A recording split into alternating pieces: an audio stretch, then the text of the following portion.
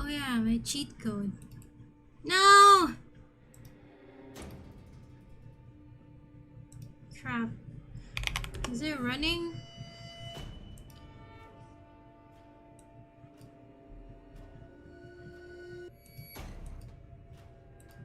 Is it running? We're running, right? I suppose it should be.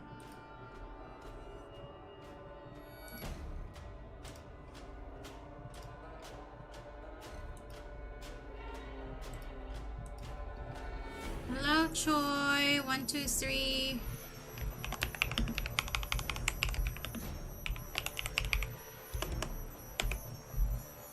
Hey, Ammon's verse. Let me pin.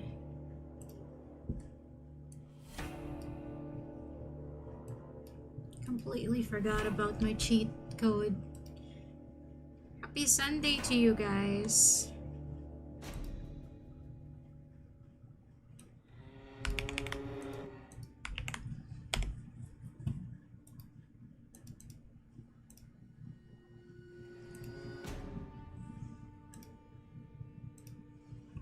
Hi, Rikesh. Hi, Mami. Hi, Nubo Maestro.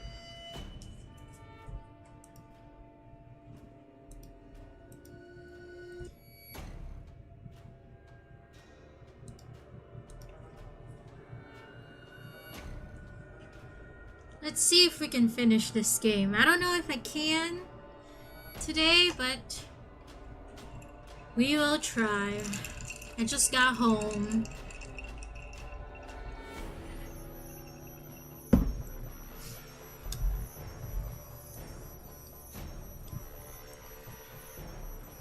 Oh wait, I forgot to put the live chat on.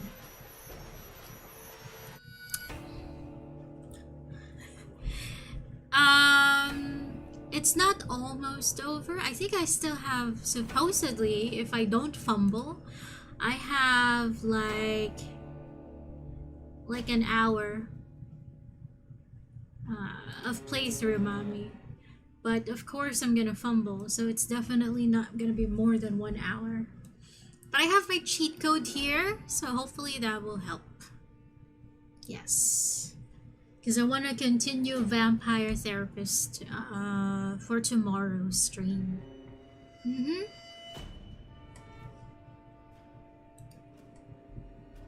Oh yeah, I wanted to check something here. Maybe I'll check it later. Anyway, let's get started, right, guys? Let's do this shit.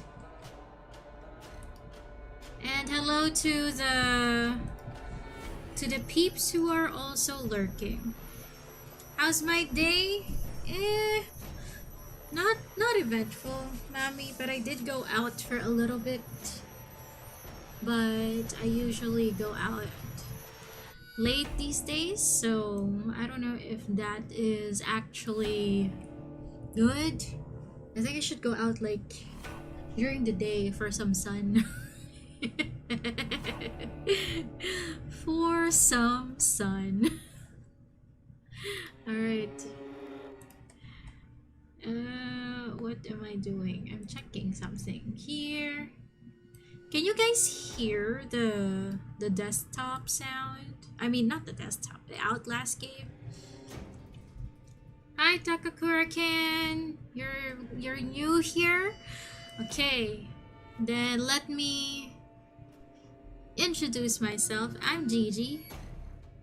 I'm definitely not a streamer like Shin. I'm very, very loud, especially when there are scary stuff.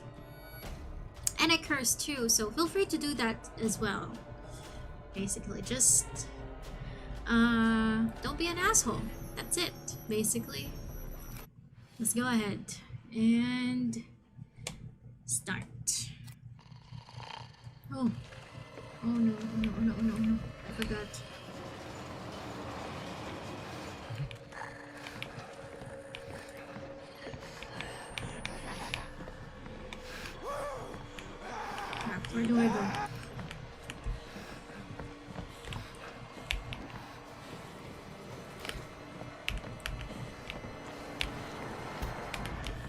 my god, oh my god. Where do I go? Hurry up, please.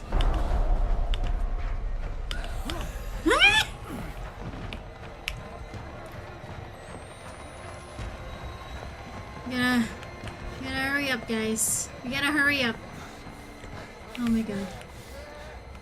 Where do I go?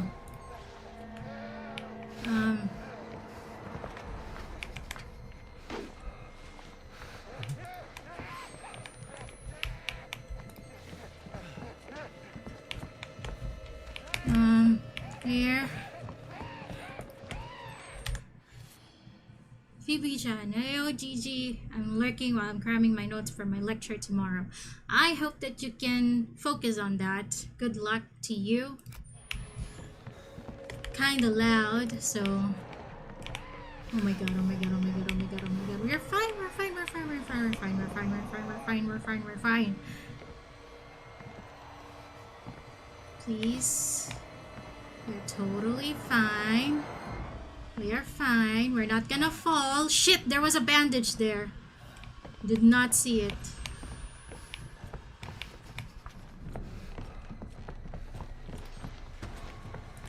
Hey!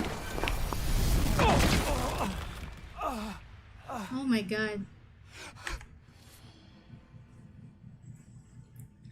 Reverse Shinmen. Yes, exactly, Takakura-kin.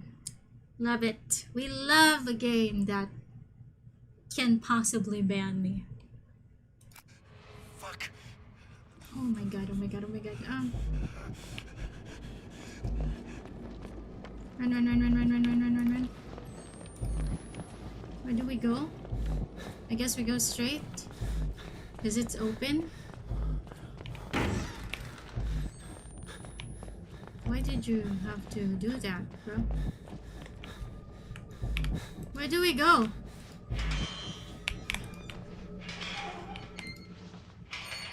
Hey, Kian! Oh my god. Where do we go? Please! Ah! I'm dead! I think!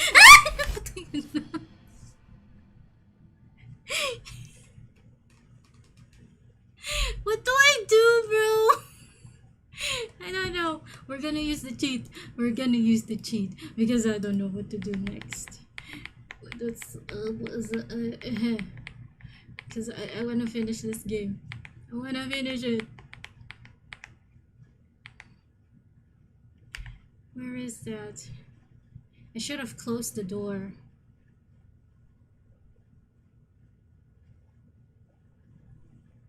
Okay. Oh, we gotta juke him. Okay. I don't know if I can do that, but let's try. Oh my god, that is so disgusting. Yes, that's right, Rikesh. RIP in advance for your ear. We're gonna see the stingy again. Oh my god! Where do I go?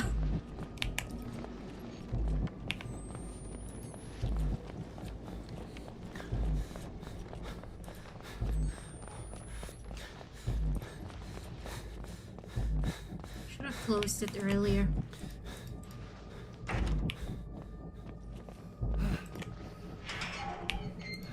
No! Why did I close it like that?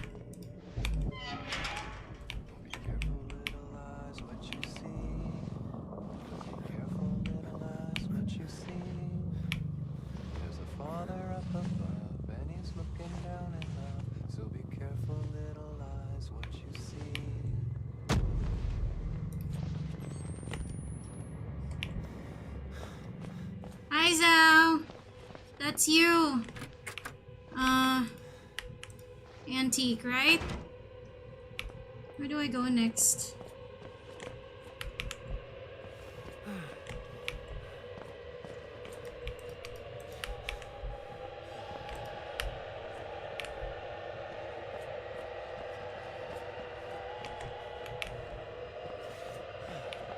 Not here. Oh my god. How long am I streaming? I don't know. You're not evil, Blake. Just confused. You don't have to hide. Let me help you. Oh my god. I remember being a young man.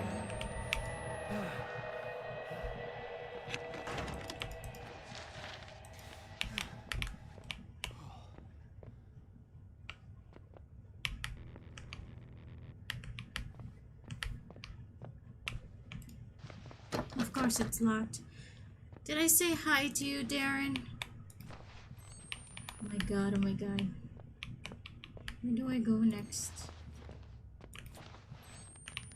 Here? No. I don't know. Oh, there's a window there.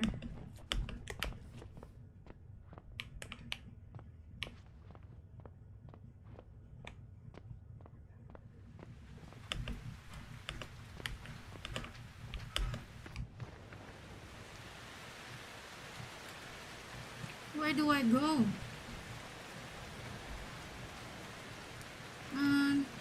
Hello? Is it here? Do I just drop down? Oh, yeah.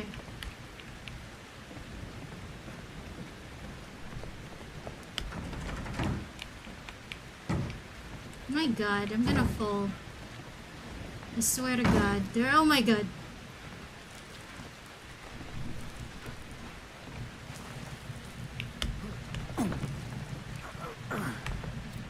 The mine entrance is usually on the top floor. What do you want me to do here?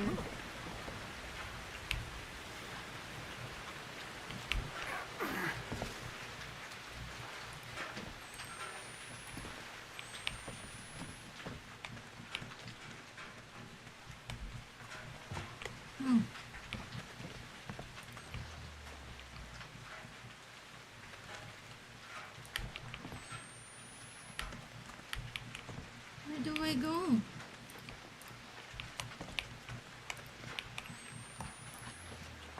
Top floor, right? Hello?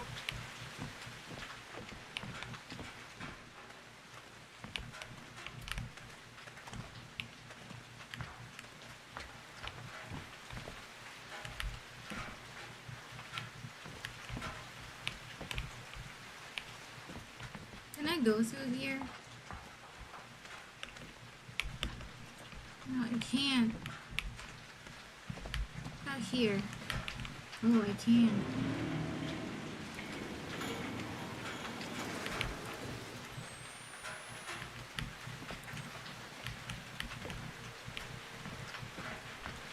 Oh my god, battery. Thank you.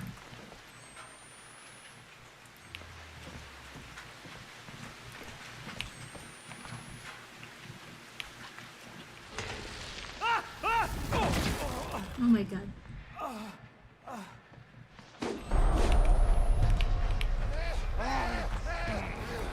Oh my god.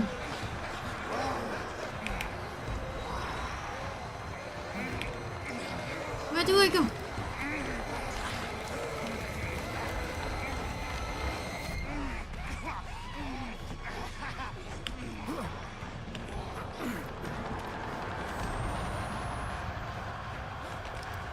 Oh my god, oh my god, oh my god, oh my god, oh my god, oh my god, please, please, please, please.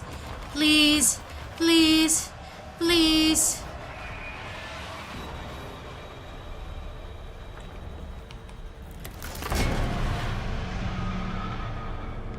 Okay. Okay. Oh my god. I can't? Where do I go next?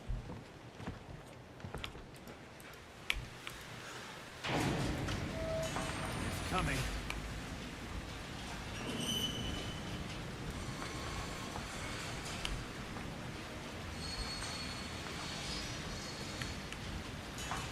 Saving. Oh shit. Hey!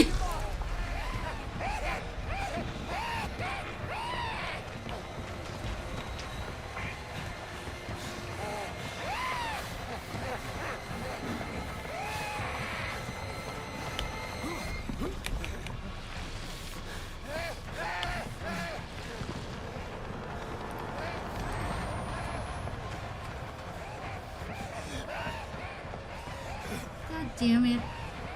Where do I go?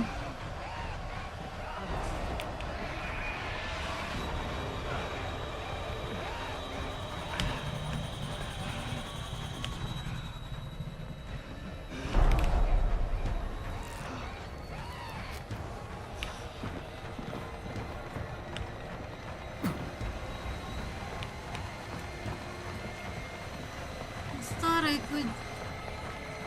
But I can juke them. Come on, come on. My god. God damn it. Okay.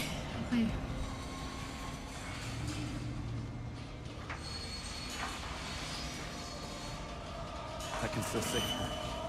Just. I don't think so, bro. You don't even know how to kill and attack others, man.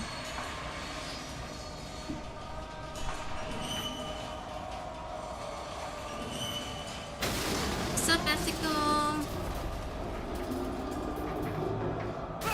Oh shit. Hey, yo, we're gonna die. We're gonna die for real. Hi, Chinsuki.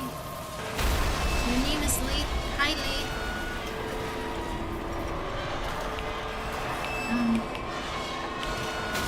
Hey, yo. I thought we were gonna...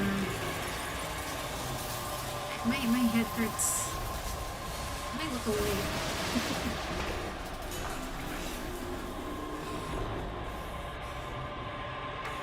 Where do we... No?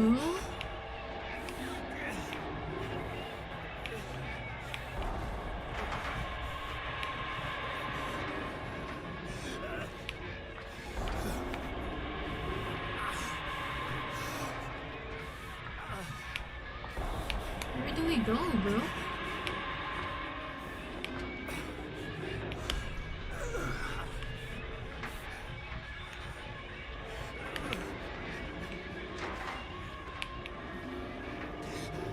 Is there something here?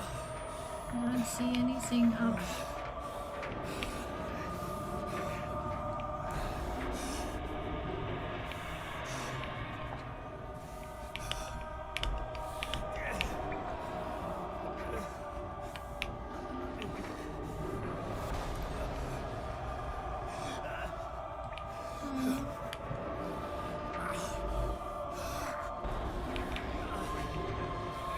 Alright. I don't want to think.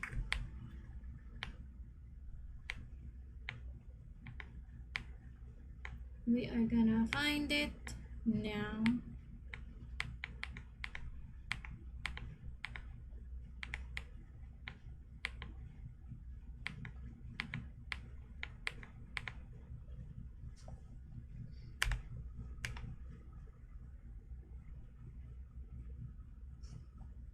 Find it and find it. Oh, okay.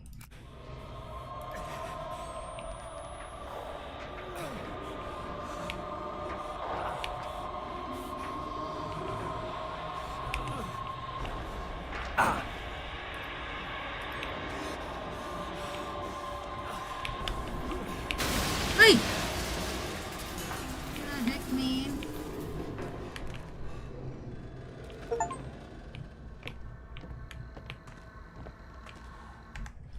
Wait, my chat disappeared. Give me a sec. Let's bring you back. Where's food? I got you some sandwich, Leslie Jones. Welcome back, by the way.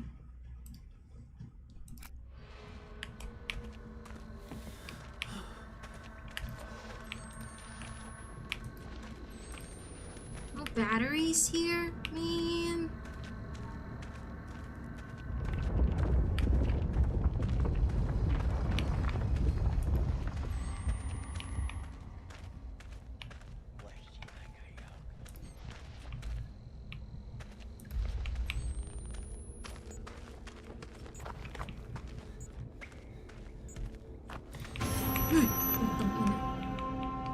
Hi, Utab.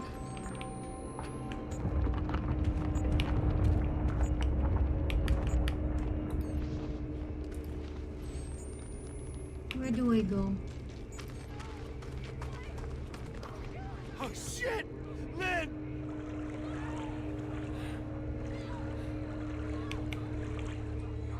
Okay, it's here.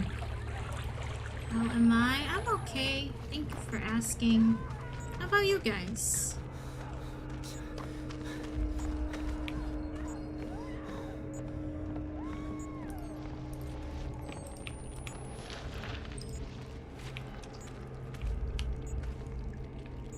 Where do I go? Do I have to go through there? Like... Oh yeah, I have to go.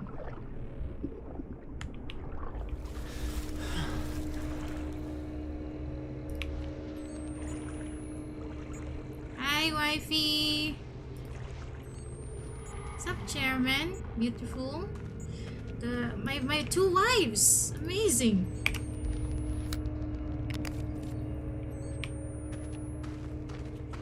Oh, wait, what the fuck? Where did I just came back, bro. I came back. Why?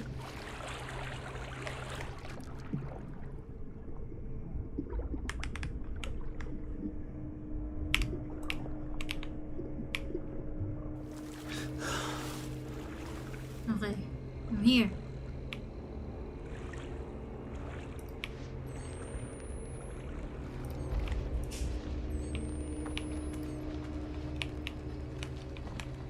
There's something here. Is there something here? No? Okay.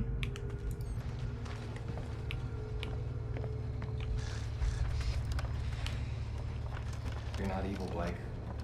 Just confused. Hey, ceiling fan! Thank you for welcoming me back in my own stream. Welcome back to you too. Marco, is this the end game? Yes, it is. Actually, oh my god, what the fuck is that? Uy, putang ina naman. Oh!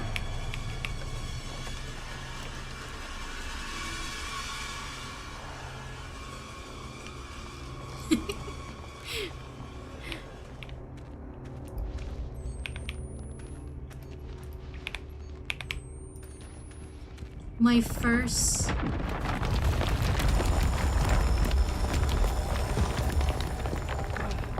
Where do I go then? This is where... There's where I came from, right? Okay, there's no way there. Hi, Calden. Oh shit. Fuck. Okay. Yep, this is totally fine.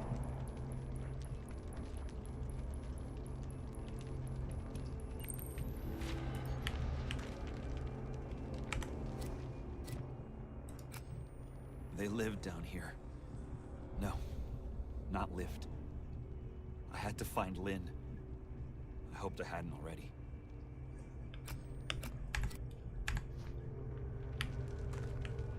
I hope you guys are having a good Sunday.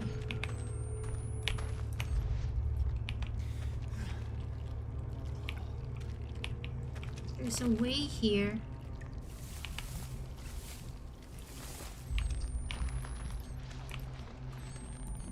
That's where I came from earlier. Is there a way here? No, there isn't. I have to go through here. Oh my god, this is so claustrophobic. Where the fuck do I go?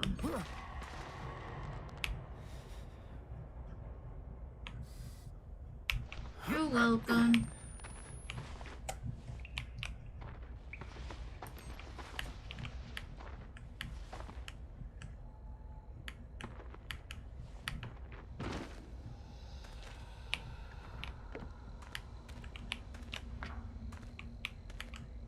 There's no battery here, man.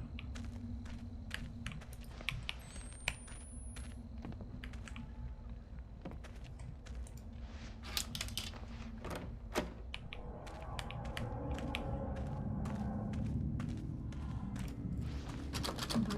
locked. Uy, putang ina!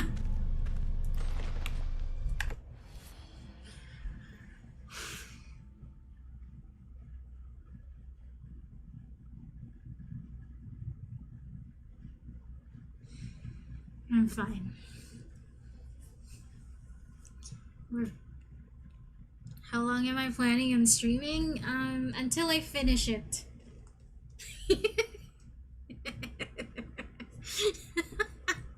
It's 10:30 p.m. It's time to finish up your reports and lesson preps and get ready to wash up. Oh my god. Good night. Google. Google. Not me being surprised by my own reminder.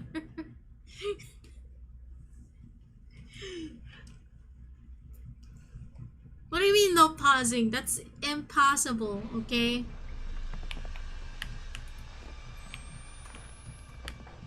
So that was there, right? I guess I gotta go here, man. Oh, there's a way here. Where do I go then?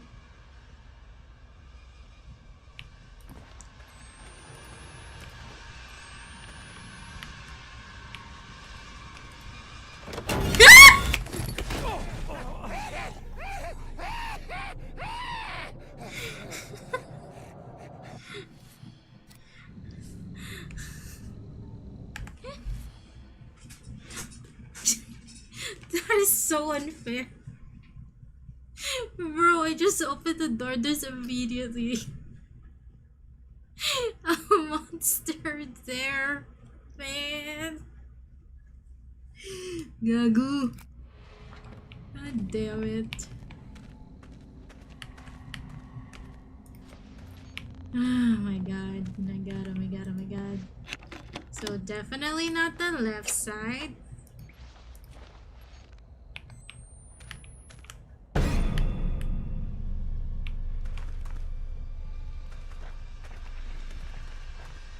Oh, it went on the left side, I see. Oh yeah, this is locked. How would I know? I did not look where it went. Can I lock it? I can't. I'm gonna close that. And lock it. Just in case.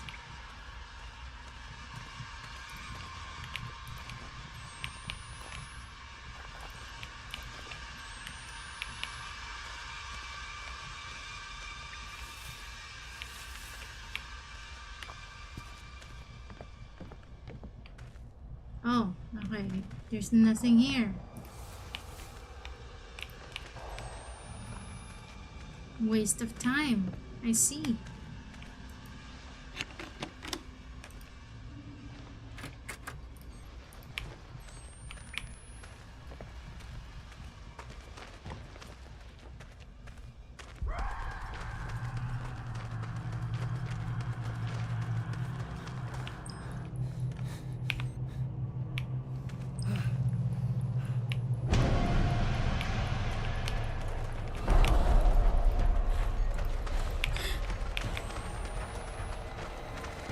Putang ina! Where am I going? Where am I going? Where am I going?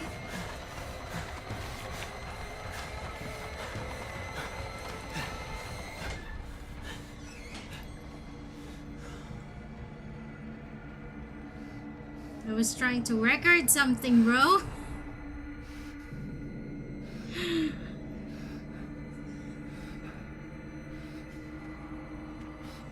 I was trying to quietly record something.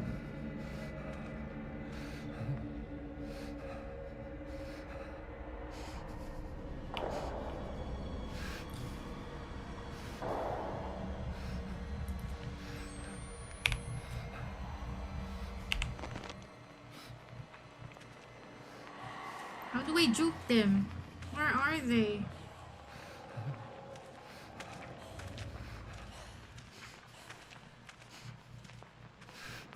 I know, right, Ethical? The cabinet feels like a safe place. I would like to stay here, really.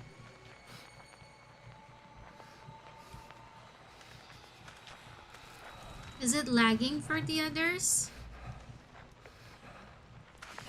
Oh my god. Please. Where are they?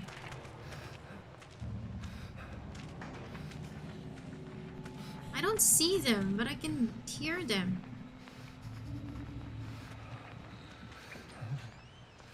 Oh, they're looking. Oh my god. Oh my god, oh my god, oh my god, oh my god. No, no, no, no, no, no, no, no, no, no, please, no.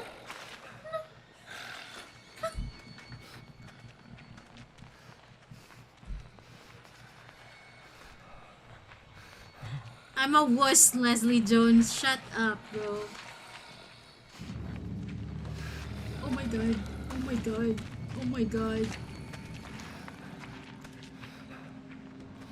Do I have to juke them like that? Like they have to check that thing again and then I'm gonna go out and then juke them? No way. No way, man. I think they're gonna do it again. I'll try it if they do it again. Oh no. Please. Please don't open that. Please. Please.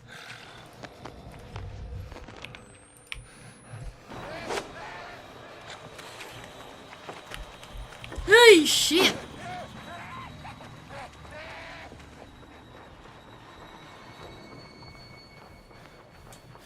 I'm not gonna record that anymore. I'm just gonna keep running.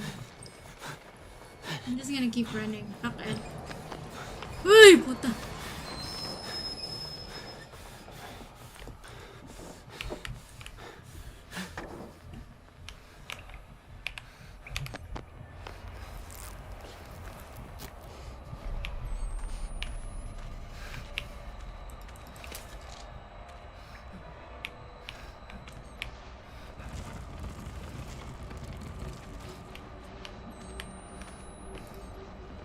Where do I go next though? Oh my god. I'm stuck here, bro.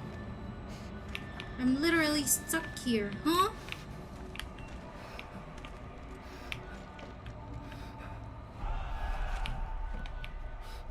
Oh my god, okay. I don't know what to do. So we are going to cheat. So we went there.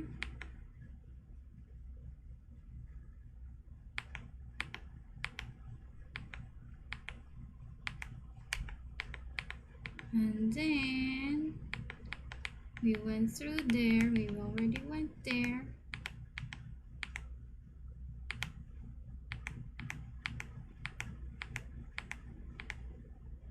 We went through there.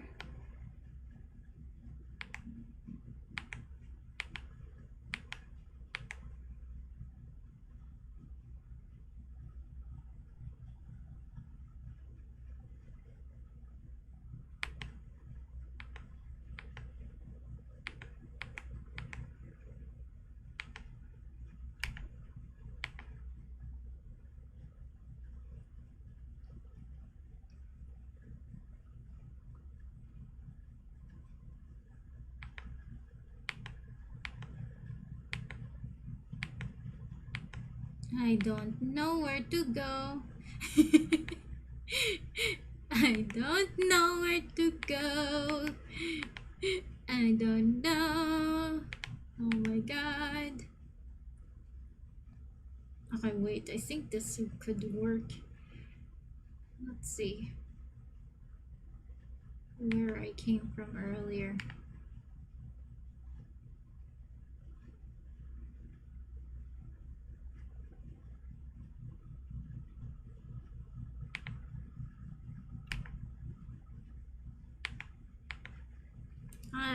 Maybe the one where I can't find it. Like, whatever.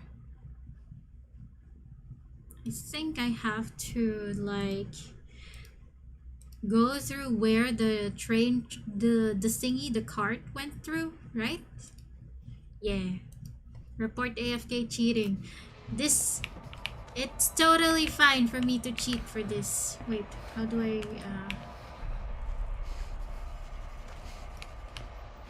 it's fine. It's fine to cheat because I'm a noob. No, not that.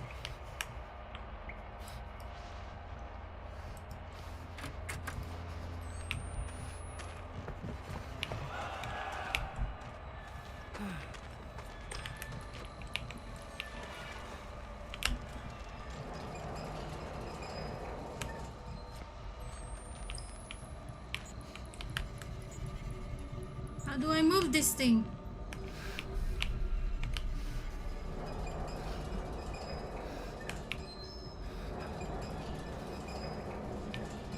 Okay, I can't. I gotta keep pulling back, right?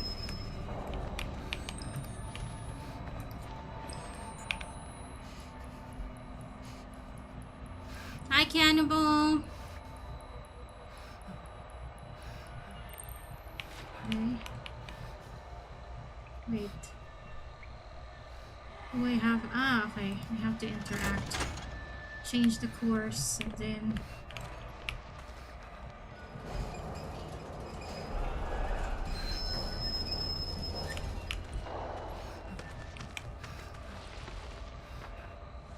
If you've done something, I want you to tell me. Yeah, I'm not going there. Oh my god.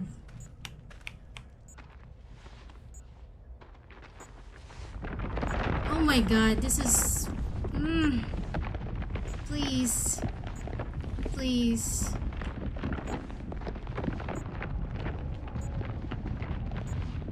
Hi, Eric. Oh my god, oh my god. Am I gonna die here?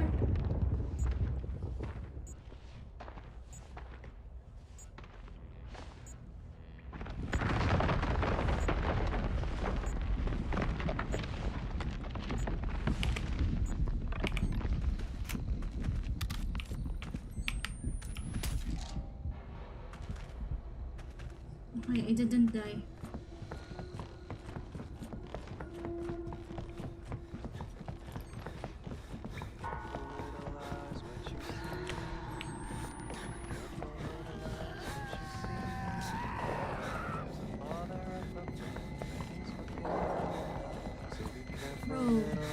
What you see. Oh, be careful, little hands, what you do. Oh, be careful. Oh my god.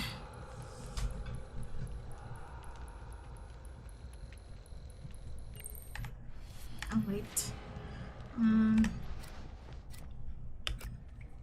Loving and hating God is the same thing. Like making and killing children is the same thing. She told Hey, me Dwight. in the music room. Takakura-ken, who's yapping? I think it is the MC. Is there any battery here? Can someone give me a battery, please? I don't have a lot. Find Lynn. Nothing matters but Lynn. My god, bro, you're such a simp, man. I only have one more battery left.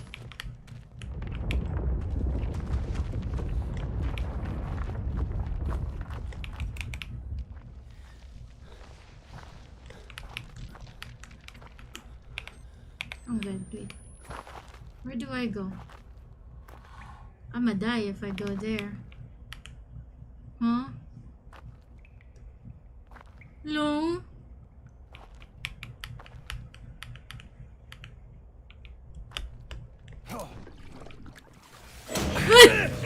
Oh my god!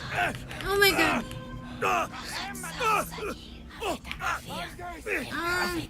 What have you done to Lynn? Where is she?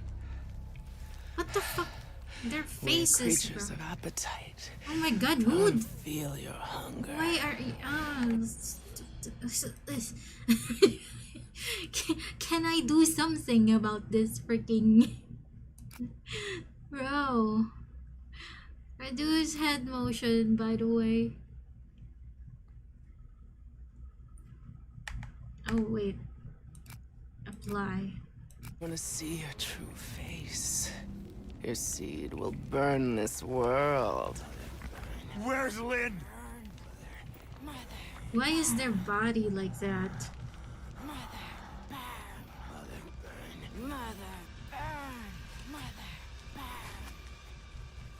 welcome her infant lord, naked, hiding nothing. Hello? I lay down in this mess. Crazy motherfucker! I show Where my is she? true face. Hello? Show me your true face. Oh, it's like a tattoo, I see.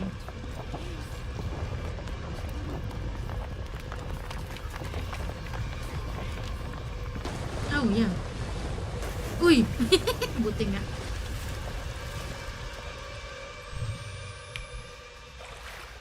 We make this right.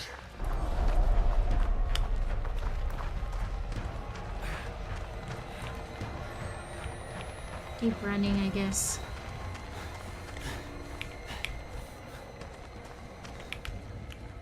Where do I go? Definitely straight.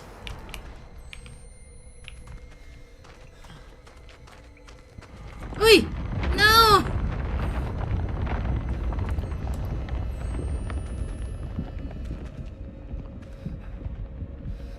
Oh my god, where do we go, bro? Hello?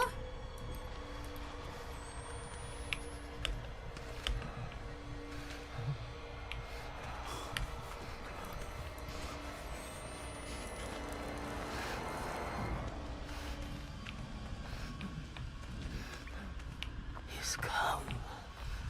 Fruit of your lust. Your child. Your father. The Christ we deserve. Watch.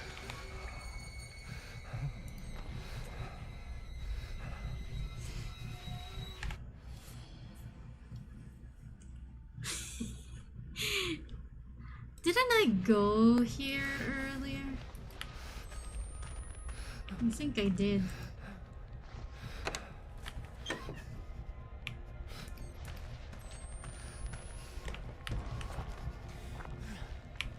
This is where it came from, right? Okay, I gotta go down again.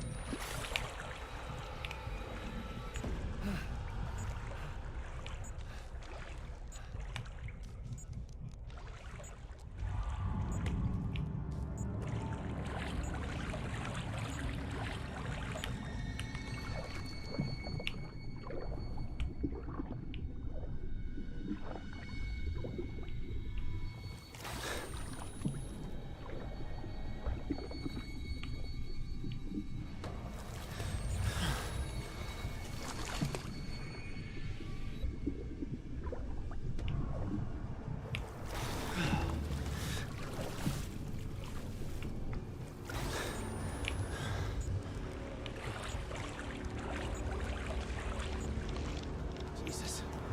Wire's alive. How the fuck are they getting?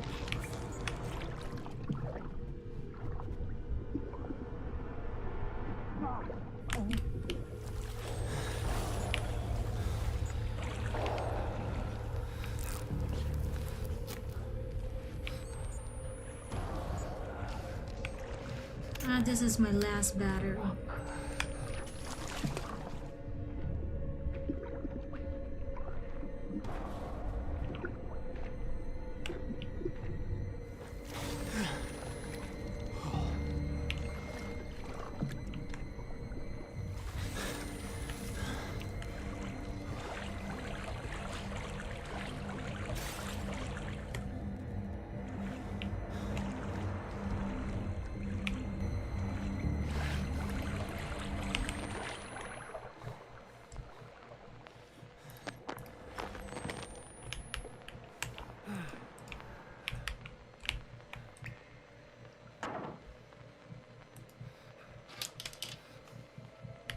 Where am I going anyway?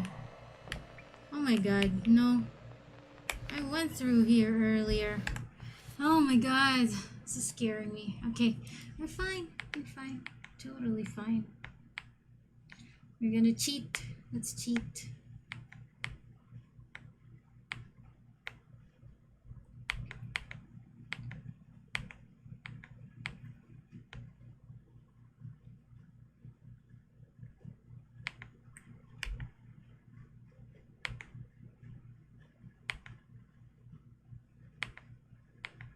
Where do I go?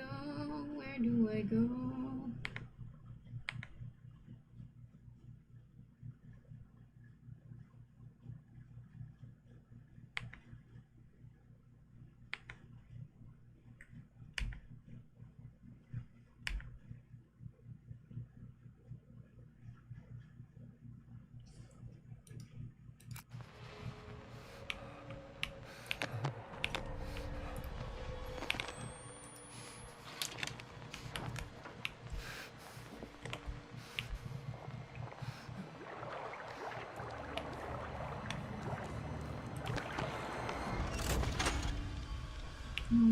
was that earlier?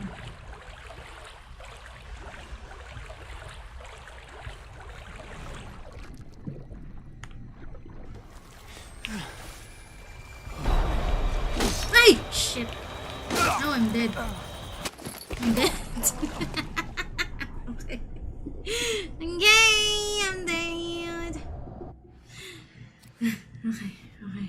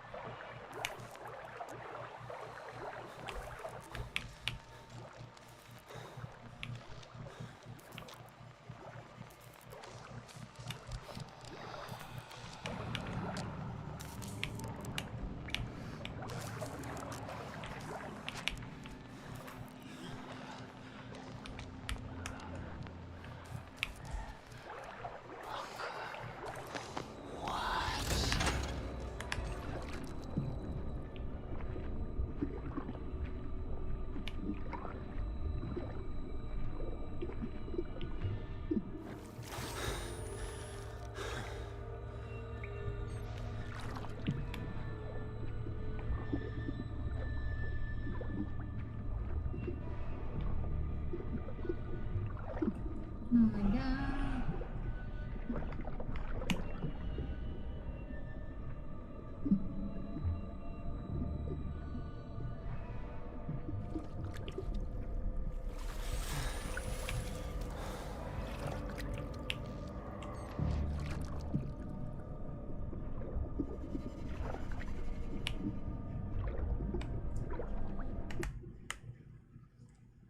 What do I do next? My god.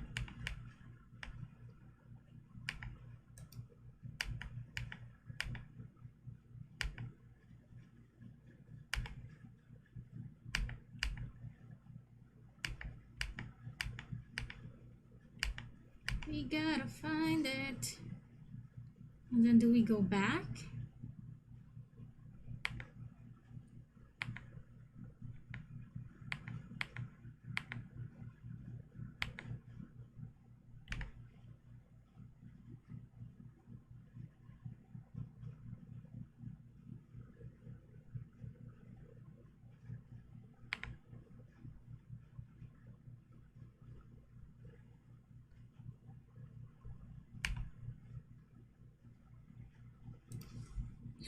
Someone backseat me. I don't know.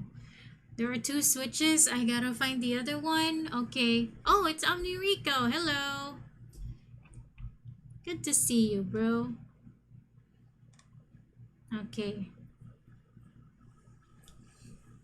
Choco yung MC. Where's the other one, though?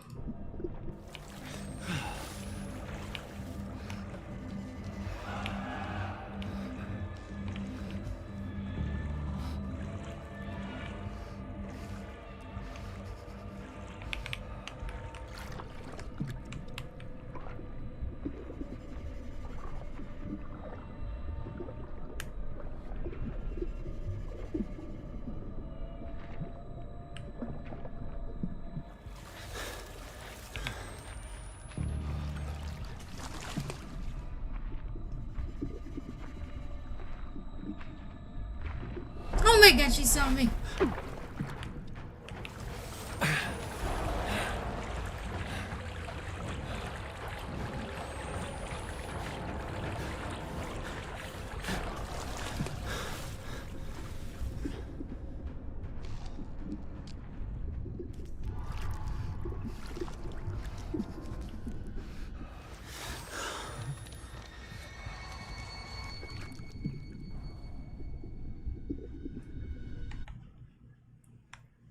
Okay.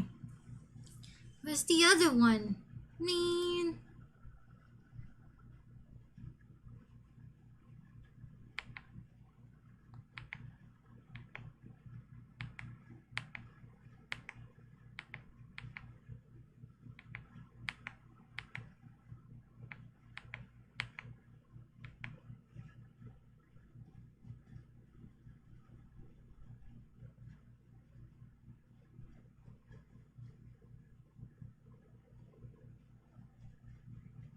I am trying to find it here.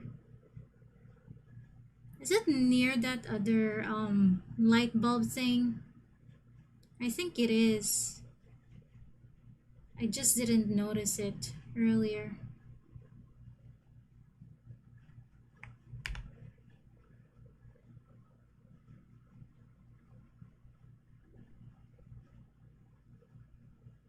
Is it?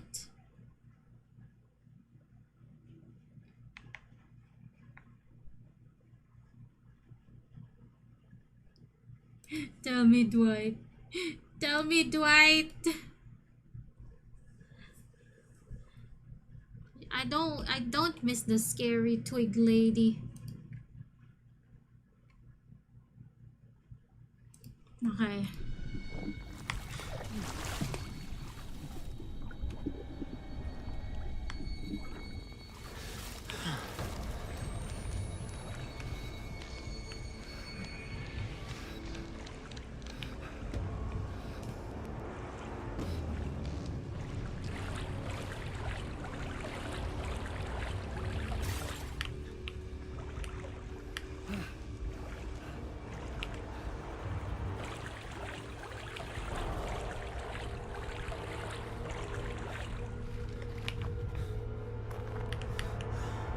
Crap, I'm here again?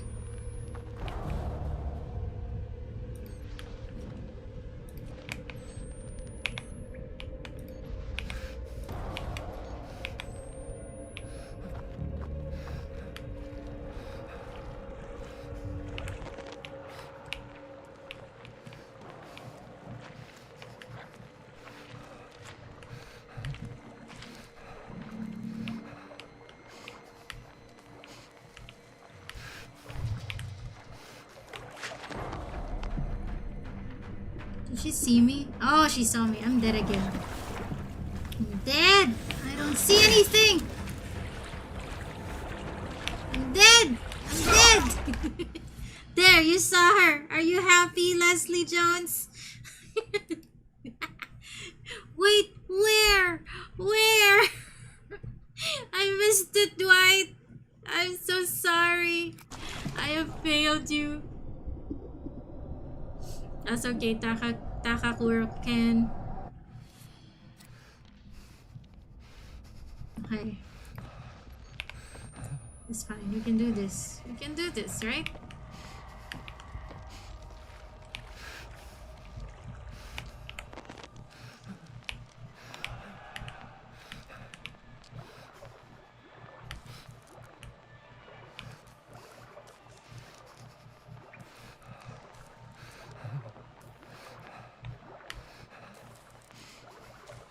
It didn't save when I pulled the thing, right?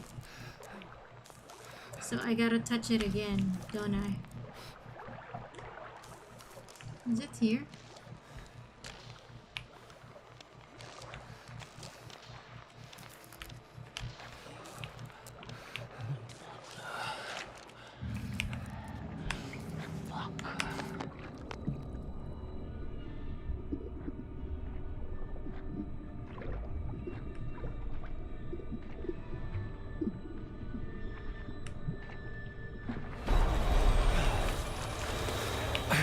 Ay, she saw me. I'm dead.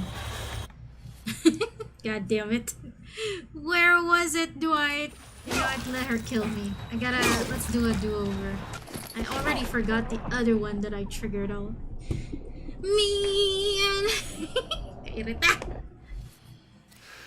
Okay. It's fine. We can do this. We can totally do this. Okay.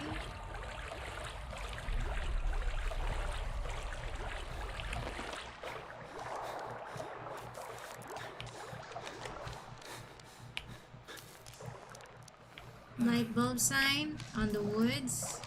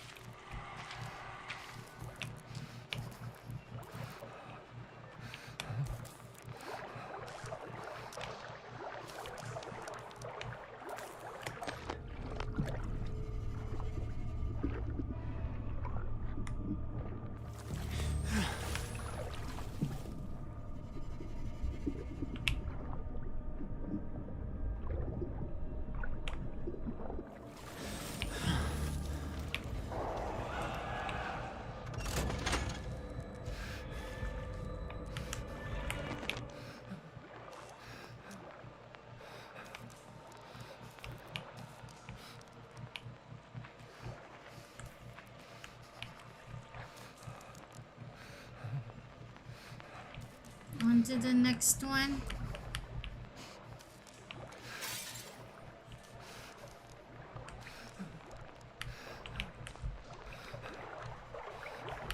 Oh my god, I found it.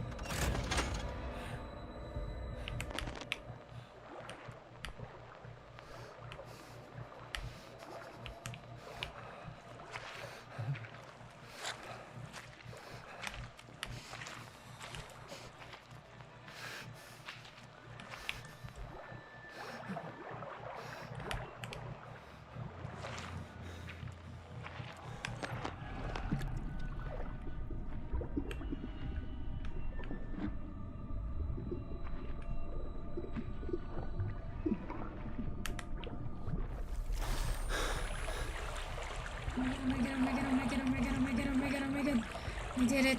I did it. I did something right.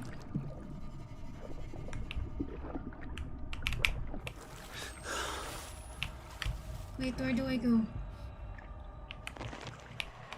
Was it here? It was here, right?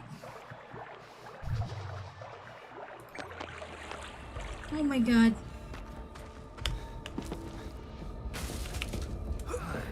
Oh my god. Oh my god, I did it.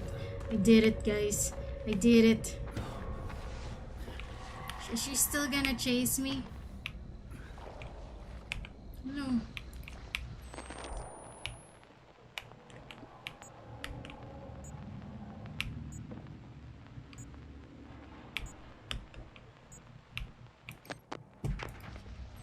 My god.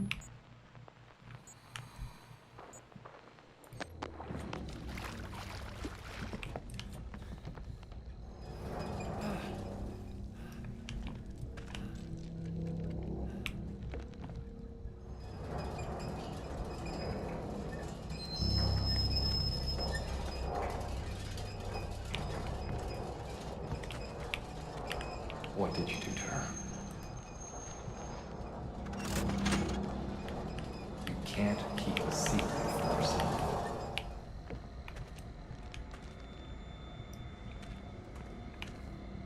Oh, okay. Let's do it again.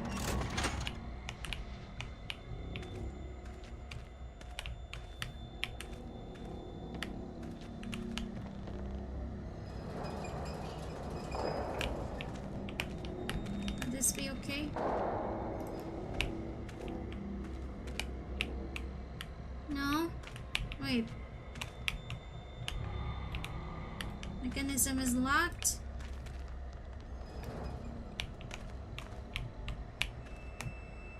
Why is it locked?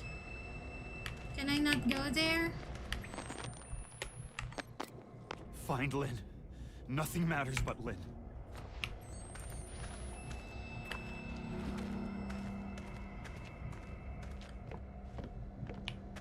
Oh my god. Give me batteries, man.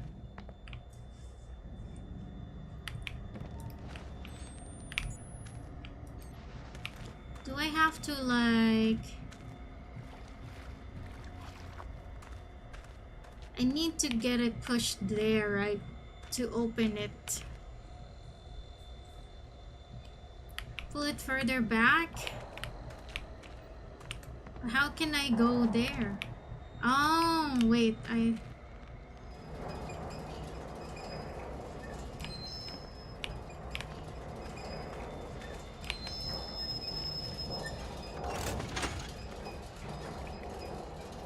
now I gotta push it back again.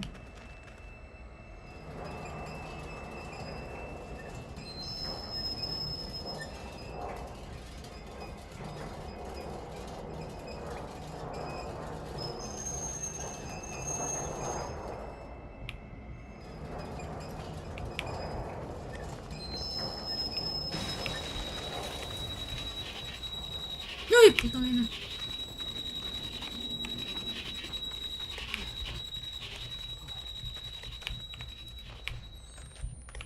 Okay, no.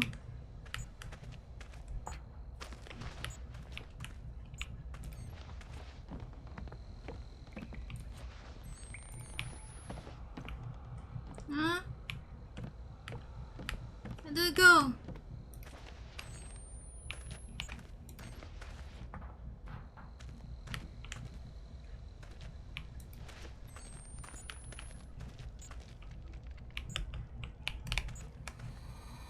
A ladder? There was a ladder there? I didn't see it.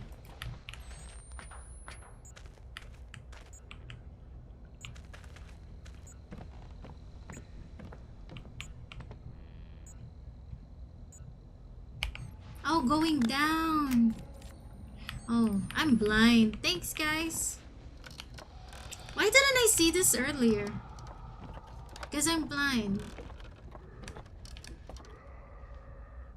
Do I want to go down here? I can't even turn on my camera. Ay! Putang ina.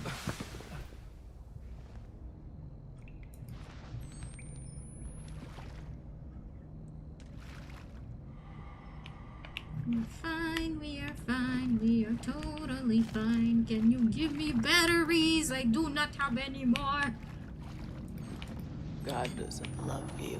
Oh, wow. Not like I do. Oh my god, yup. Run, run, run, run, run, run, run! Run, run, crawl, crawl!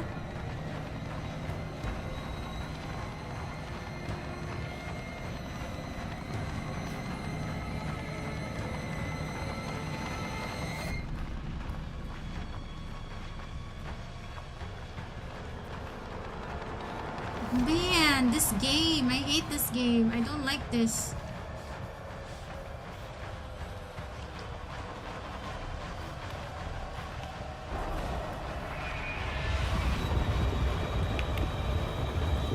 Hello?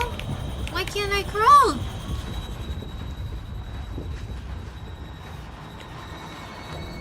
Oh my god!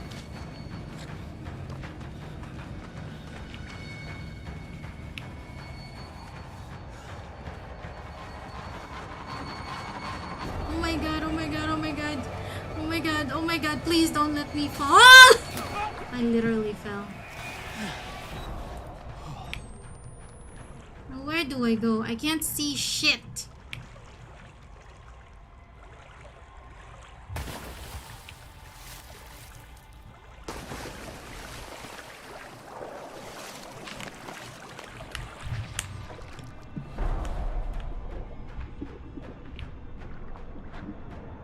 Oh my god, they saw me. Okay.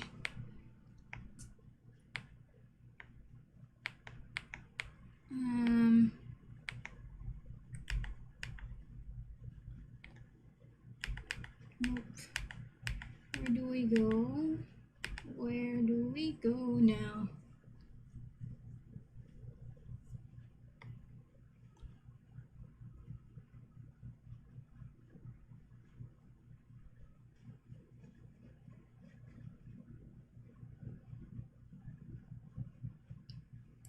Okay, let's try again. Oh yeah, kill me first. Just kill me, bro. I forgot.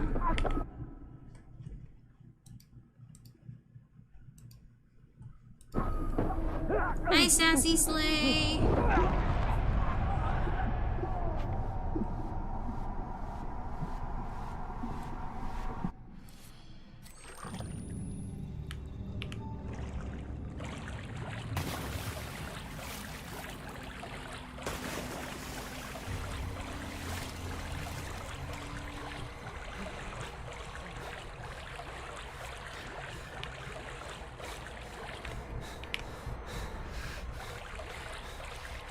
There are a lot of lights.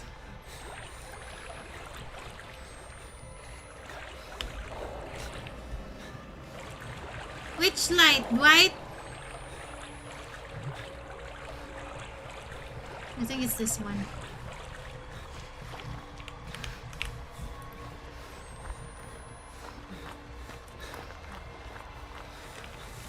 And then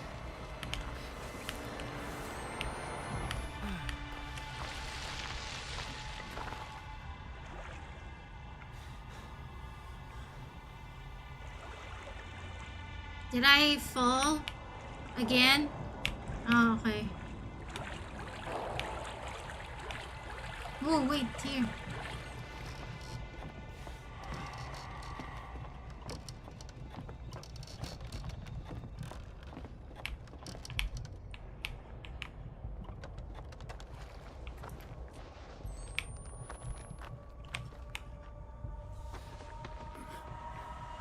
We're gonna go out, Leslie Jones. Okay. See ya. Take care. Is it here?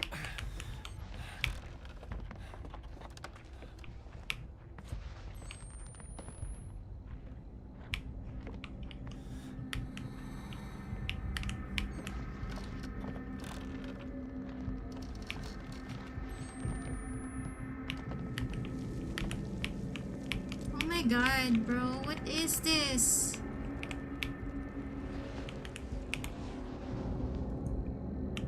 I have to go here? Bro!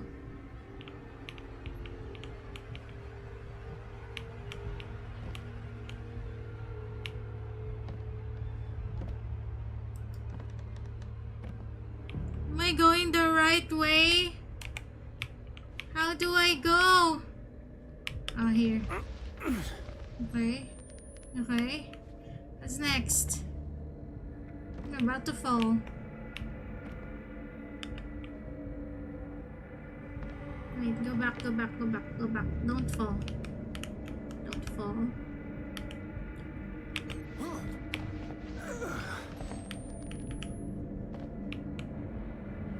Don't fall.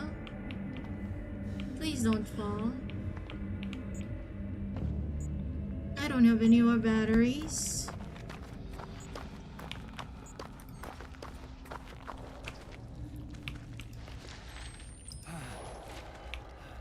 Give me batteries. Give me batteries, please.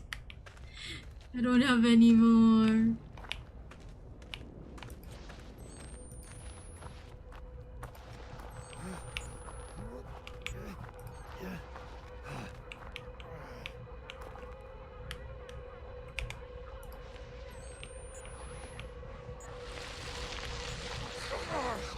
Hey, putang ina.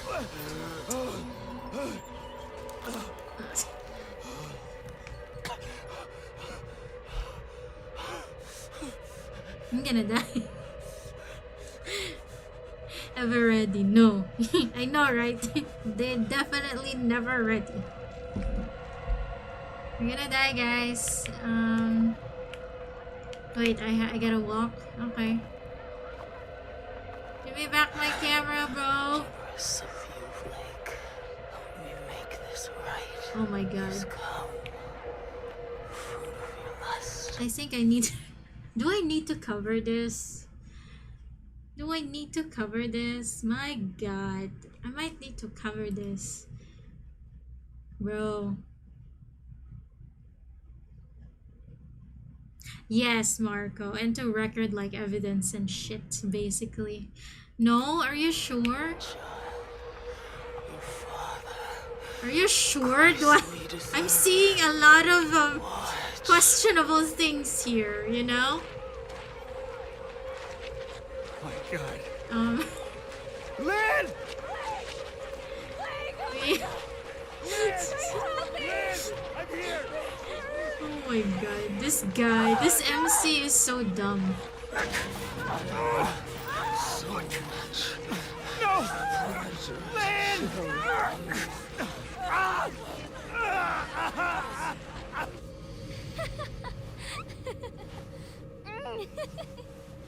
Haha, I'm beating you. Get off. Get off me. You have to tell me. Get off of me. Not unless you answer. No. Fine. Then you have to give up. If you say I win, I'll let you up. Okay. You have to say it. You win, okay? You're such a pushover, Blake.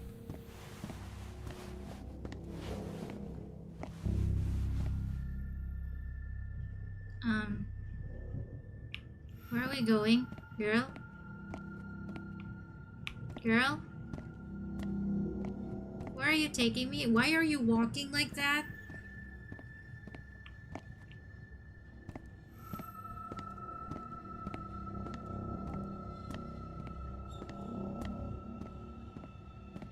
Why Why is she walking like that? I don't Hi, know why you Dotsie. have to be so precious about it. Did Lynn ask you to ask me?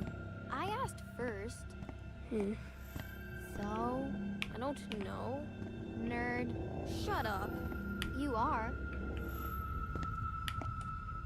Oh, okay. I guess we gotta go here, huh? She said to ask, didn't she? Maybe. I don't know. I just wanted to know. You're a nerd too. I know.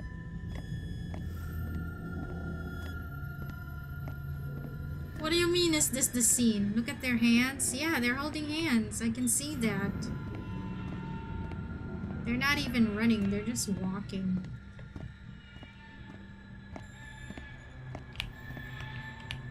Hey, we're going here.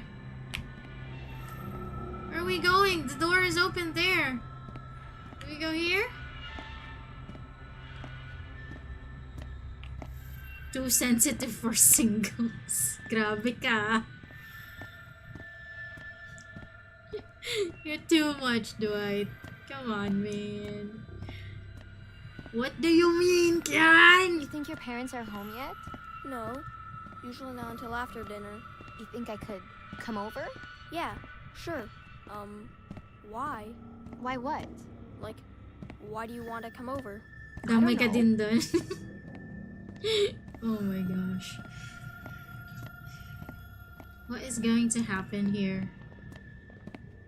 What don't you know, Jessica? Oh, sorry. What are the two of you doing in here? Who I'm the fuck are sorry, you? Father Loudermilk. We stayed after school for journal? We were just leaving. Let's step back into class, please. Blake? You're not in trouble yet, Blake. You don't want to get in trouble, do you? Just stay with me. I want you two to tell me what you were doing in here. Were you misbehaving? Do I need to call your parents? No. Jessica, do I need to call your father again? No, please. I only want us to be friends. Nobody's in trouble yet. Does one of you think you can make this right? Jessica? Jessica, look at me. Don't. Will you pray with me? Will you help me make this right? Ew, that is so creepy. Why don't you go along home, Blake? Don't go. Did I interrupt something between you two? It wasn't like that. Then what did you want? You won't say? You know, shame is a gift from God. To let you know right from wrong. And what you want is very wrong. What do you Go home mean? and pray. Stay. I want you to stay. Blake, please. This is awkward enough. Nothing's the matter, but I need you to leave us. Don't. Everything's okay. You can leave, young man. Walk away.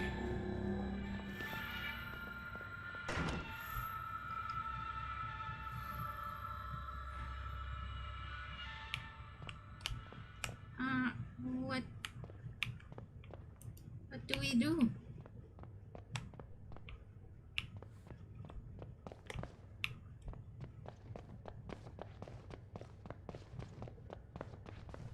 I guess we have to go.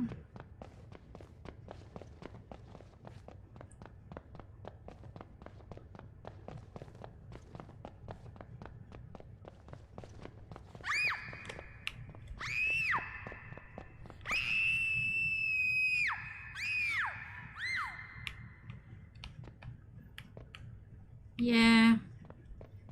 I'm sorry, guys. I had a feeling.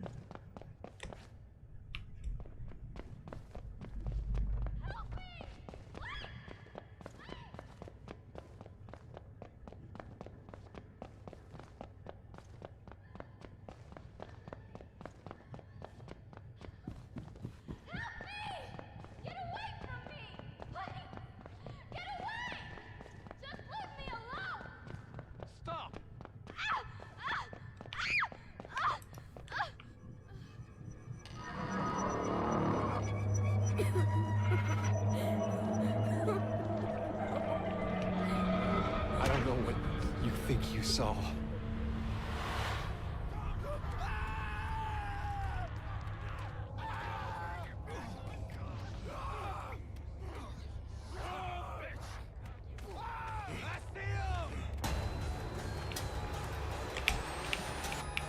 can't I move?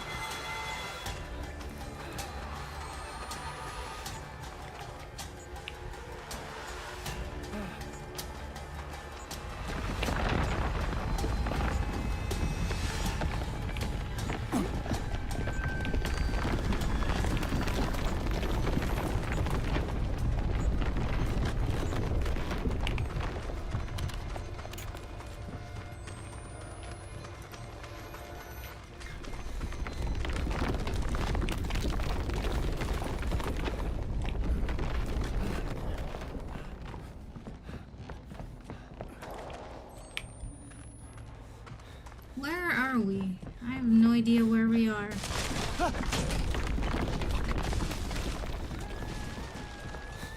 Fuck!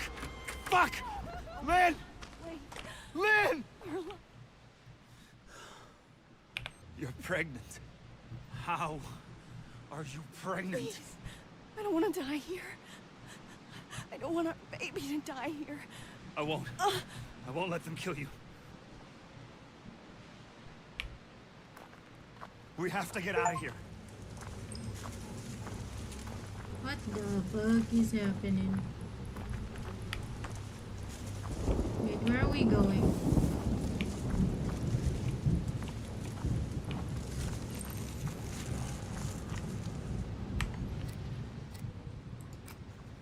We're out. I got Jessica out. It was cold, but the snow had just started. We'll find a grown-up and we'll tell them what happened. We'll be okay. We'll find a grown-up? What does that even mean? Wait, where do we go, Jessica?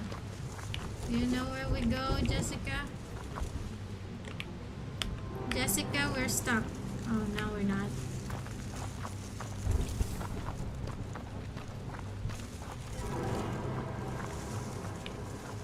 Is it here? Jessica, can you crawl?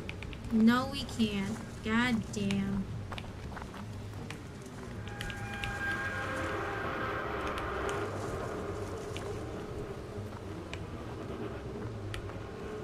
Is it here? No. This is where we came from, right?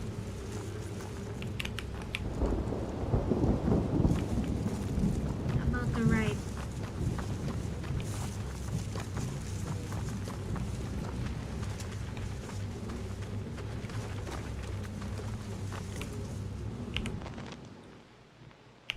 That's nearly not helping.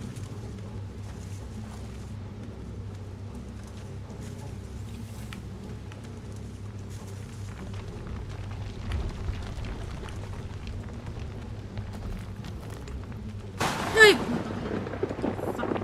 What the fuck? I don't know, We have to girl. find shelter. As far from those places we can get. Yeah. Oh.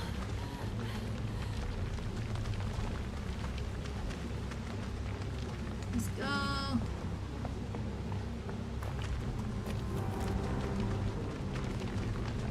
Do this. Wait, where do we go? I don't know.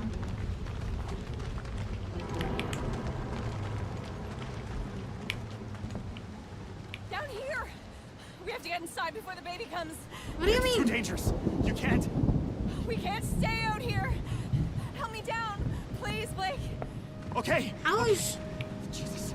Be careful. Fuck. Oh, shit. Fuck. Lynn. You okay? I'm coming down. Oh, it hurts. I'm sorry.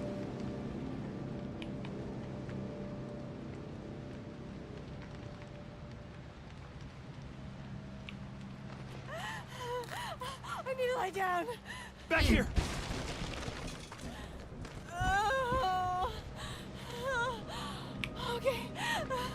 Okay. I just... It's gonna be okay, babe.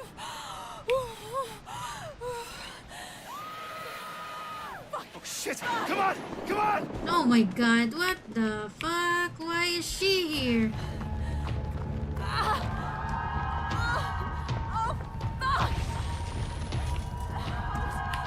Jesus Christ, Blake! Ay, putang ina, she's here. I went the wrong way.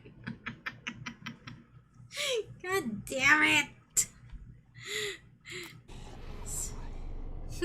She was casually just walking around too. Oh my god, okay. So I went left here. So we go Jesus Christ, Blake! here. What the fuck? I think something's wrong. Here. Ah! It hurts too much. I need to lay down. I'm sorry. We gotta run.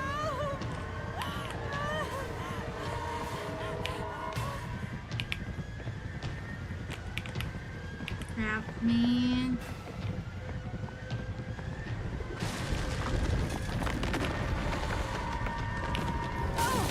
Shit! Blake! God, give me voice. God, guide my hand. God, give me voice. Oh my god. God, guide my hand. God, give me voice. God, guide my hand. God, give me voice. Why are you lying down, bro?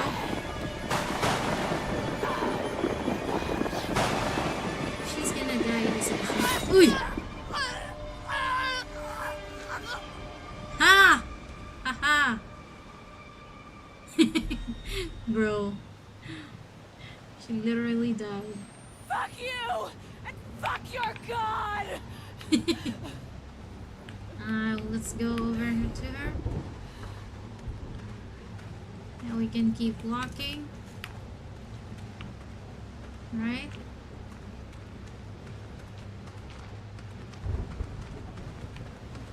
Blake! A path!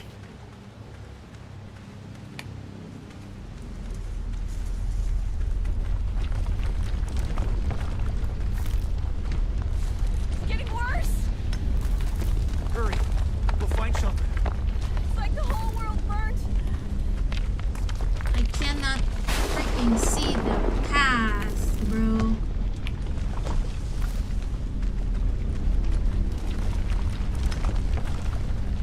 Is it here?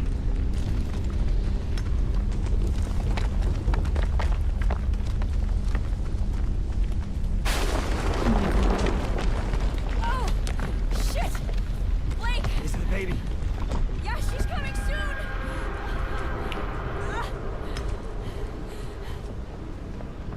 There! The chapel! We can take shelter!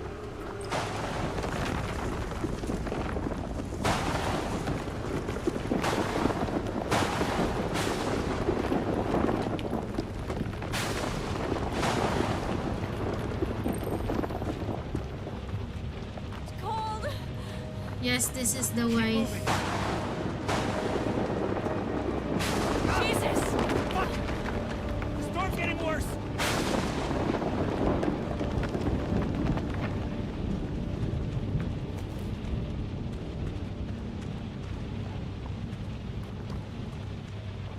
Come on, Lynn! We have to get inside!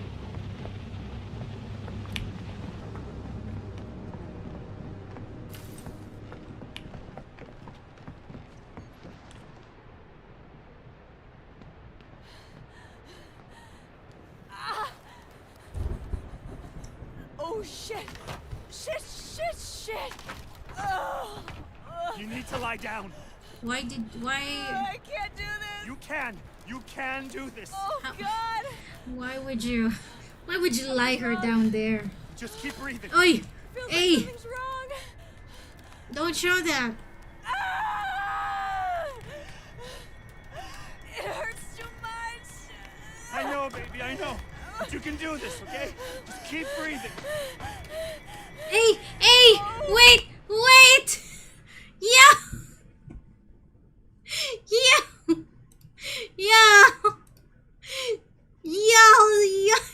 Guys!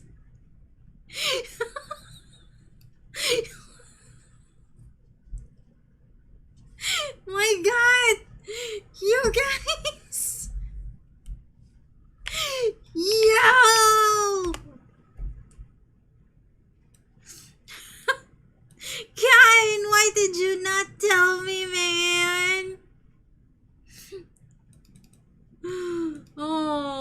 my god.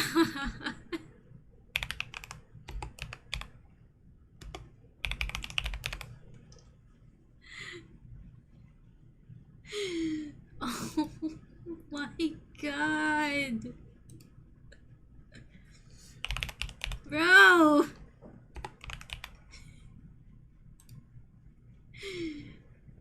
Holy shit. Guys. Give me a sec, people. We can't do this. Come on.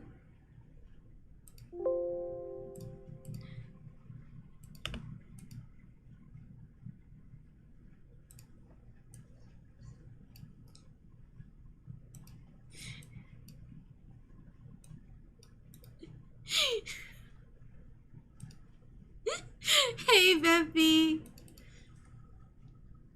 My god, bro.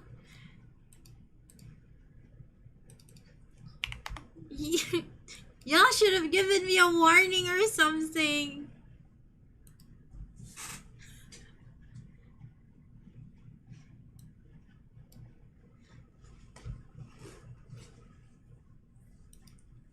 If you guys wanna watch it, then you should like.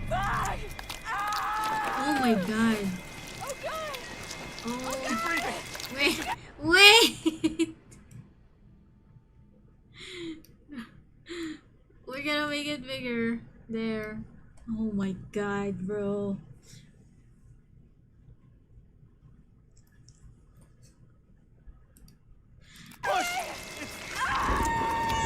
Oh my god. Oh my god, man. Man.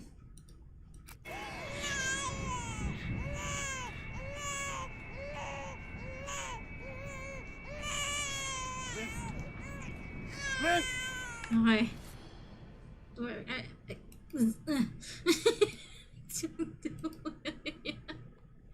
I'm gonna close it for now. We're safe.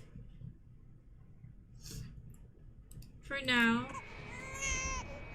There's nothing there. Oh my god, bro. This game, man! Lynn! Lynn! No. Hi, Silvers. Hi, Teru. Bro, the people who are lurking literally suddenly are alive. Hello, guys. No.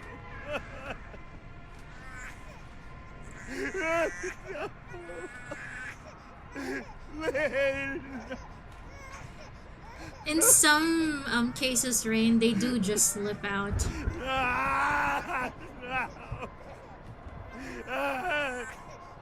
If it's a fast delivery. The family-friendly scene interrupted your lurk session? Yeah.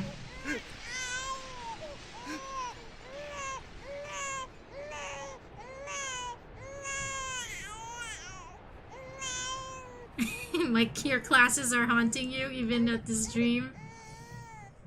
So, Lynn said you haven't even kissed her yet. What? Like in Beauty and the Beast? Oh, you mean drama. The play. We're saving for the, actual night. Uh-huh. We are! Wish Nox. Congrats, Maybe, chat. like, You all Ninong and cheek Ninang now. kiss. So, is she your girlfriend? Tell me, or else. Or else what? Stop it, get off. I got you again.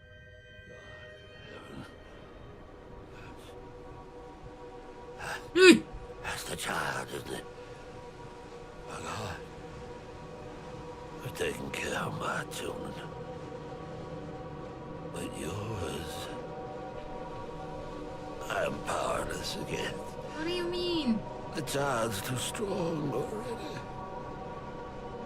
You've murdered paradise. See you in 30 years.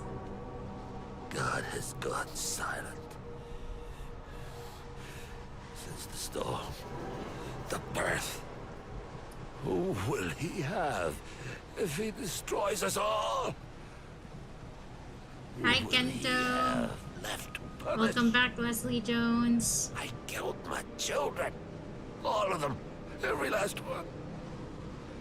There's no more perfect faith than that. And still, God is silent. Kill that child if you can. If you Yeah, love it's anything definitely at more all, messed up. Crush Karen. its skull under your heel. I know God doesn't hear dead men, but I expect the answer. I don't plan on listening on to any of them. Oh my god! Oh my god! Oh my god, bro.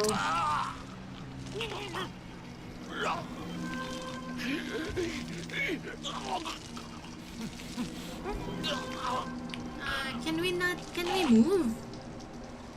Bro.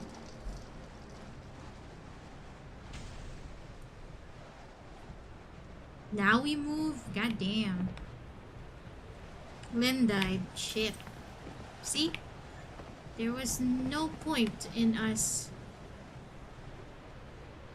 Oh, that's cute.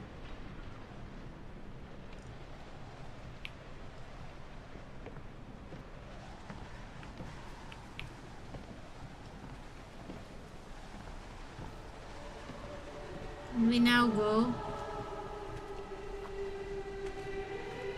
Go get the last films. Wait, there's a film? What film? Is it when he offed himself? I can't run because I'm holding a baby.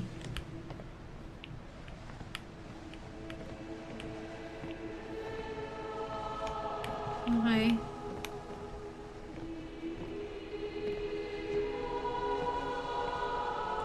It didn't trigger. Yeah, it's the ending already, Kian, I think.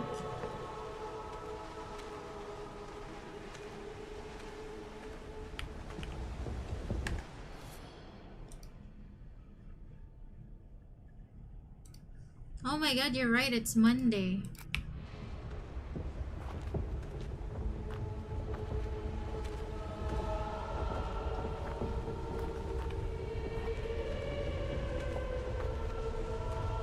Where are we going?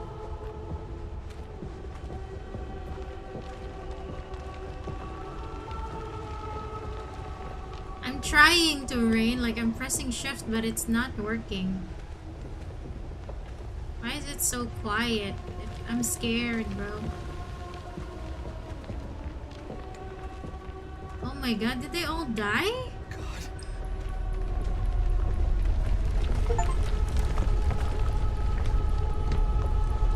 Are they off themselves? Yeah!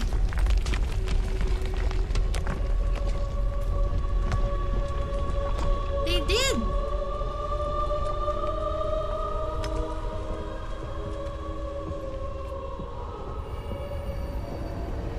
What the... I guess we're gonna die too. Oh.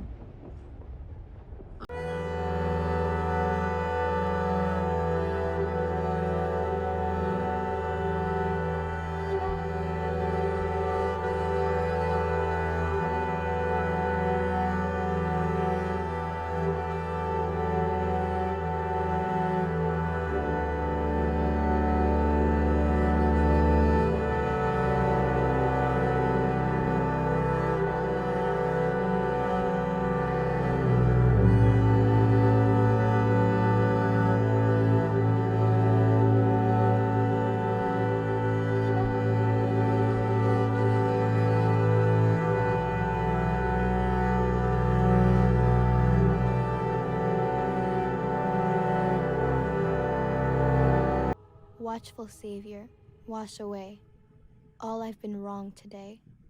Help me every day to be gentle, gentle, more like thee.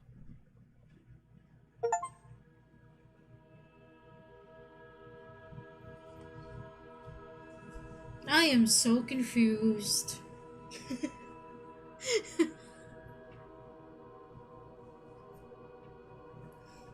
Barrels. Oh my god, this game also has barrels.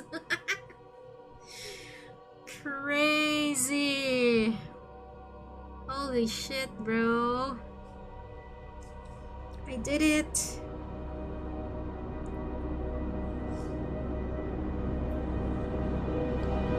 Thank you, Tita.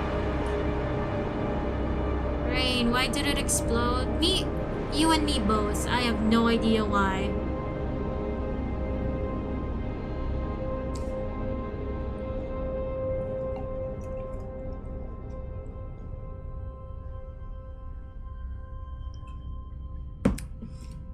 A lot of things, Dwight. What is, like, what the fuck? Is the child the baby Jessica now? Did she get reborn or something? Kian is under the water. Don't worry, Marco. We're gonna play another game.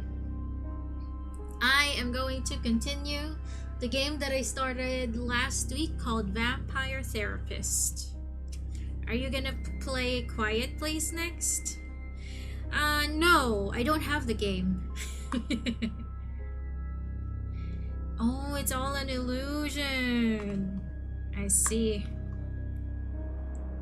Hi, Tyrant Plays. It's been a while. Good to see you. Silent Hill? I wish, but I don't have the game. And it's so expensive. Maybe when there's a sale or something. If I can afford it.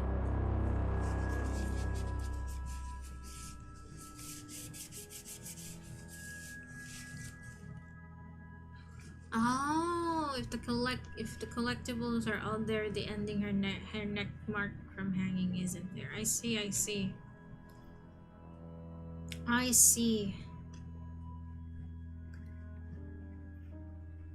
I'm not going back to do that.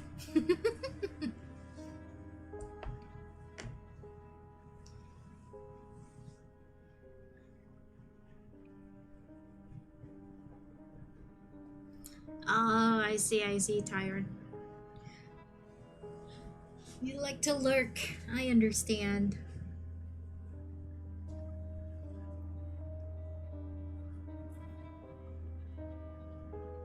Oh, the big white flash thing is what he meant. I see.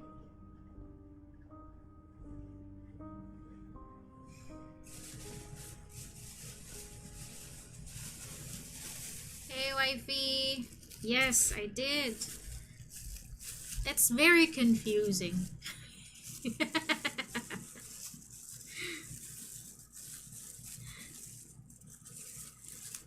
Either way, there's a lot of theories.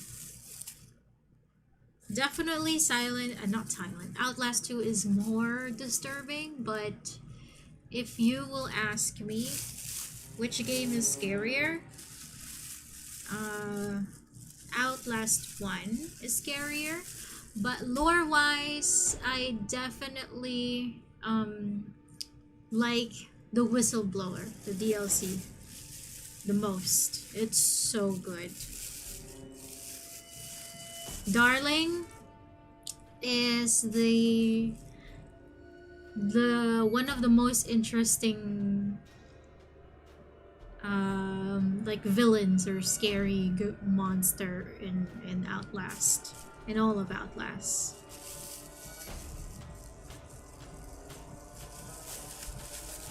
Normally I don't read anything about Outlast,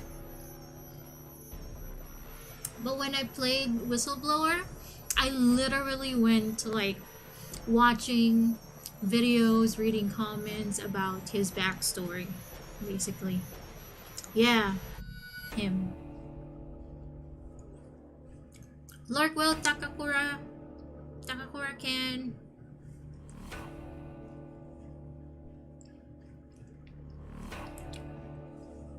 Why not stream ML tonight? Because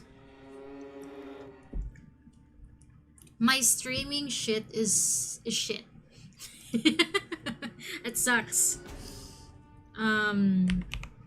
I don't know why. my air server doesn't work for me.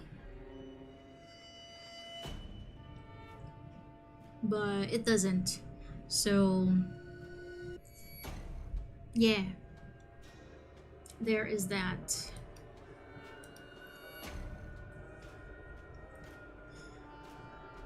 They should have focused on the school more, honestly. Yeah, you're right, Kiana. I'm actually more invested in the story of the story in the school. If you ask me.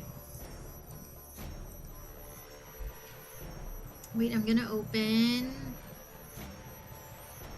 Vampire Therapist. And then what was I saying about the game?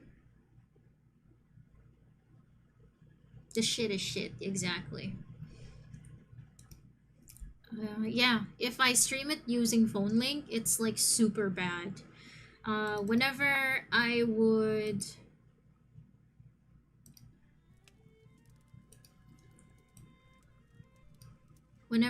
stream it back then, it just lags. It's so shitty. Can't even see what I'm doing properly. Basically, that's why I don't like it. Why is there like a white line underneath? I don't get it. Also, it's not showing the full thing. Hello? Thank you, Tyrant. I don't believe that though. I think Kian is one of the best, one of the best roamers in my opinion. Let's hide this. We don't need it anymore.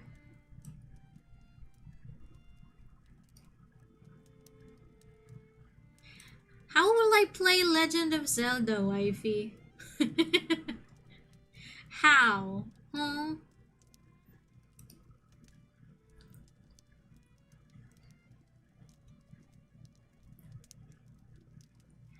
Oh, you have your exams, Dwight? Good luck! Why is it like this? It's not showing in the stream what I am showing. I'ma do it again. It's not loading or anything.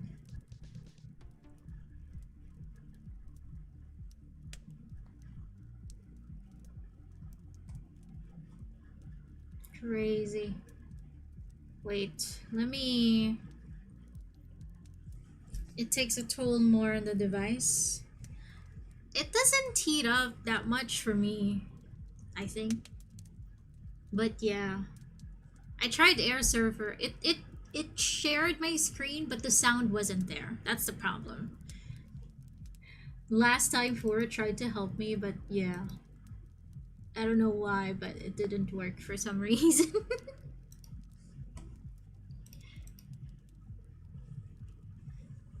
Why is my Vampire Therapist not working?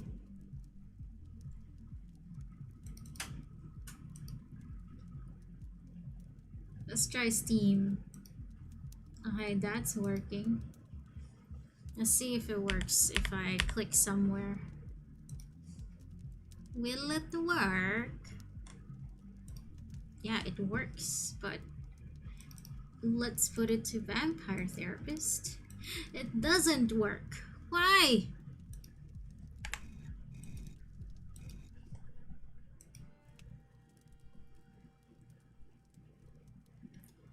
How do I play Legend of Zelda? Isn't that for, what's the thing that you play with, wifey? It's not showing, guys. You know what? Fuck this shit. I'm just gonna use my monitor too.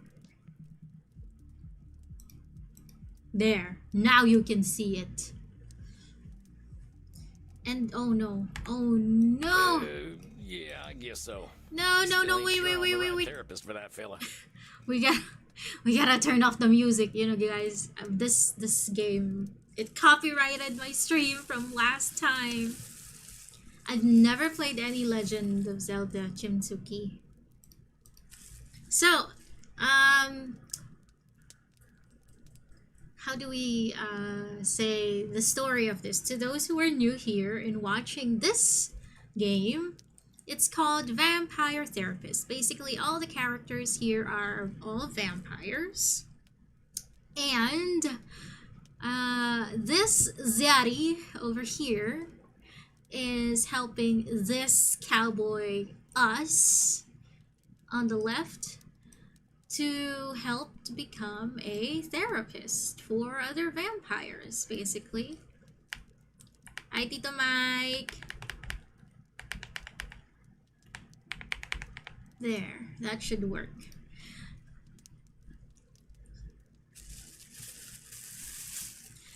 Wired if I can. I don't. I should buy one. I should look for one. That should be my next project after my what do you call this? There may not be a right therapist for him, but let us think positively. He has put himself in your care, and that is a tremendous step. After my storage problem, I need more storage for my PC because I don't want to keep uninstalling and then installing games just because I don't have enough storage. I would play it if I could borrow your Switch, wifey, but you're too far.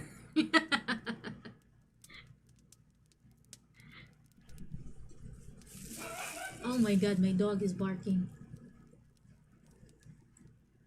Yeah, that's what I'm planning on getting. 1 terabyte, hopefully. Yeah, But I yeah, guess so. I'm let's thinking it's going to continue be an this. uphill battle, though. So Sam here has a couple of clients, I think 4 in total, and we are going to meet them. At least his core I don't distortion is remember clear, any don't you of the think? distortions You know that the we things I'm sure. discussed here. This game is quizzing me, to be honest. Who was this again?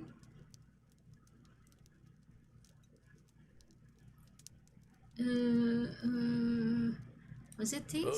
Is it disqualifying the positive? I don't You do remember. know which client you are seeing tonight, yes? I forgot, actually. Inflating the positive might be more appropriate. Ah, it's inflating. Okay.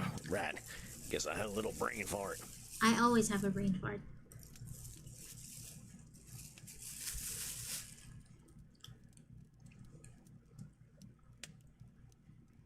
It's got to be emotional reasoning. I ain't never I seen don't someone so remember dramatic. anymore. Certainly Edmund's thinking is derived from his intense emotions, but It's personalization, right?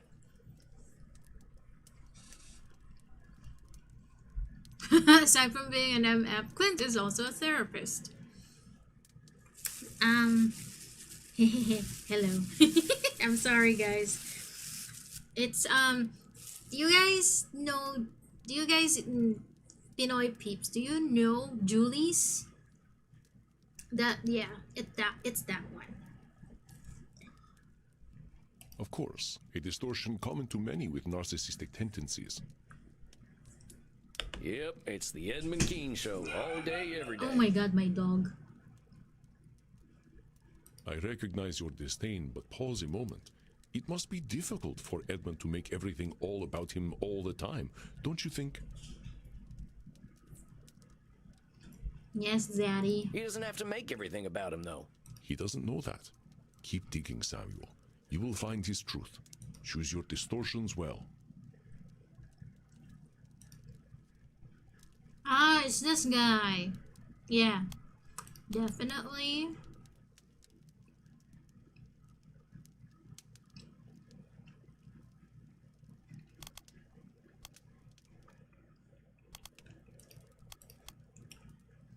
What else? I think I'm all holstered up now. What bread? I'm having the sweetheart because I'm a sweetheart.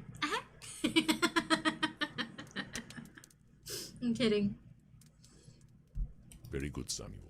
I wish you patience and compassion. It's totally not because it's purple that I ended up liking the bread. See you later, Andy. All right, now what did Andy teach me? Breathe. I think I'm ready. Right on time. I think I hear him coming. Hey, Edmund, good to see you. This is How you Clint been when feeling he's these older. past few weeks? Empty, my dear boy. Empty. I am but a vessel made for a single purpose. But alas, and alack, that purpose is in supply most rare. You mean acting, right? Aye, that's the rub. Acting, my dear boy. Acting. My thespian blood goes rancid with stagnation, and the only cure seems to me irreprehensible now. I do not wish to face these mortal directors, for they dare to tell me my art. Ain't that what directors are supposed to do? Oh, my dear boy. Good luck with Some are work. born great, some achieve greatness, and others have greatness thrust upon them. No director can thrust greatness upon the already See, great. he's omitting In this mine own red case, mine greatness thingy hath already on been achieved. behind him. Our character again. I don't know why. I think he has some sort of power. Well, maybe you can help me understand a little better. You said that greatness was thrust upon you. Ah, you are curious to hear what circumstances created this actor non pare. I cannot blame you. Well, recounting such a history will please me indeed. I first rattled the foundations of the stage as a mere babe. Indeed, too young for memory, and yet old enough to command attention. Clad only in swaddling cloth at the age of 4, I was Cupid himself. But my arrows seemingly went astray, for the entirety of the audience fell in love with me. He's so full of himself. It is the stuff of legend. For tender as my mind was, I could not bear witness to my own greatness. But it does prove that I was indeed born great.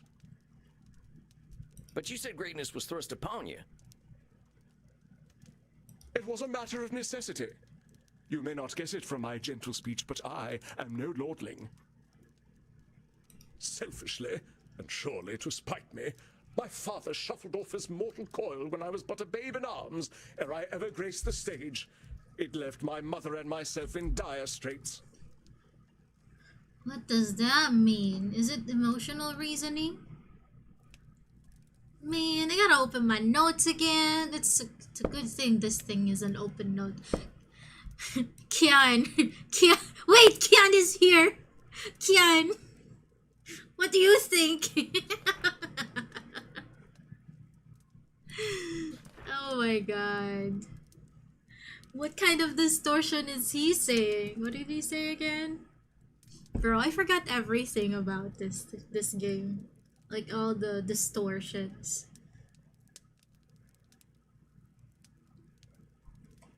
What did he say? Despite me.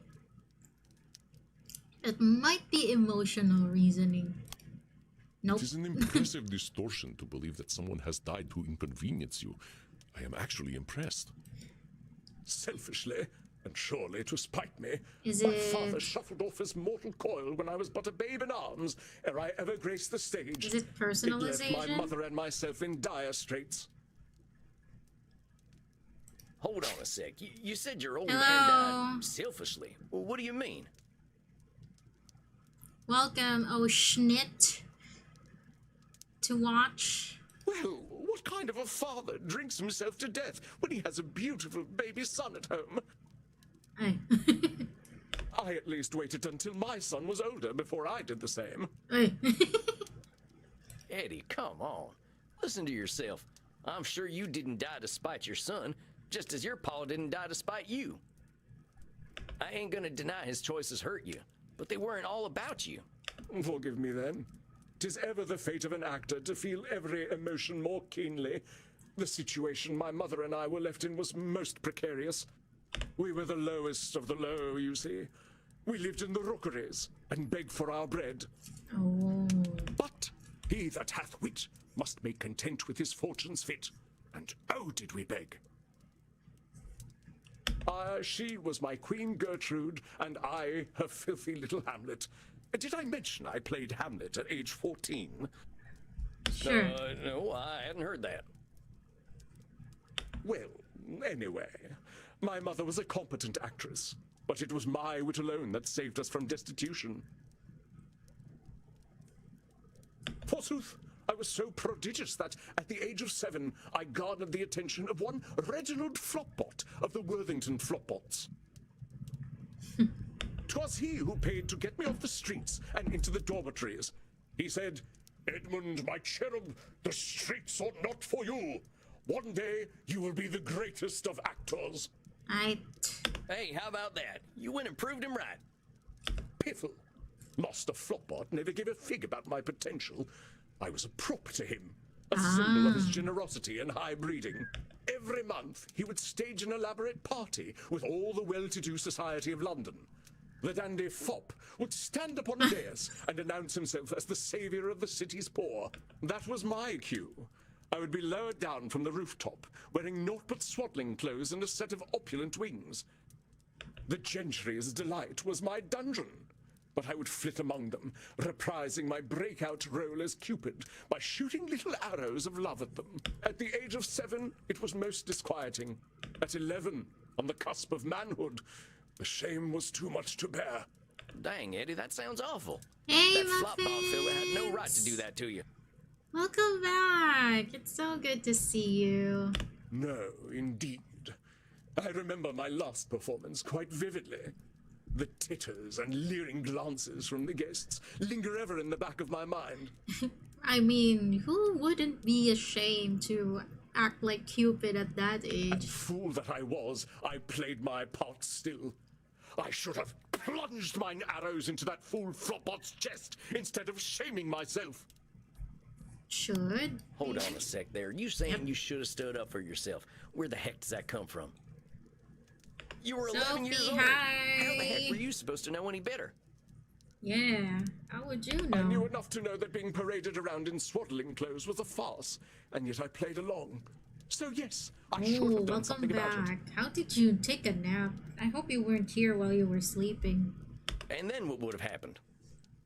I don't know, but I would have been spared the indignity that I participated in. You didn't have those answers then, and ain't nobody would expect you to. That's kind of how exploitation works, Eddie. Uh-huh.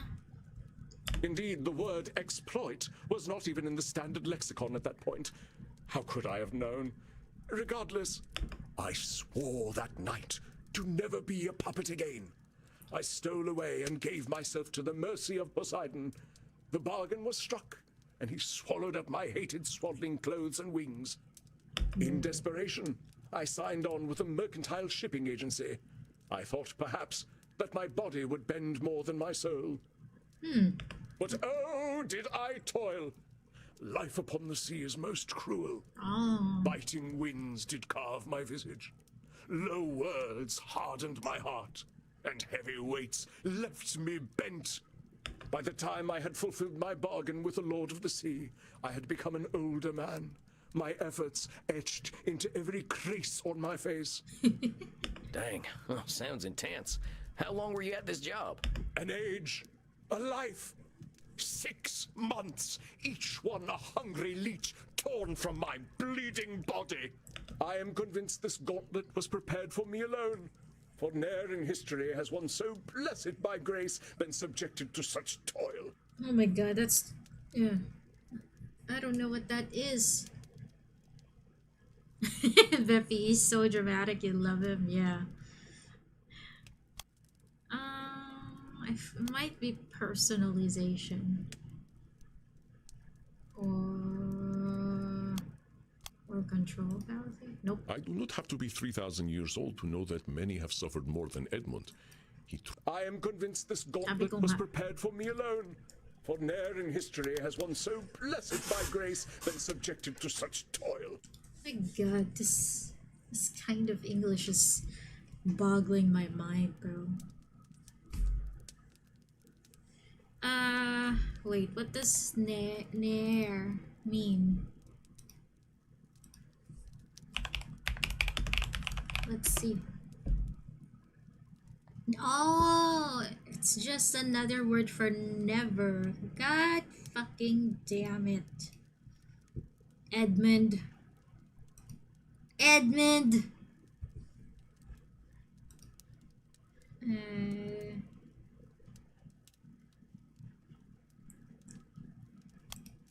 I do not have to be 3,000 years old to know that many have suffered more than Ed. Eddie, I gotta stop you I there. should have chosen It's gonna be a lot easier personalization to accept your first. truth I when was you realize you ain't alone in your I suffering. hovered my mouse over it too. And you realize you ain't alone in your suffering. Yep. Hell, there ain't nothing more human than suffering. And historically, kids ain't had it so good. But none suffered as I suffered. A boy such as I was not meant for such misery. Okay. Compadre, I had my first kill and no home at 12 years old. My brother had a stutter his whole life on account of the regular beatings my stepdaddy gave him.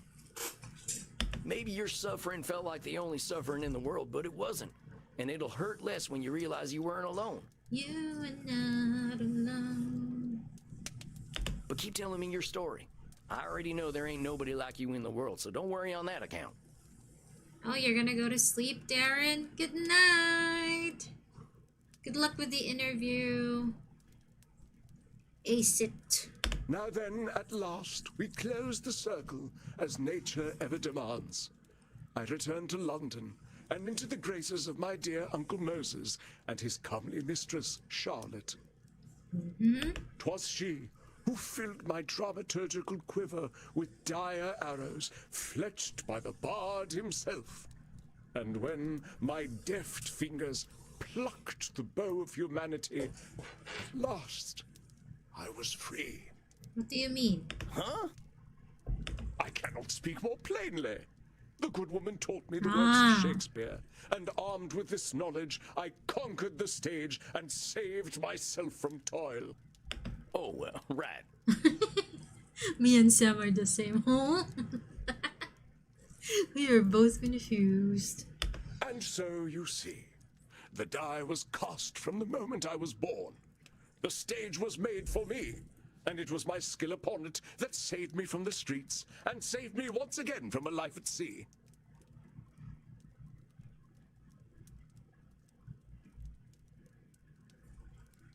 I don't know about that. I don't know. You're talking like fate itself is playing with you, Eddie.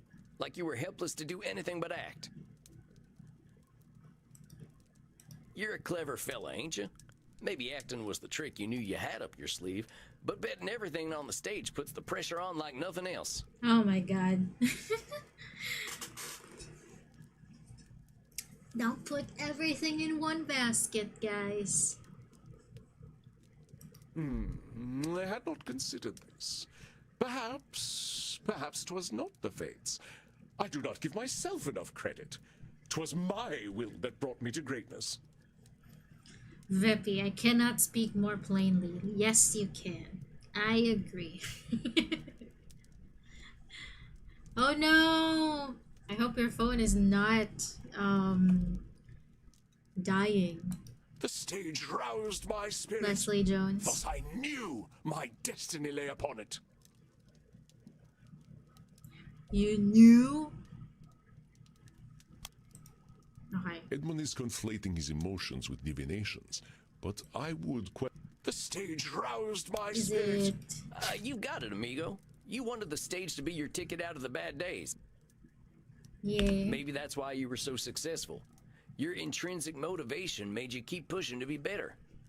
Yeah. Tis so. Tis so. The threat of the rookeries loomed ever upon my overladen spirit. Acting presented itself as a way to keep myself out of them. It is natural that I should weigh its importance so heavily. I can see why acting means so much to you, Eddie. I probably feel damn near the same about the things that got me out of my bad days. Thank you. Then you understand how my alienation from the theater does pain me so. And yet, the cure is as deadly as the illness. These damnable critics!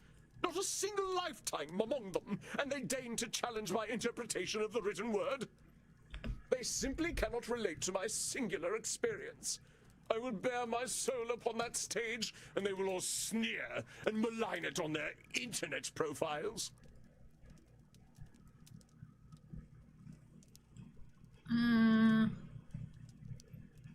Is it control fallacy maybe?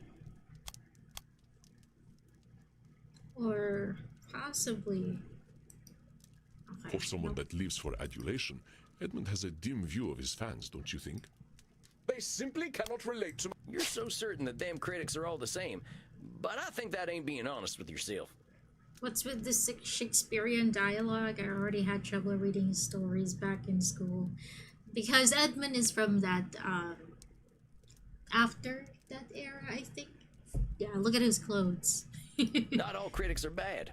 It takes work to be good at something, so of course the decent critics are gonna be rarer. What you say rings true. Indeed, although past critics were flabbergasted at my portrayal of King Lear, not all were. And modern perspectives have affirmed that my interpretation was nothing short of brilliant. Yeah, you get it. Tell Edmund to go back I took a look there. at your Wikipedia entry last night, Eddie. Maybe you've had a few bad critics here and there, but history says you're a legend, and your work speaks for itself. Hell, you were around before film was ever a thing, and people still remember you. Ah, your words warm me, as an ersatz son for the one we have forsaken. With thy help shall I gird my soul mayhap, and grace the stage once more. Well, let's talk about that then. What's the biggest thing stopping you from getting back up on that stage right now? Roldan, can you recommend a mobile game? Getting kind of tired playing ML, contemplating whether if it's time to quit. I don't play a lot of mobile games, Roldan, but maybe the others here in the chat can help you.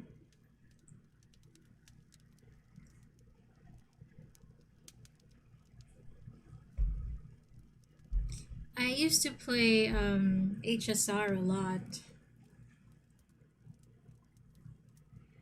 But that's it. I stopped. Mobile game! Charis! That it all simply might not be worth it. Why should I bear my damned soul when the audience hath not the sight to see it? Maybe I can ask you a question then. What if there were no audience? Oh, yeah. Really? The only one that I know that has a mobile version is Don't Starve. No audience? Do you know what a stage is, sir? It is a platform where life in brief may be portrayed. It is a platform because it is separate from the audience. Without such, the stage ceases to be a stage.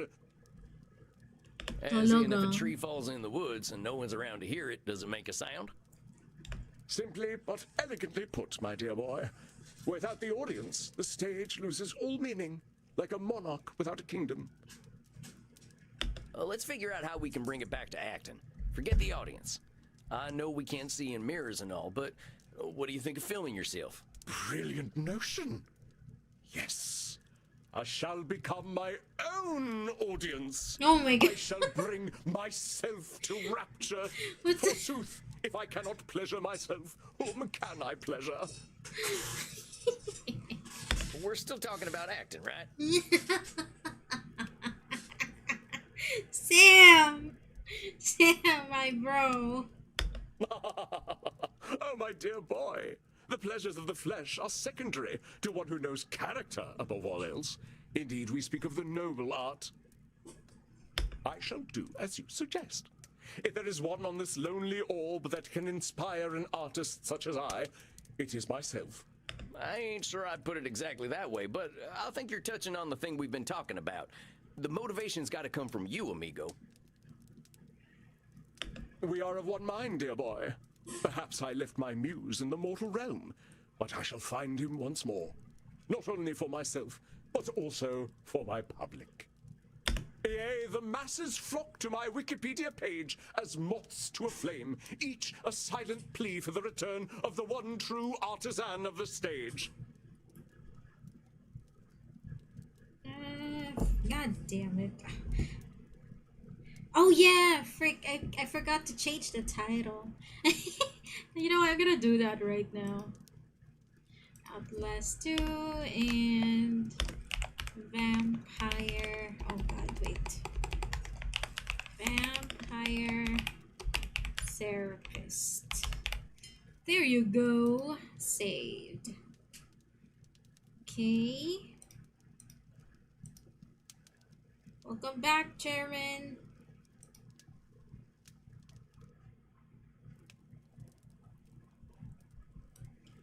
I hope you get well soon, Rolden. What is this?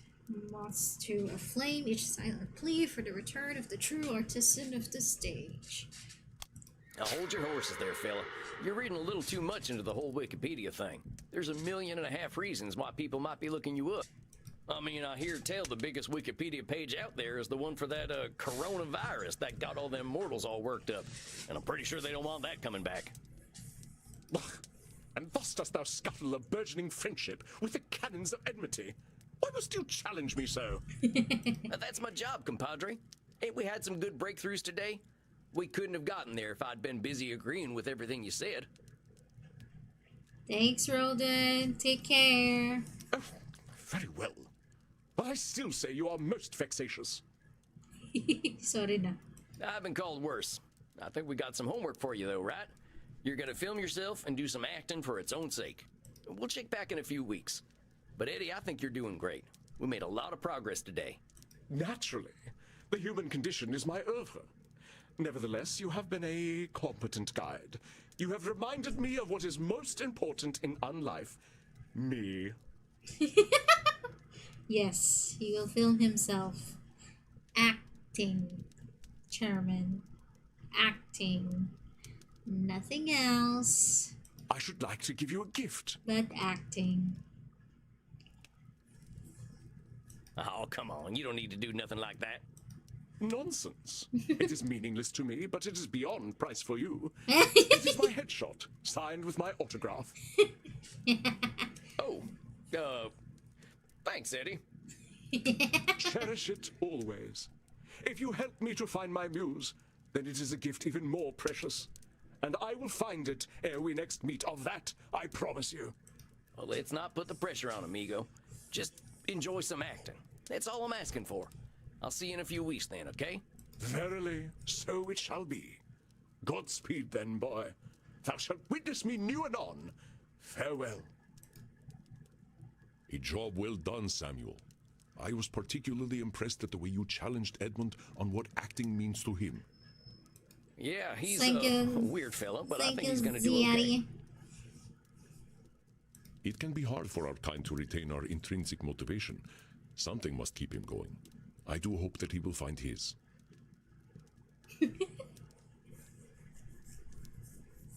Leslie Jones, you think Vampire Shakespeare is sus?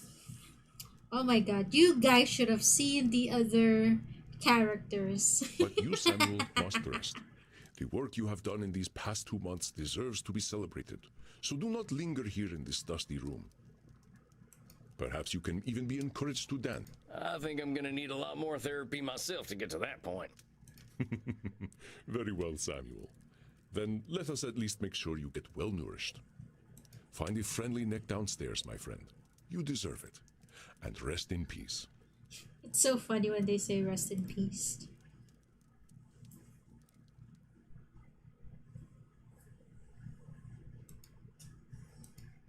Andy Zeri. Well, they say don't let your babies grow up to be cowboys, but maybe don't let them be actors either. What did you write?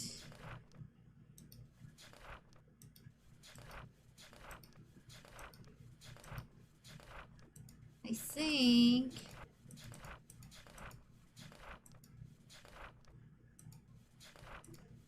Yeah, this is him.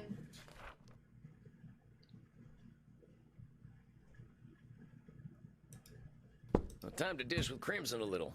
I gotta talk to some more folks, though. Andy's mainly my teacher, so I'm starting to feel like Crimson's my only friend. Hey, only friend. Excuse me? What? Oh, yeah, Crimson. Hey, Crimson. Are you blushing, Vampire? No, that ain't possible. It's all right. It's nice to hear from a vampire who's younger than Jesus. Now, let's hear how this week went before you go out there and find friend number 2. All right, real quick. This client of mine, he had a real bad time as a kid. Well, worse than I did, it sounds like. But he found fame early, and now he's talking about fate and how he's destined for greatness again. Met plenty of destined for greatness folk in D.C. I lost patience for it. How do you think you handled him? Pretty well. I learned my lessons from the last session. He didn't threaten to jump off a cliff this time or anything. I gave him an assignment to film himself doing something he loves doing. He seemed excited about that. I know, right, Chairman? You're either brave or adorable, Sam Walls. There's nothing brave about it. As for adorable, well, some have used words to that effect before. Okay, now I know you're confident enough to get out there. Giddy up. Here we go. Right to the edge of the dance floor, but not on it. Don't want anyone getting any funny ideas. Once more alone, I see. Oh. Hello. Hand up to Bella. My god, that's so hard to say her name. You scared the shit out of me. But you can't shit. You're a vampire. Know that I see much, vampire, and that I like what I see. Oh, it's her again. Well, I was hoping to find a mortal friend, or at least a willing Nick. Now, what do mortals of this time talk about? Hey, Dahuni.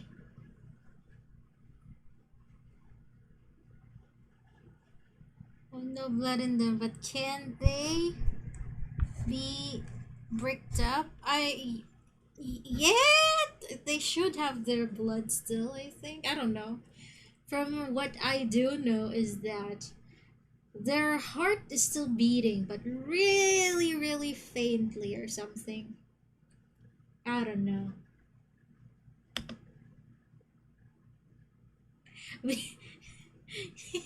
Why is it everything about being awkward?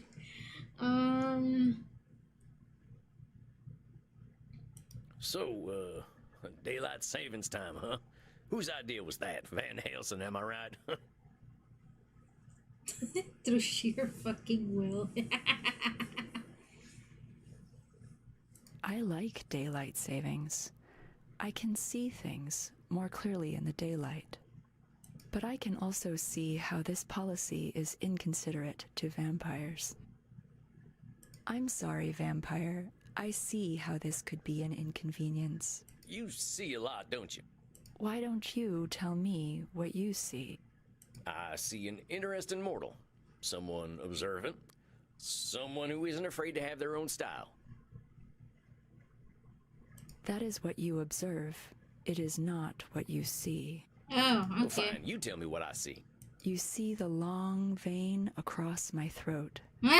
It looks very juicy, doesn't it?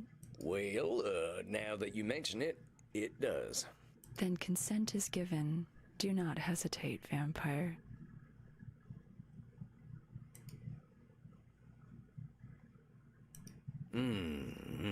Ah. Shucks, that was something else. You got good circulation there. I see. And what do I taste like?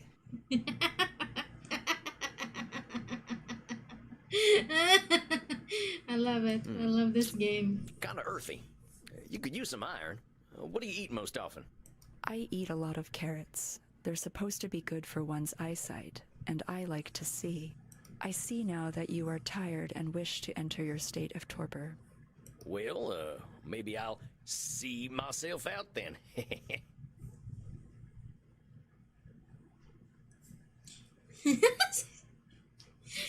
Leslie, you've moved on from Twig Lady. You're gonna see more. Bro, she did not like that joke. That's offensive. I'm going to leave now.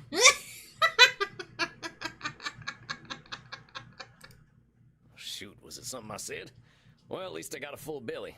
And now, time for some shut-eye. Bro.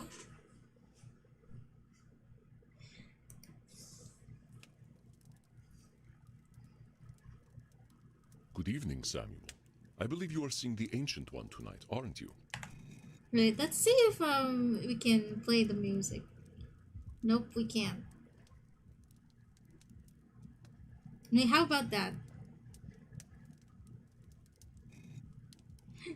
Amoy lupa ka, girl. Sherman, you triggered her. GG, you triggered her. I guess so. Ancient one.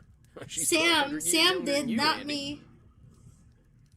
There is music grain, but I got a copyright from my last stream, so yeah, we gotta keep it down.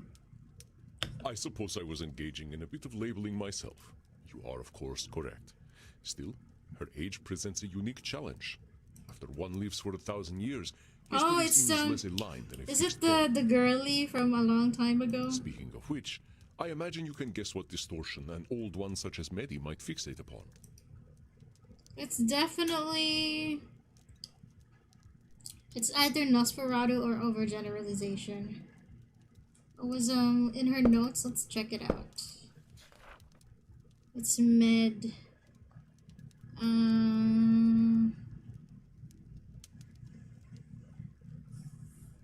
Bad at boundaries.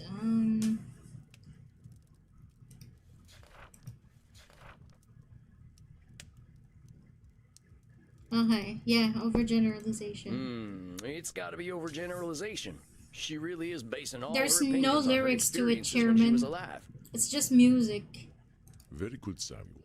I heard tales of her island in my time, but they were never peaceful tales. I am not surprised she finds safety in her narrative. What other distortions do you think Medi might exhibit? Let's see. She definitely has labeling. Nosferatu. Should. And disqualifying the positive. Good to go, boss. How do I do that, Chairman, bro? Then I will leave you to it. Good luck, my friend. This one is also a crazy patient. Hello again, strange cowboy man. Here she is. She's really one of the oldest client that we have. I know, right, Rain? I have no idea. It's good to see you again, Mitty. How's the past month been for you?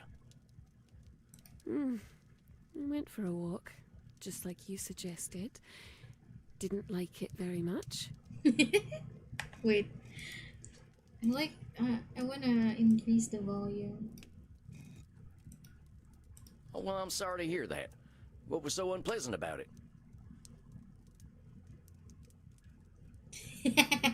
It's very loud outside, and dirty, and smelly.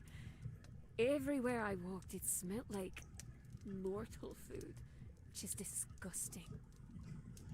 They knew how good it felt to drink blood. Maybe they would not eat so much of this pizza food. There were so many cars, too. I don't like cars. They have hateful faces.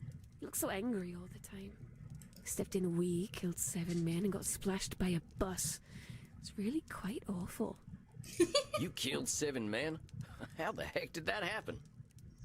Oh, that was inconvenient, you know. Normally I have my zealots do that kind of thing for me.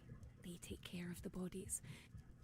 But I had to do all that silly work myself, and now there are always police sirens going off, which interrupts my streams and makes my followers very sad. Why did that all happen? Because they found the bodies everywhere, silly. I don't know what to do with my rubbish.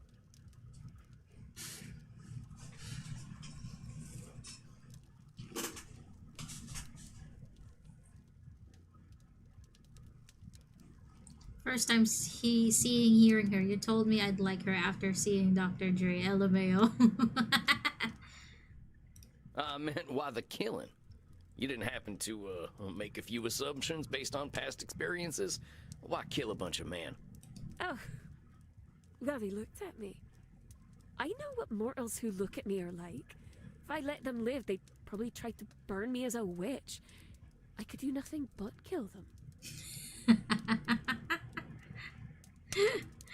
Oh my god. Hold on a sec. You know what mortals who look at you are like. How do you know? Are you reading their minds? I don't have to read their minds, sweetling. I have known manlings for a very long time. I get what you're saying, but here in this room at least, we gotta be honest with ourselves. Do you really know what they were thinking? Silly mouseling. I do not need to know what a wolf is thinking to know what a wolf is. Does that mean every wolf you see is gonna try to eat you? We don't have wolves anymore. They're all gone now. So maybe you can see where that kind of thinking can be a problem. It was scared people who killed all them wolves, right? Now I know that thinking doesn't come from nowhere. Old as you are, I'm sure you've seen some real awful stuff. That's right. Haven't killed you, though. You are kind, little mouse. Well, let's lay off the mouse stuff a little. I'm sorry. I don't wish for you to scurry away into a little hole. Do you want to hear why I feel the way Hey, I do? Sinkeet! Good to see you. I would appreciate it greatly, miss. Let me tell you about men from my time, then. Let's start with me, Da. My father sold me and my mother to a chief of a rival clan for a golden necklace. You're gonna order a PSU? Alright. That is just horrifying. Oh, don't fuss, sweetling. It was the most beautiful golden necklace. At least 2 girls' worth. Father got quite a deal, really. You're using humor, but I'm sure that must have been heartbreaking for you. It was common at the time. I suppose I should have been glad to be the possession of an old chief. Whose should is that, matey? Why, everyone thought that. They were ever so surprised when I ran away. Did wish I could feel the way they felt, but I simply could not. I think most of us vampires had it rough as kids. Maybe most kids have it rough, I don't know. But the one thing I do know is that kids don't come with the same shoulds their parents have got. I think we're learning all them shoulds ended up being a load of horse shit anyway. I knew girls who did as they were told. They would have been thrilled to have been the concubine of a powerful chief. You need to sleep, Chairman. Why not sleep? Oh, he was so old. Cormac O'Neill, the oldest man I had ever seen. I remember thinking, where is his face? Oh my 'Cause I could god, not that is see it under all ew. his disgusting wrinkles. How old was the guy? 38. Oh. That was pretty old in your time, huh? Wish I'd died at 38. Could have been a better looking corpse. Well, he left an awful looking corpse. His face was all...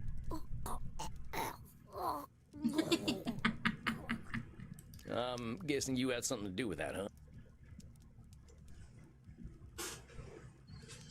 Not me. My boyfriend, Abertach. He told me he'd set me free. I suppose he did. He created a delightful poison for me. He said it would make my dear master die in excruciating pain. Is it helping your future career? I know, right? She definitely was. So, one night I lay with him, and that means I did sex. And when he was pleased, I fed him the poison mead. Abby did what I couldn't, and the old fool finally died.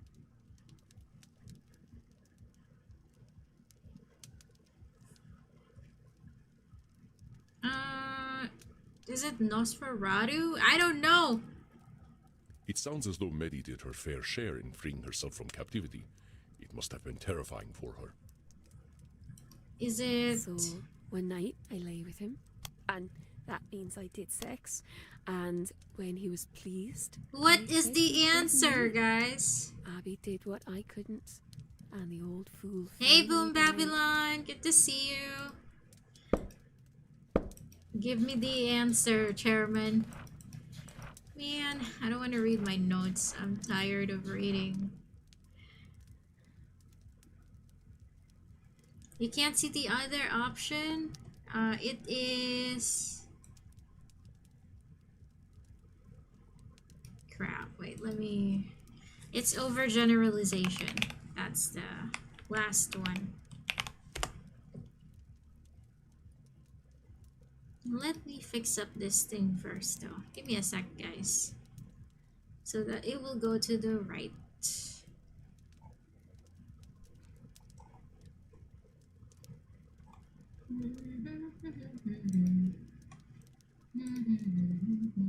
There. Should work, right? And then put that here. And then put this here. There. And then let's see a test. Let's send one. Let's send a test. How do we send it again? I forgot. Amazing.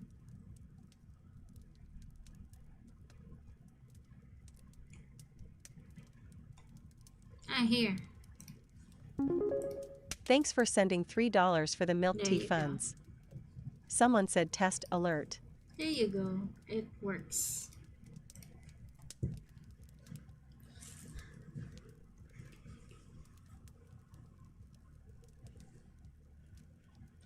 Ah.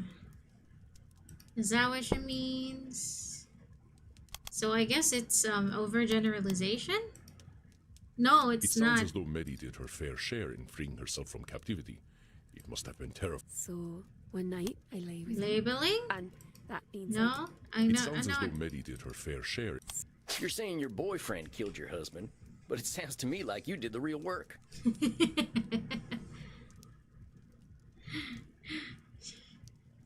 So it's disqualifying the positive. You mixed up some herbs, sure, but you were the one that had to sleep with the old man and get the poison in him.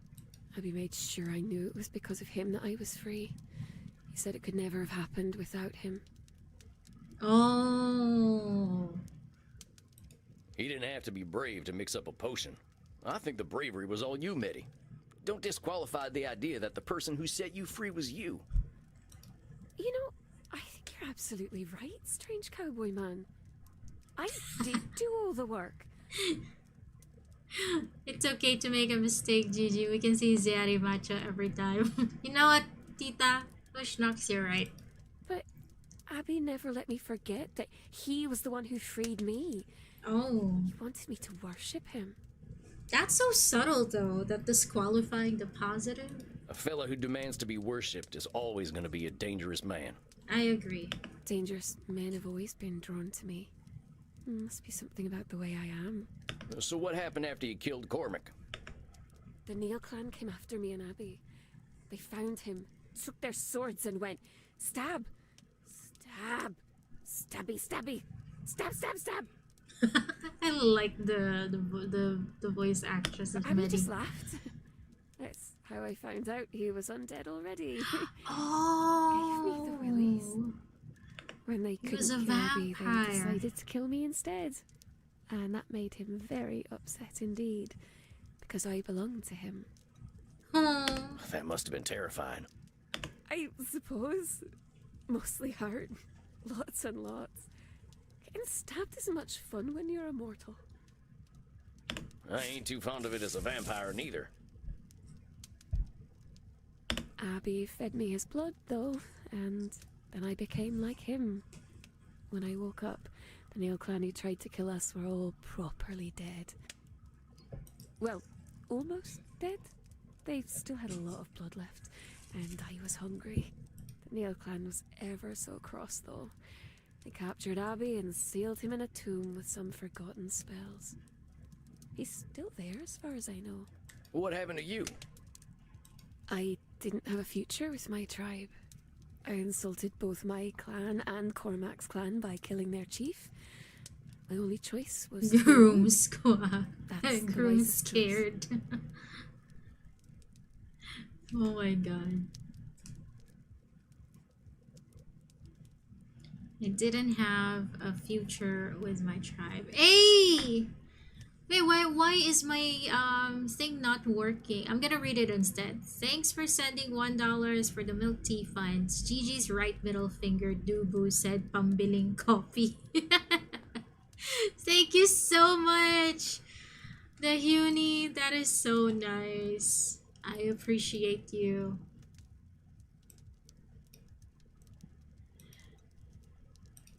Oh my gosh, you didn't have to, but thank you very, very much. But why is my freaking coffee so weird though?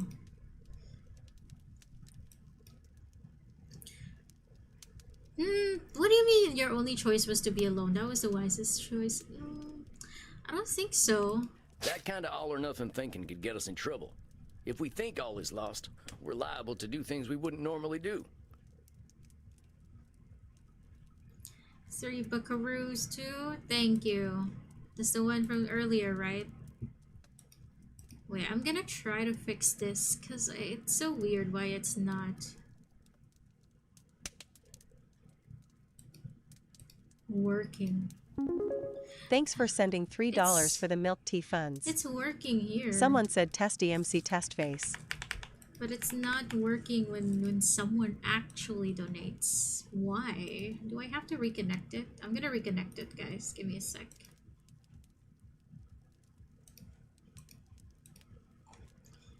We're gonna do technicalities here. So if anyone wants to send something, do it now. So we can test it out. Wait, you know what? Let's try again. I'm gonna do it. Literally reconnect it. There you go. I know I did some stuff I regretted in them moments, and I sure wish I'd taken a breath and stepped back in all them times.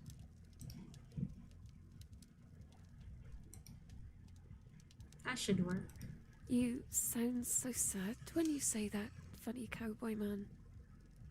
Of course. I'm all right. I'm just saying, you're a capable lady. You've always got more options than you think in a bad moment. Oh, but you're just a child. I don't want you to be sad.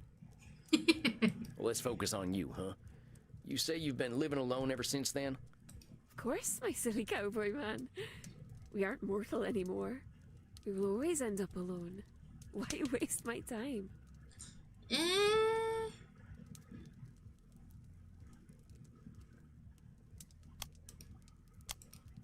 I know. Again, Medi deals in extremes. Long life often makes one's interpretation of life stark. Of course, my silly cowboy man. We aren't mortal anymore. We will always end up alone. Why waste my time? Wait, what? Gigi, what's that thing that Chachi sent? Abstained of DHPH? What? What did she send? Did she send something? Oh wait, I'm sorry.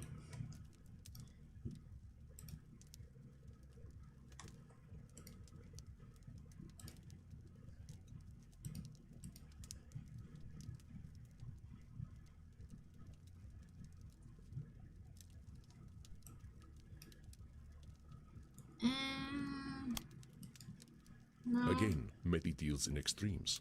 Long life often makes one's interpretation of life stark. Of course, my silly cowboy man. We aren't mortal anymore. We will always end up alone. Why waste my time? Come on, Mitty. You're distorting a lot of reality there. All vampires ain't lonely. Some of us choose to be, but not all of us. That's okay, the Huni. Sure, mortals have a habit of dying, but there will always be more of them. Not to mention all the vampires out there. Heck, I used to be in a vampire gang. Cult. Well, kind of both. They weren't good company, but they certainly weren't lonely. I mean, ain't we talking?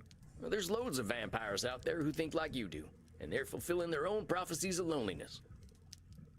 You're being a mean little mouse now, and I don't like it very much. Maybe I should have killed you after all.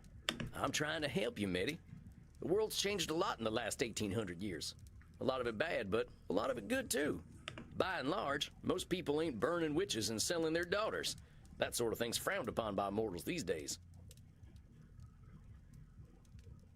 There are laws out there to protect folks now. It ain't like in old times. May I tell you a story, little mouse? All right, tell me a story. Once upon a time, there was a very pretty young lady. Pretty, but also crazy. Like me. I don't mean to interrupt your story so soon, but you didn't think I was going to let you get away with that one, did you?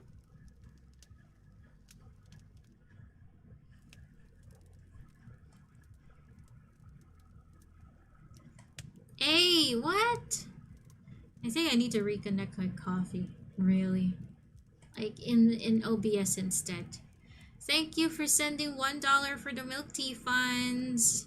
Your wife said I'm turning older? Whose wife is this? Is this Chairman? Is it Chairman? Or is it Chachi? Thank you. Thank you very much. My God. Bro, what is happening with coffee? I think I need to remove it in my thing and then connect it again. But thank you.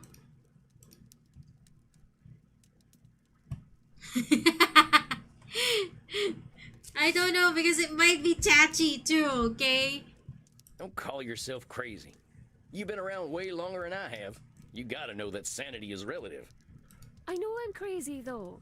Everyone tells me so, even my zealots. They like that I'm crazy. You know, crazy ain't supposed to be a nice word. So why are you using it? Why are you creating a reality where what you are is crazy? You are an annoying little mouse sometimes. Very well. I won't call myself crazy in front of you. It's a start. May I continue my story now? The pretty young lady Mary had moved in with her cousin, Mrs. Hultridge. At first they got along quite well, but one day Mary started acting naughty. She would shout, act unladylike, and even say that Jesus Christ wasn't very special. Mrs. Hultridge liked Jesus Christ very much and wanted Mary to like him too. When she didn't, this embarrassed Mrs. Hultridge. She began to think something was wrong with Mary. After all, who didn't like Jesus Christ? Mrs. Hultridge said that Mary had begun to vomit up pins and buttons, nails, glass, and bits of wool. Instead of being grateful for the free gifts Mary was vomiting up, Mrs. Hultridge said that she had been attacked by 8 witches in spectral form. Now, just so happened that all 8 of those witches lived very close to the town where Mrs. Hultridge lived. Despite their magical prowess, the 8 witches were captured and put into the stocks, and all the people of the town were told that the women did not like Jesus Christ at all. Good evening, Sogeking. So the Jesus Christ-liking people threw rotten vegetables and poo at the witches. And, just for fun, they gouged out the eye of one of them. Happy Monday to you too. You're gonna sleep, Dotsy? Okay. Good night. Then they kicked the witches out of town and lived happily ever after. Man. People be doing crazy shit. Actually, no. People still be doing crazy shit right now. That ain't a pleasant story. Oh, it was very unpleasant. It hurts very much to have your eye taken away. But I like my new eye. It's fun. Oh my gosh. She literally pulled her eye out. Okay. Let me... No, we're not gonna delete that. I'm gonna do something here, guys. Give me a sec. To fix the problem.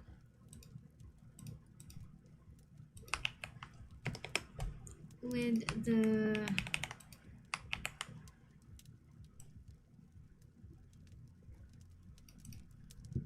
With coffee. I'm gonna do it again. right in the stream because why not?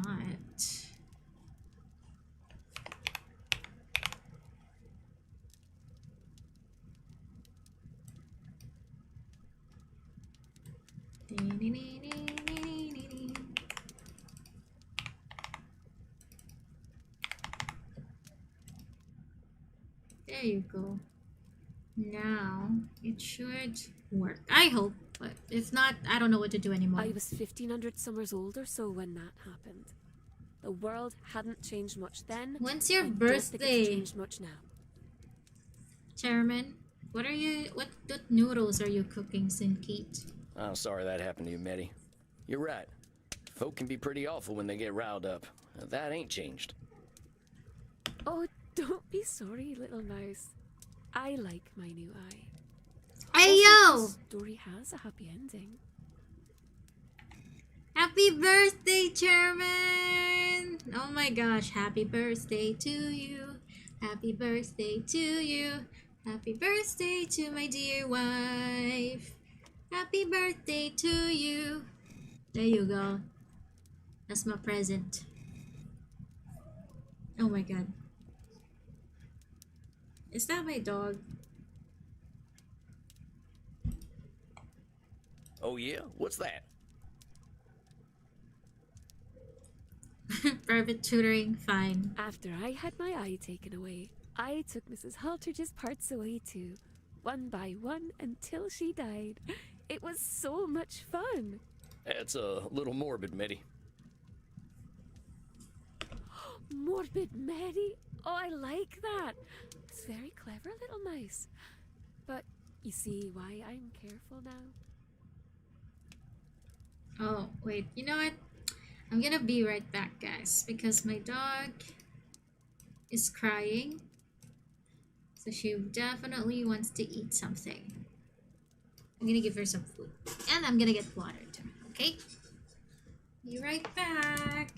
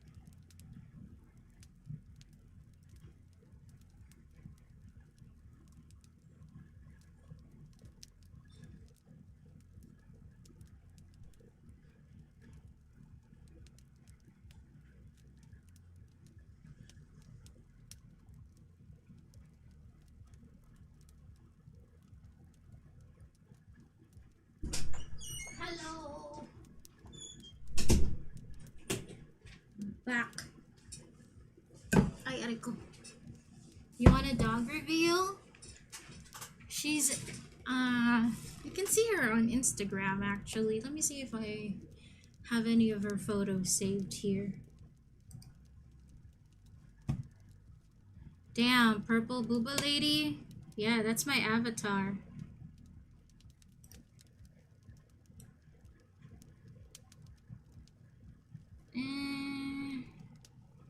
Where can we find? Nope, it's not here. Instagram.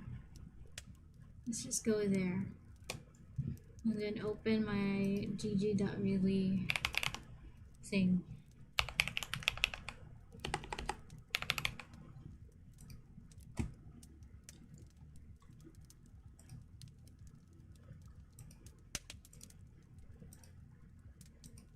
This is her. You see her?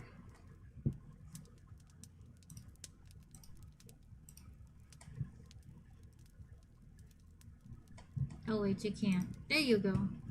Yeah. That's Choa.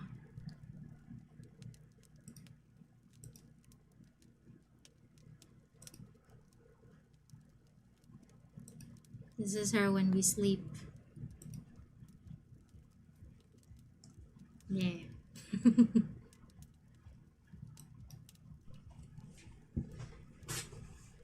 Alright, let's go back to playing. Yeah, I get it. But look, there's one thing that's different now, and that's...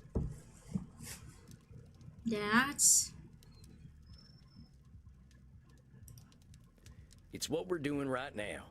And all that time up till now, therapy ain't never existed. It's because we only just started looking at ourselves in the way we think. It's because she was she literally like just woke up when I took those pictures, or I was kind of annoying her to look at the camera. Even the last one, like she was sleeping on my my Chromebook, and I just called her so that she would open her eyes, and I took the picture. Before recent times, we only looked at gods, government, and society. The self is a new frontier, and we're learning stuff we never considered before. The frontier can be kind of scary, but being on that frontier means moving forward. Come with me. Silly mouse. If something feels scary, that means that there must be something to be scared of. I know you've been through a lot and you got damn good reasons for being careful. But there's a reason you came to me, right? Yes, but it wasn't because I wanted to go outside. It's because of my fans. They're very demanding. Right. That's why we were talking about your going for walks and went down this rabbit hole. Or, in your case, a mouse hole. Anyway, therapy usually ain't about just one thing. It's about lots of things. If the problem is your fans, we gotta imagine life without them, right? Don't want to lose them all. Some of them are gentle. They're too weak to hurt anyone, which is why they don't.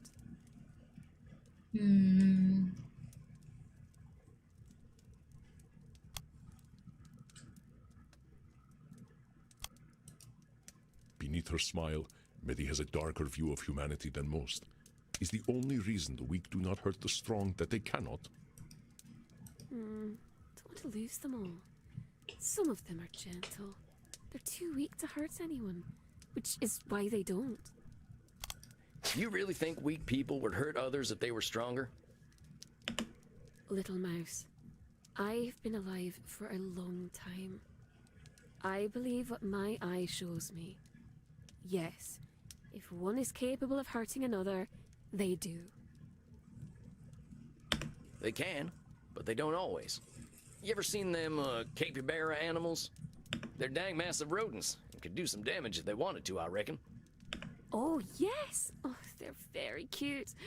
People like to share animated pictures of them in my community. Some folk are like that. They just want to sit around and have someone scratch their bellies. Is that what you want, little mouse? Do you want me to scratch your belly?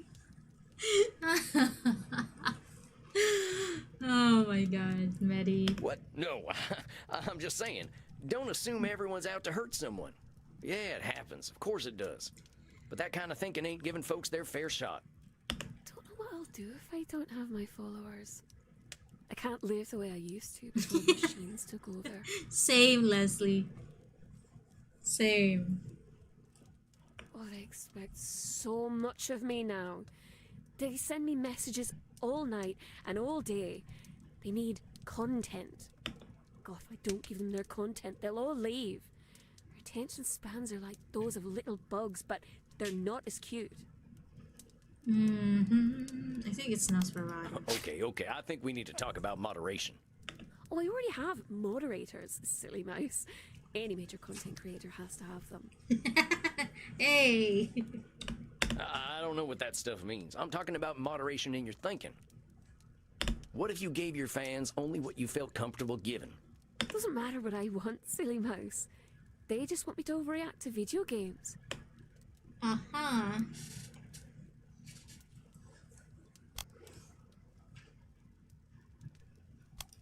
Hey. Again, Medi seems to view her followers as cattle. Doesn't matter what I want, silly mouse. They just want me to overreact to video games. Medi, you're thinking that mortals want only one type of content is forcing you to make only one type of content.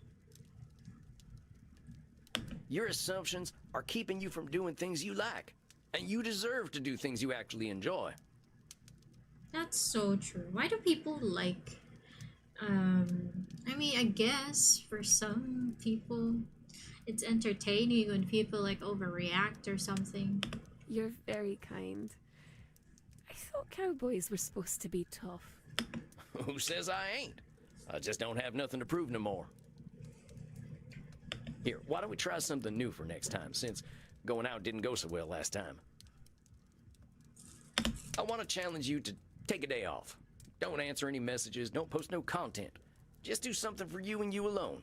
Take a sick day. But we never get sick. We're dead people. They don't know that, do they? One day. That's all I'm asking for. You need to give yourself a little space. Maybe I just need a little Very space. Well. Since you've been a very kind mouse, I'll do it for you. I'd prefer it if you did it for you, but we'll work toward that, huh? Oh, I wish I had a big piece of cheese to give to you right now.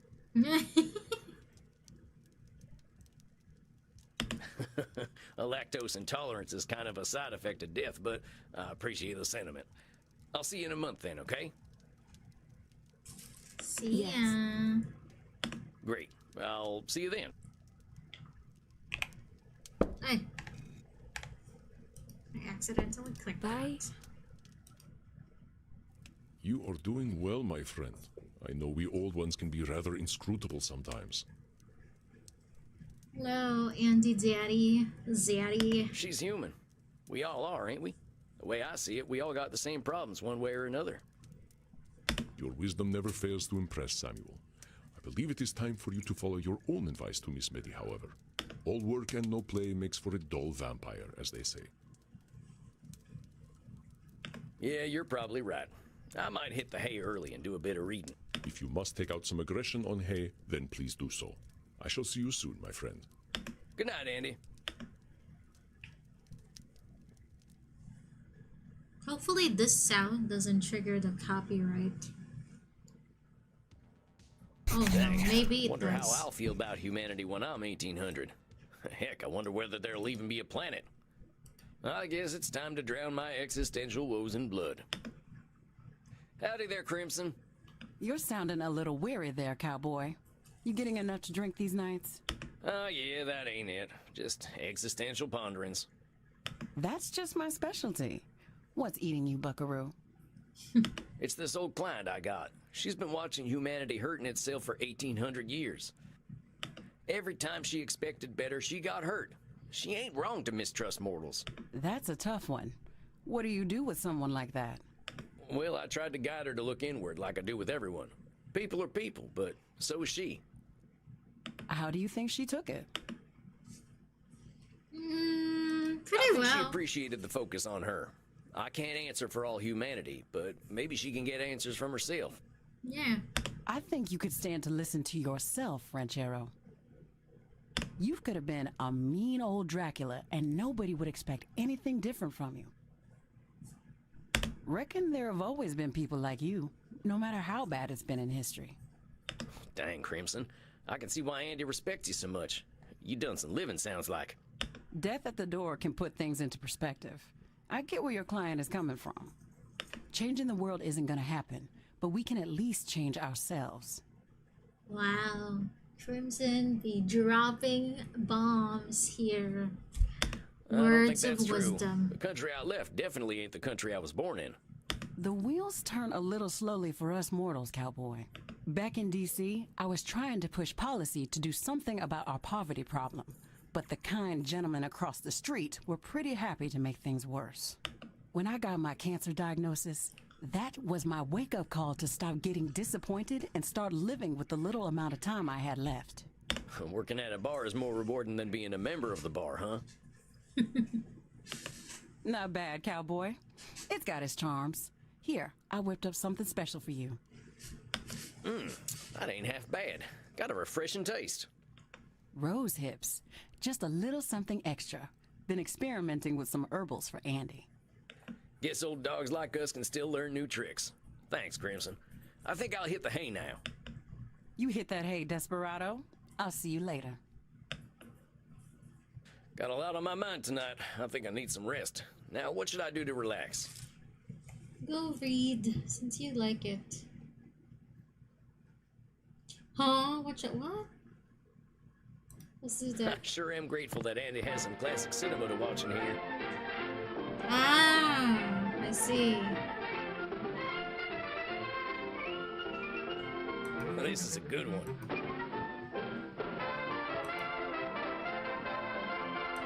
That's enough for one night. Time to visit Dreamland. Maybe I'll see my princess there.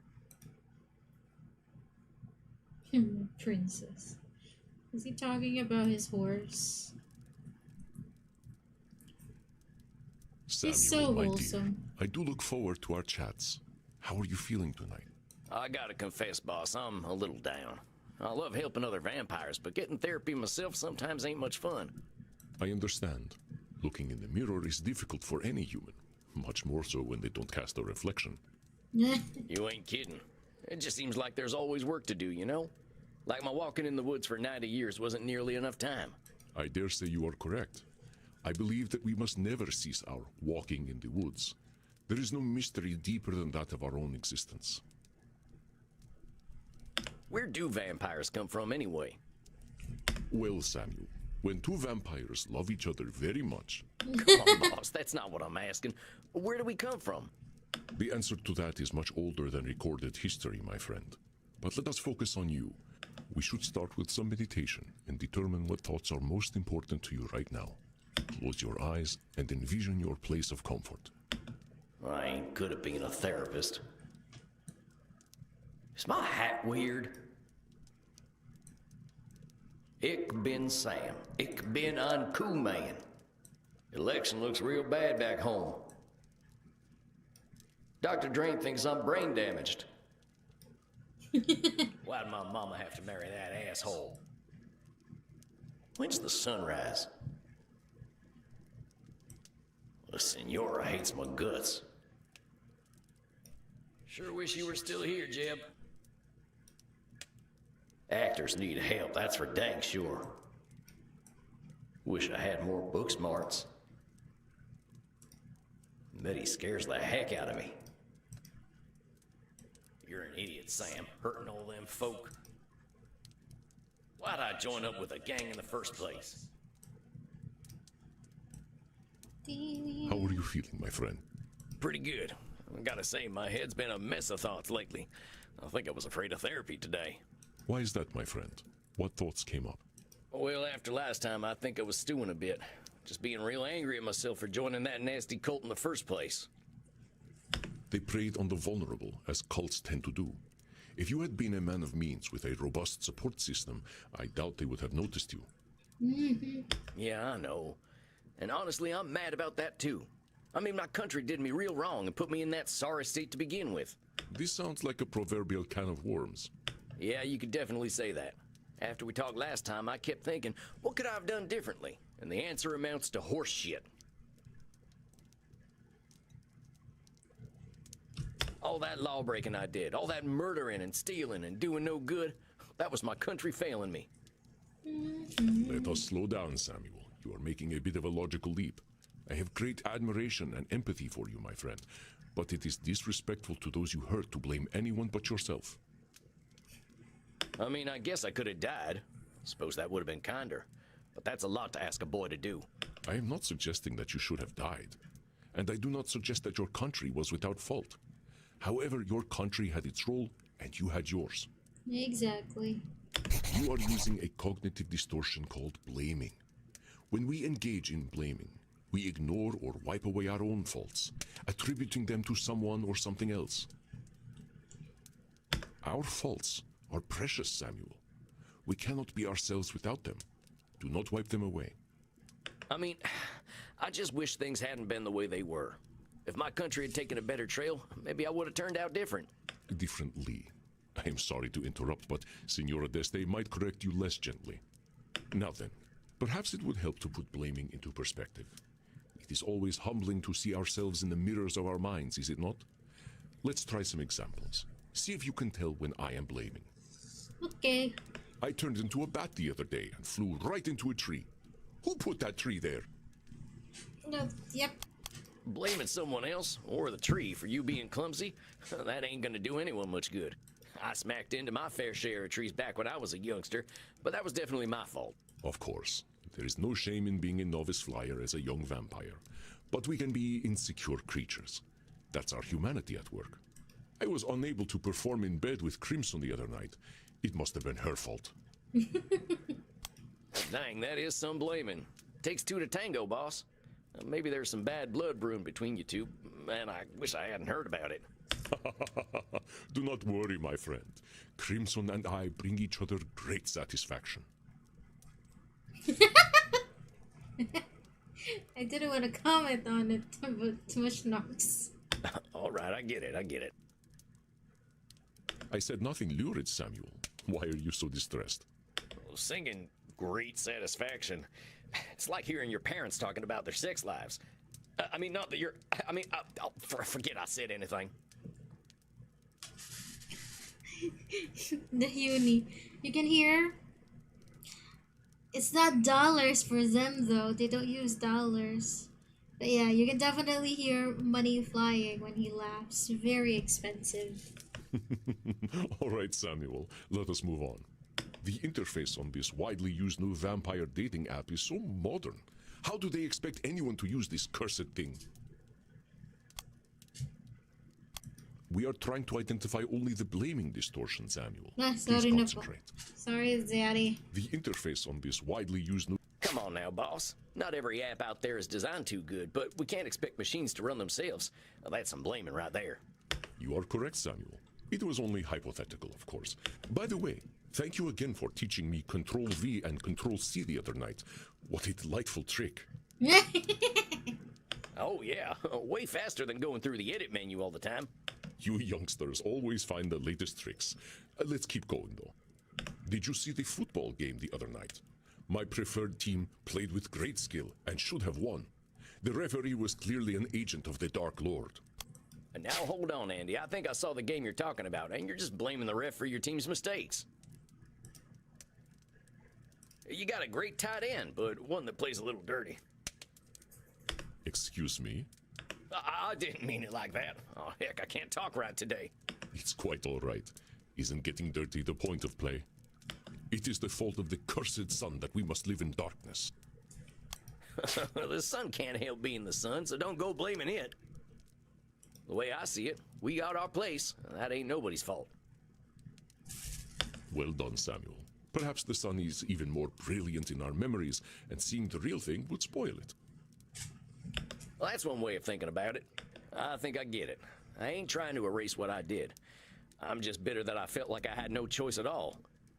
And it all goes back to the United States taking my daddy away for their manifest destiny. I'm mad at him, too. Dying for his country. What kind of nonsense is that? How'd his country pay him back? By making my poor ma marry a drunk who beat the daylights out of her and his kids? Ain't no damn wonder I turned out the way I did. That must have been devastating, Samuel. Countries are not human. They cannot feel, and stories such as yours prove it. I mean, what the hell, Andy? My daddy's corpse didn't give a shit about no United States of America. It's kind of funny when you think about it. He died fighting the British so the U.S. could say they own Missouri. Who the fuck cares? I'm telling you, Andy, the best thing about being dead is realizing how little that nationalism crap matters. Desire for identity can create monsters worse than we. What happened after your father died? Well, we didn't have nothing. The money was running out, so my ma got married to a hard man who drank even harder. He beat up my older brother, Jeb, for fun. And once Jeb started fighting back, dear old stepdad came for me. And that's when my brother killed him. It sounds like a tragedy from my own country's mythology. I am sorry that such a thing happened to you, Samuel. Your brother was brave. Welcome back, Sophie. No kidding. We went on the run together, but he was the one who kept us alive and fed, mostly through stealing and begging. Oh. Once we stopped being cute, begging didn't work anymore, so we moved up to robbing and killing. Killed my first man at 12, and then it got a little too easy. That is young. I cannot imagine how difficult that must have been, Samuel. My country asked me to kill at 20, and I still remember how devastating it felt. Yeah, well, nobody told me to do it. Like you said, that was all me. I don't think anyone was surprised either. I think, did I see Remy earlier? I'm not sure, Sinkeet. When my brother and I rode into a town, you should have seen the way people looked at us. They knew we were trouble, and we were determined as hell to prove them right. Aha, a moment, Samuel. I believe this is an opportunity for some growth.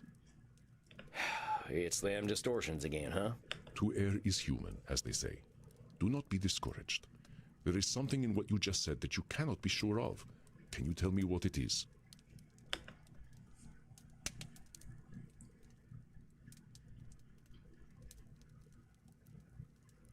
I don't know. I guess there ain't no way of knowing that people thought we were trouble. Miss K, you finished the Outlast too. Yes, mommy, I did it. Thank you. That's right, Samuel. There is one way of knowing exactly what they were thinking, and that would be to read their minds. Thus is the cognitive distortion called mind reading. Man, yes, there's another we can weigh distortion. evidence and make predictions, but never with complete certainty.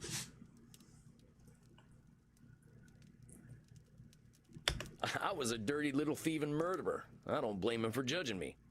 First, that's labeling. Second, one of those people might have been patient and gentle, one that had an experience like yours. You cannot know.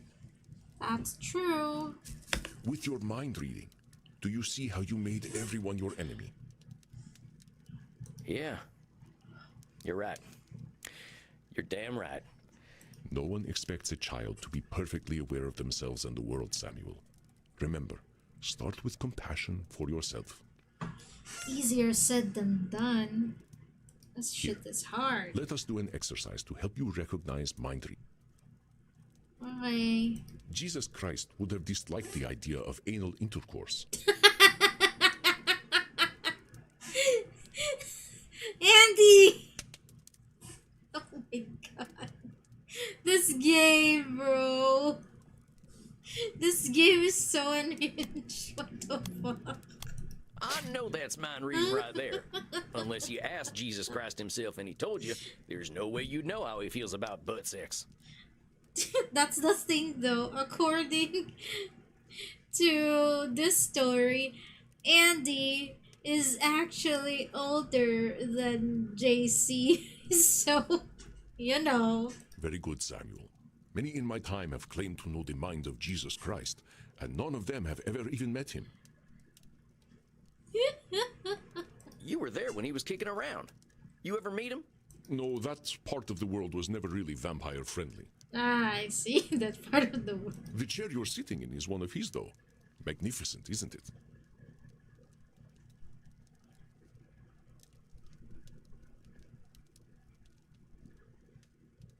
Jesus Christ made this chair? Sophie just went back to see how Outlast finished, and the scream counter took me out. You're welcome. I bought it cheaply before he became a big deal. He was certainly ahead of his time as a carpenter. Dang. Now I feel awkward sitting in this thing. It's more than 2,000 years old, Samuel. It is still just a chair, and it's experienced millennia of past wind. Don't worry about it. Crimson is upset with me because I forgot to take out the garbage. I know, because she told me so.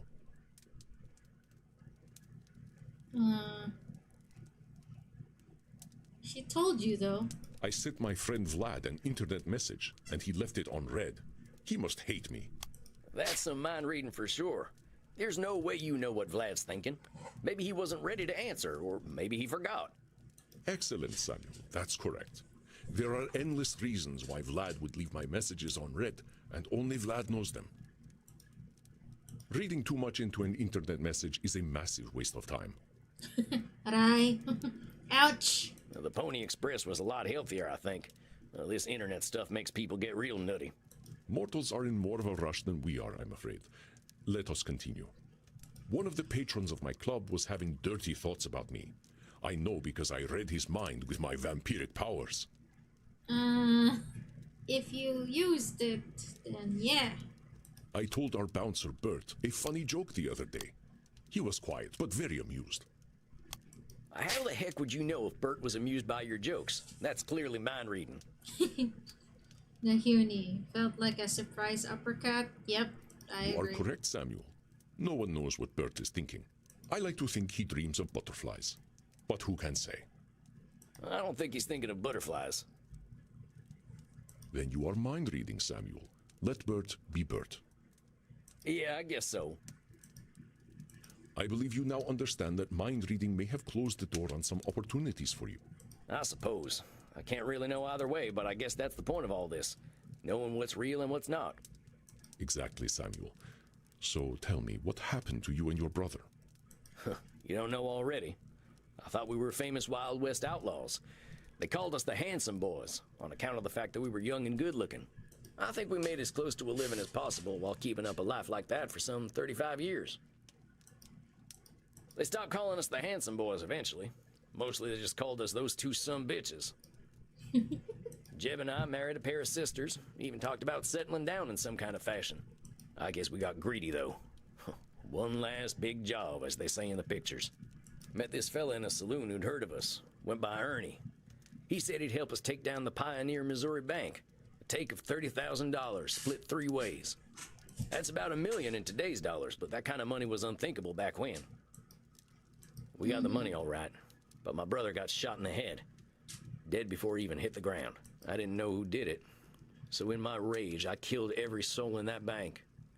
Ernie and I ran off with that dirty money, but weren't nothing the same after that.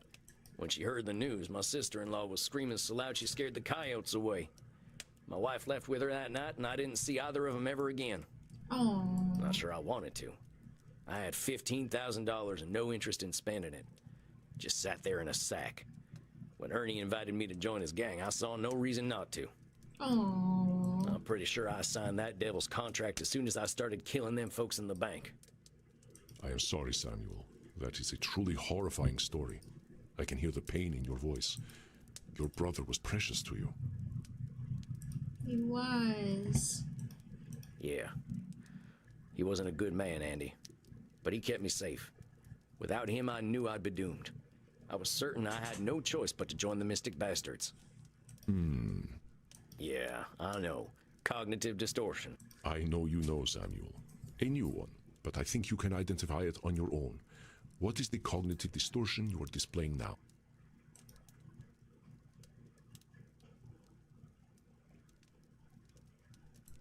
I was so sure I was right to join the Mystic Bastards. Ain't nobody could have convinced me otherwise. Indeed, Samuel. This cognitive distortion is known as being always right. And when you are always right, your choices are limited, even if they lead to doom. Oh. We become so convinced that only we have the appropriate perspective, even in a world of infinite possibilities. One would expect immortals to be immune to this distortion after seeing their beliefs challenged over generations. But we are just as susceptible to being always right. Let's try some examples so you can identify when I am always right. I have the experience of ages. My authority cannot be questioned. Okay, Boomer. Excuse me?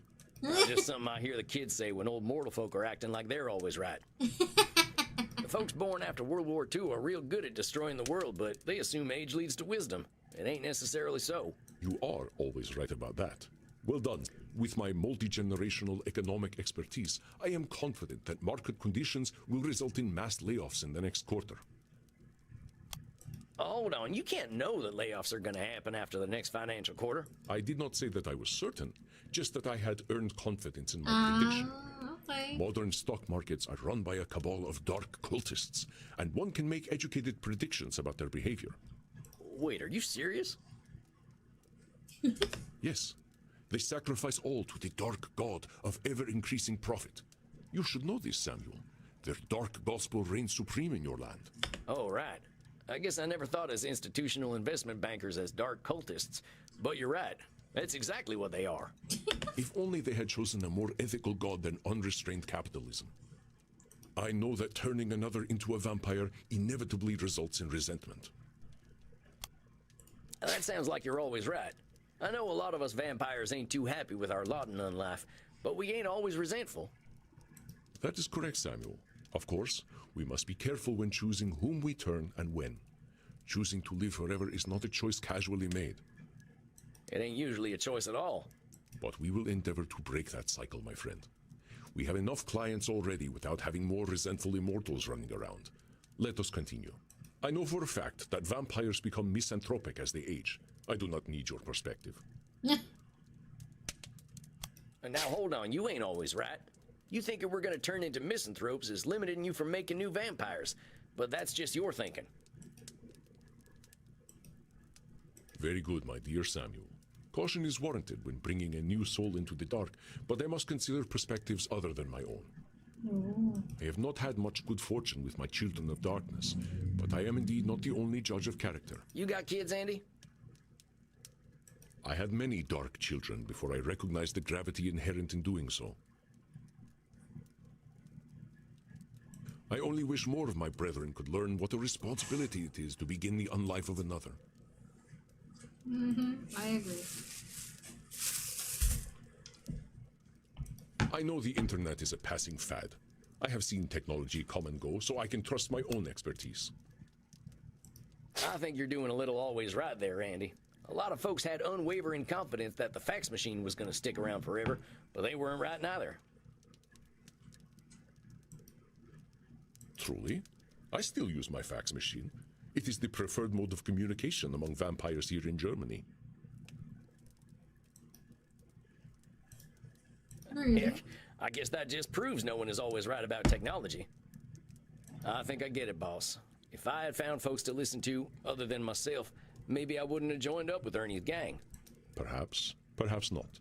You had plenty of reasons for making the choices you made. Reflecting on them is what helps us to grow. Yeah, I'm a lucky fellow all in all. I did some stuff with those vampires that I was pretty sure erased any humanity I had left, but I was wrong. Them transcendentalists I hold up with were ready to help me no matter how nasty I was. And I know I've done a lot of thinking on my own, but I owe them everything. I've done a lot of thinking on my own, but I owe them everything. Is that so, Samuel? Can you point out your own distortion there? Oh no.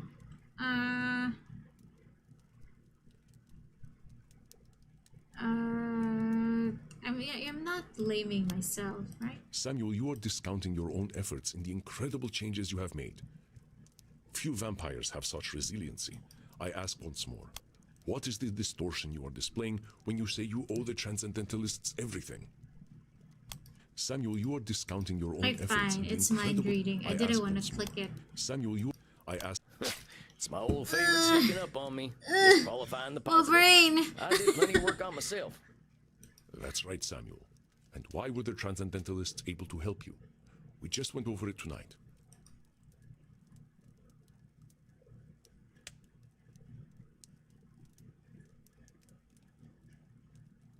I realized I wasn't always right. Excellent, Samuel. Your capacity for self-reflection, and so quickly, is truly inspiring. I almost feel as though my blood is circulating on its own. I don't know what does that mean, Andy Zaddy? Oh, come on, Andy. I'm just a fella. You have earned a reprieve from disqualifying the positive, my friend. Embrace it. I believe we have had a productive session today. Let us not press matters.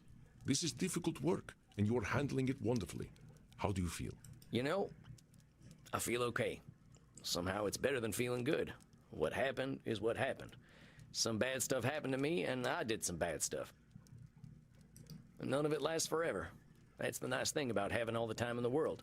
Your trials have made you wise indeed, my dear Samuel. Now rest, my friend. You shall soon share your wisdom with your clients. I wish you a good night. Again? Yeah, I believe it's early coffin time for me tonight. Have a good night, Andy.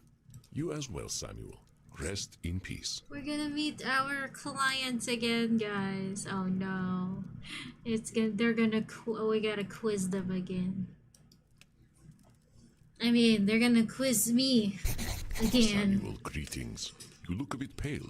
May I offer you something to drink? Later. Let's see. It's been hell of a month. I've got a full caseload of clients. I'm picking up new friends at all. And Andy says I've been doing a great job. I've learned 3 more cognitive distortions tonight, and I think I'm actually getting the hang of this thing. I'm also learning a lot about Crimson. Wait, can we... No. Wait, where was I? There's something special about that lady. I can see why Andy's a fan of her. Seems like she could be doing a lot more than running a bar, but maybe that's me doing some should statements. Oh, I took a little trip to Dresden. Heck of a place. They had the emperor named Augustus the Strong, who spent all of Germany's money on porcelain. Which I could have been his. Wish I could have been his therapist. Oh. Alright. Oh my god, my dog. Maybe this is fine? Yeah, you got any drinker's blood? I know you are joking. You will not dilute your blood before a session. Yeah, I know, you're right. I just don't know who I'm meeting tonight. Is it gonna be Dr. Drain or that Lord Luridus fella? You only met a single individual last time, and you will meet only a single individual this time. Do not let Dr. Drain's avoidance of accountability confuse you. You saw the guy, though. Lord Luridus ain't nothing like Dr. Drain. And why do you think that is, Samuel?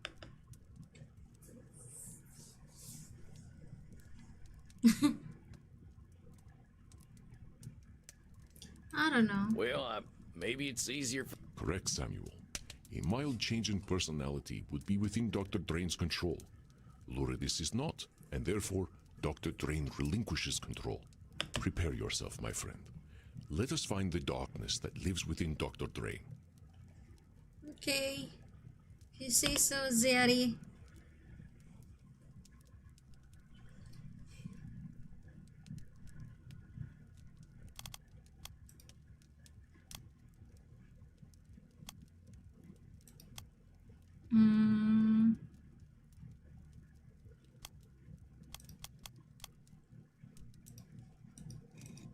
All right, I think I'm as ready as I'll ever be. Do not fear, Samuel. I shall not let Dr. Drain hurt you, no matter what he is calling himself. Do what you do best. I will, I promise. And here he comes, whoever he is today. Doc? Somewhat taciturn today, then? Well, don't be upset with me. I did warn you about that beast. At least now you recognize the urgency in being rid of him. Perhaps now we can stop beating about the bush and actually fix my addiction problem. I'm here to help, but if we're gonna lick this thing, we gotta do it honestly. And that means getting to the root of the problem. I tire of this self-examination process. There must be something efficacious that I can do. Perhaps some sort of aversion therapy. I am willing to do whatever it takes to make that villain just go away. Then you gotta be willing to address the big old elephant in the room. And what is that?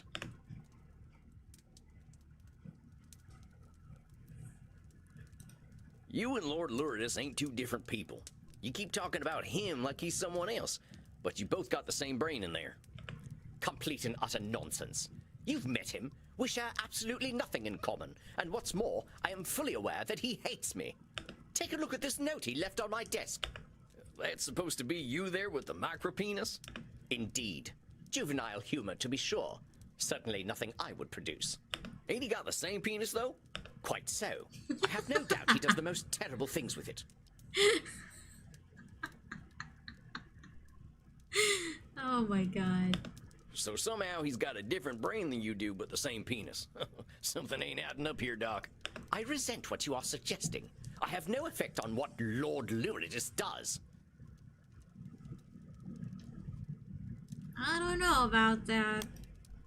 Dr. Drain seems to assign himself no responsibility at all for the actions of Lord Luridus. I resent what you are suggesting. I know you're a pretty responsible fella, but you're giving Lord Luridus more credit than he deserves. What on earth are you talking about? You know that old stereotype mortals like to spread about us where we can't go into a place until we're invited? A ludicrous idea with no basis in scientific truth. Ain't you giving Lord Luridus your permission to come in and do what he does when you take that plasma stuff? I didn't invite him in the first time. I had no idea what I had created. That his presence would become an addiction was not known to me. Dr. Drain, you're a scientist. Your stock and trade is in facts, ain't it? Let's leave thought out of this for now. You gotta be my scientist here and stick to what we know. Very well. Yes. The genesis of Lord Luridus was in the actions and choices I took. Are you quite satisfied? Why is the twink kinda cute? You should meet his other guy. You've been here, Sophie, right? Lord Doc, Ludicrous? we ain't here for my satisfaction. Do you really think that? Well, the fact that I am upset right now certainly lends credence to the idea that you are trying to shame me. Oh god. Was this mind reading?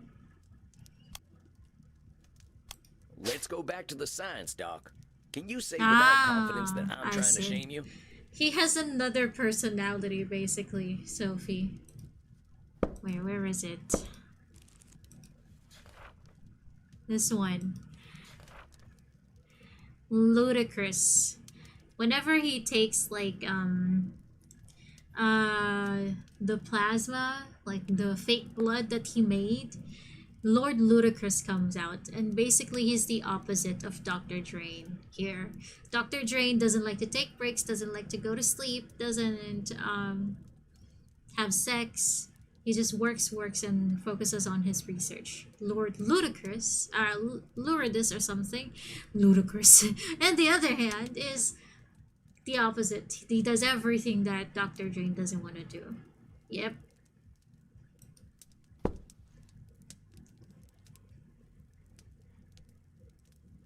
No, I cannot. You can't read my mind, Doc. Or at least far as I know you can't. But if you could, you'd know what'd make me real satisfied is helping you out. I get that you're upset. This is tough stuff to face. But that don't make me a bad guy for talking about it. I'm here to help you face it. Edmund top tier. I won't lie to you, Doc. The people that Lord Luridus has hurt probably would have a bone to pick with you. But I ain't here to punish nobody. That ain't the way to help you.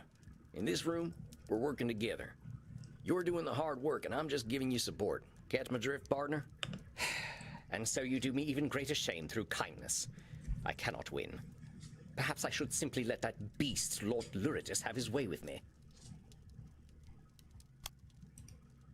For scientists, Dr. Drain can often see the world in extreme terms.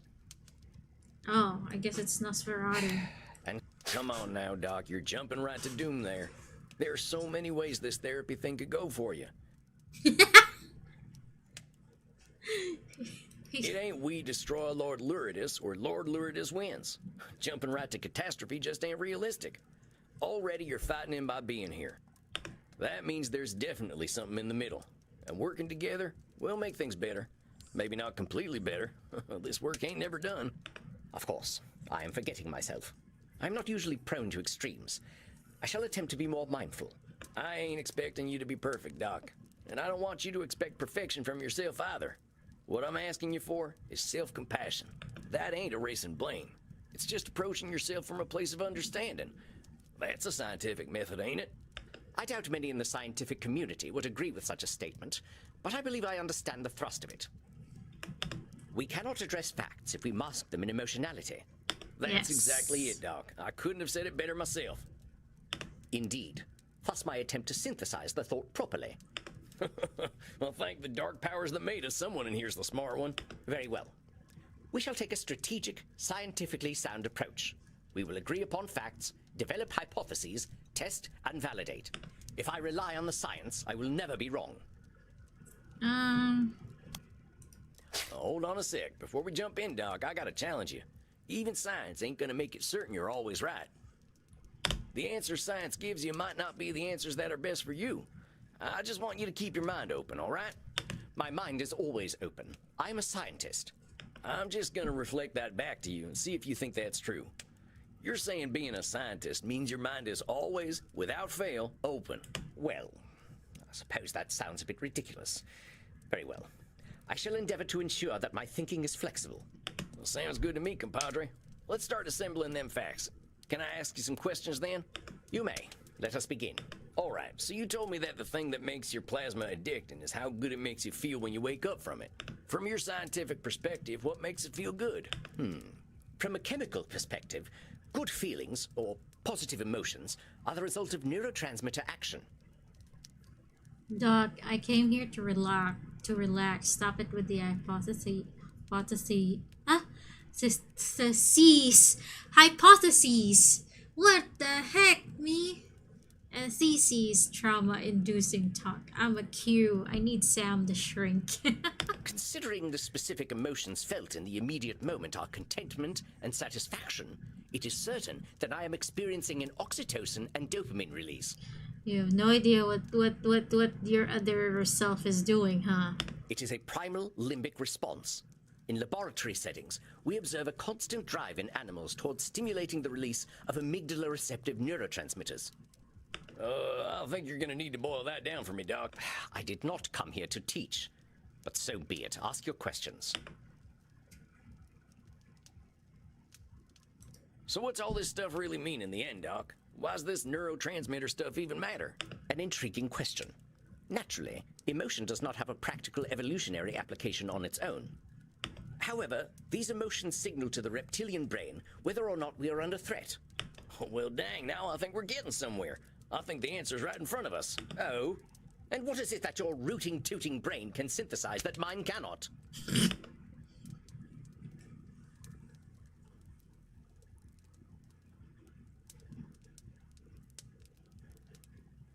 You don't feel safe on your own. Taking that plasma forces you to get that neurotransmitter hit. An intriguing theory. However, evidence stands against it. Like it or not, I am a vampire. The only thing that may threaten me is the sun or a more powerful vampire. I should not be experiencing feelings of mortal danger. I am not immortal. Logically, I should know such a thing is ridiculous. Should. There's them should statements again, Doc. It doesn't matter what logic says. You still got that part of your brain that says it's in danger, and that part doesn't care about logic. An astute point, and an inconvenient one. That we should be saddled with such vestigial, primal concerns is most unfortunate. Can't avoid the fact that we still got them human concerns. At least we don't gotta poop, huh? Oh dear, and you are doing so well. At least I have nothing to fear from you. Unhinged Bruce Banner. It's true, though. We're still animals, partner. We gotta satisfy the animal. Just not through pooping. But we are immortal. Why do we have animal needs, fears, and emotions? What possible use do they have? It is such a disappointing notion, however, to think that we cannot transcend our reptilian brain, even when we are beyond death. We're dealing in facts, though. And I think what we're coming to is that your reptilian brain doesn't feel safe. Which is absolutely ridiculous. But I must admit that it is somehow true. I would love to have this guy as a roommate. He'd probably kill me after asking him one too many questions on a school night. But it's worth it. I see the Huni. I see what you're into. Ugh, what a devastating revelation. Dr. Drain, for all his scientific achievement, is just an emotional little laboratory you should rat have who seen bases all his him. decisions in fear. And the other, his other side, bro. He was ready to jump on Sam anytime. Or kill him. Either way. Doc, I want to go back to one of them things I was telling you about in our first session, and that's self-compassion. Let's say you had some vampire apprentice, a scientist like you, who didn't know nothing like what you know, and said they were down on themselves for all the reasons you are. What would you say to them? Well, I would explain that progress is non-linear. The scientific method, in fact, celebrates failure. That which does not conform to theory still informs theory. Any chance you could put the scientist away and talk to their human side? Well, I suppose I would say that it is fine, that all things are temporary, and the universe does not care to condemn them. So how can we get you to say them things to yourself, Doc? My situation is not the same. I was trained in the age of discovery. I bear the responsibility for that age. But if this project of mine, to create the blood that will sustain the world, is not what I am here for, then what is my purpose? Well, let me ask you. What's the purpose of a gopher? Rodentia geomedy. Rodents endemic to North America, known for their tunneling ability and as agricultural pests. I believe they are the prey of owls, snakes, and coyotes, and are omnivorous themselves, consuming vegetables, insects, and small mammals. I wasn't expecting you to be so thorough. I don't think I knew half that stuff. I have come to learn nearly everything there is to know about mammalian biology as a result of my research. Please get to the point. I think I forgot what it was now. That is not encouraging. Hold on a sec, I think I've got it. Oh my god. Gophers are real cute. He's like a gopher. Well, see, you're kind of like a gopher. Am I now? Pray tell, how am I like a gopher? Well, you live underground, and you're real alert all the time. And that's it. Science, save us. Hold on, I think I remember now. Gophers have a purpose. Driving people crazy, that's what. Used to wreak havoc on the farmland back in Missouri. Absolutely ridiculous. That is not their purpose. I didn't know bugs could do that. Anthropocentrists, not arthropods. Humans. Homo sapiens. I am saying that you have created a purpose for the gopher that the gopher is entirely unaware of. So, who made your purpose, Dr. Drain? Sam is you? Yeah. What? Well, I did, I suppose. So if you made it, you can change it, right? But how can I change my purpose? I have always been a scientist. So that's what I am.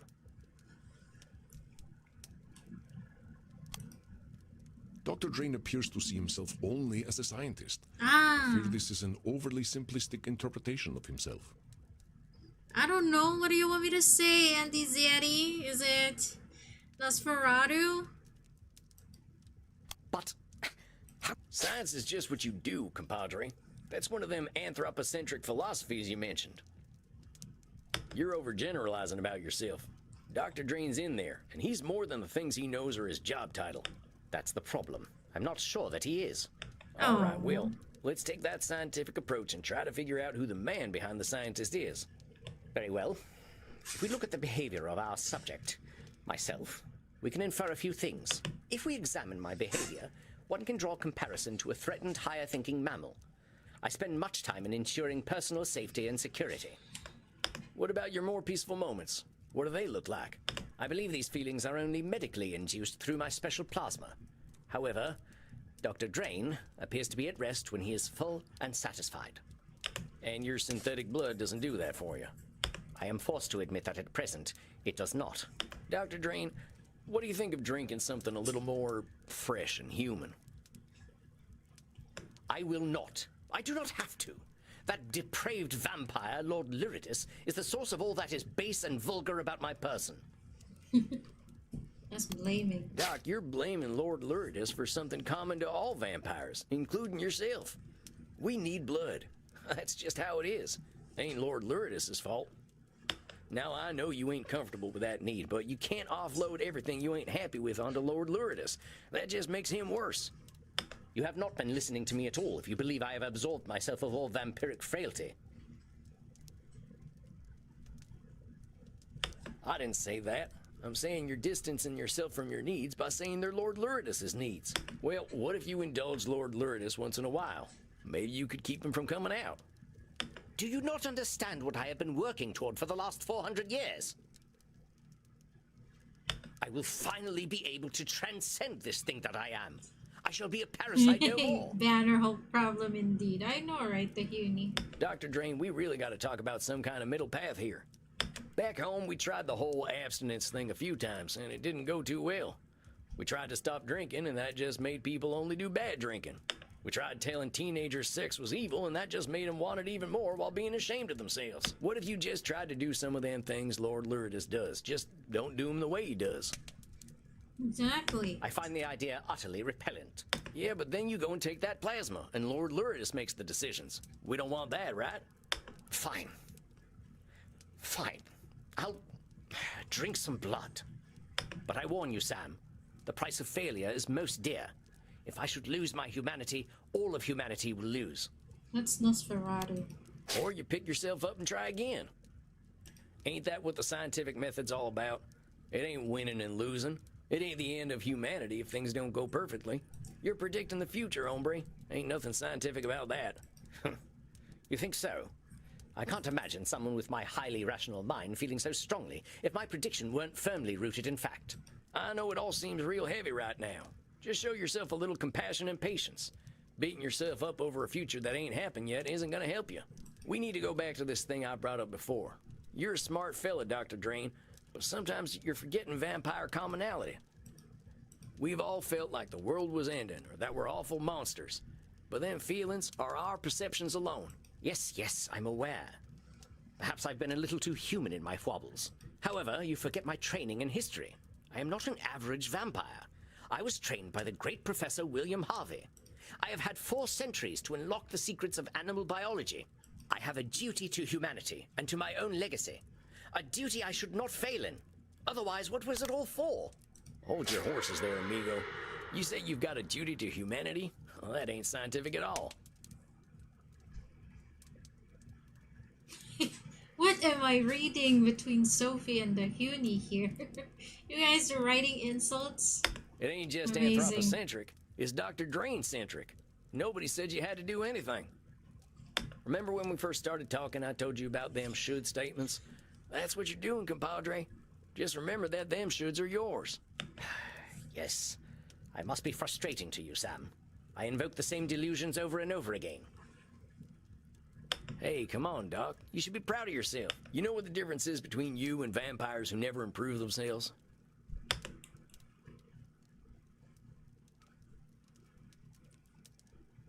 You're here. You've made a commitment to getting your head on straight. And you're getting there, my friend. Already you're making some big changes and investing in yourself. I can see it. So let's cut Dr. Drain a break. How about it, amigo? He doesn't need the weight of the world on him. There's only one thing he should do, and that's have a little understanding and empathy for himself. You get me? Yes, I get you. Very well. I shall try to keep a clear head. I hope you drink blood. And I will arrange to drink some real blood. There's plenty of it in the lab. I shall just liberate some of it. Good man. We'll talk about how it's gone next month, all right? Indeed. Until then, Sam, and thank you for your patience. Oh. I ain't got nothing but time, amigo. You can thank me by being patient with yourself. You can drink your blood any day, Sophie. I see. All the same, you have my thanks. I shall see you in a few weeks then. Farewell. Well done indeed, Samuel. I think we are starting to see a new version of the good doctor in the making. I know, right, the Huni. The first 2 sessions were crazy. I hope you're right, boss. That fella's awful hard on himself. That is normal, my friend. Being a vampire takes a lot of self-acceptance. He is only taking his first steps in discovering this. Yeah, fair enough. It took other people forgiving me for me to forgive myself. And now you pass on this gift of compassion to Dr. Drain. Now, Samuel, the evening is still young. See what the night has to offer downstairs. Oh wait, we gotta lower the volume because they're gonna make it loud. when we That go sounds down. good, Andy. Rest in peace, my friend. Rest in peace, Zaddy.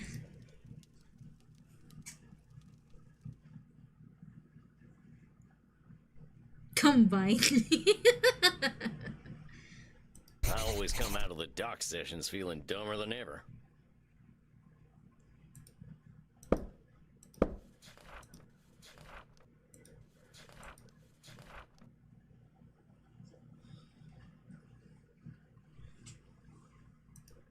I'll check in with Crimson.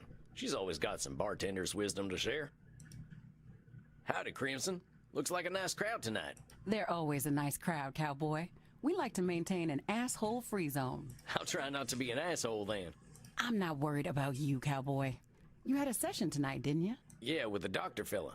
We had a hard talk about what being a vampire means. He's having a hard time coming to terms with it, even after 400 years. I can understand that. I've stopped aging for the last 20 years and don't know how I feel about it yet. How do you think it went with him? It was I think we're actually finally pretty getting well. somewhere, actually. It's funny. A lot of vampires forget they're human, but he keeps forgetting he's a vampire. But just like we can't opt out of being human, we can't opt out of being vampires either. Must have been a hard talk, cowboy. I sometimes wonder what I am. Staying the same age, drinking Andy's blood to live. Don't get me wrong. I like not being dead, but I still feel like I'm living on borrowed time. Is this a good time to ask why you don't just join the dark side? It ain't that bad being dead. I'm just not sure what I'd do with forever, you know? Eternity's a long time. Yeah, I think a lot of us vampires can't answer that question either. And I don't think there's one answer anyway. There you go.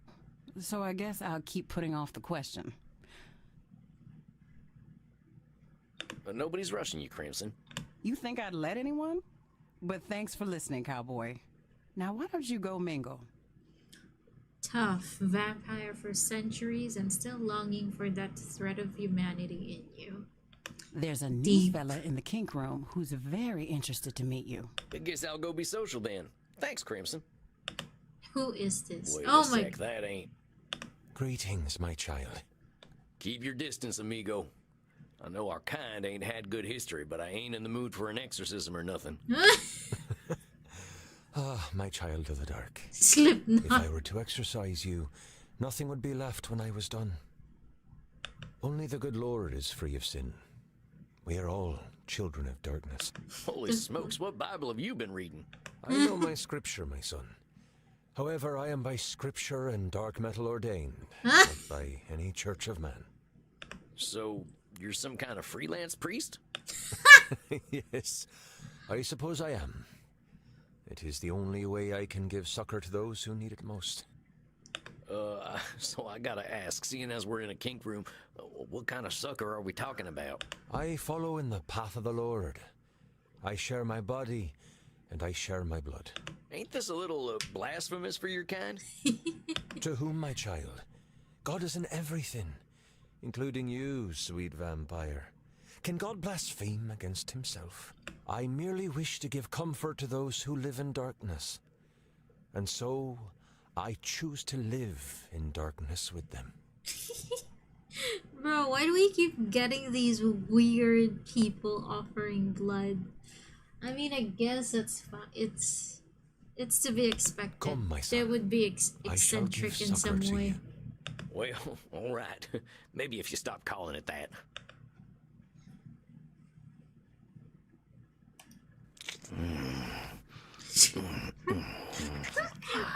Why is it like that?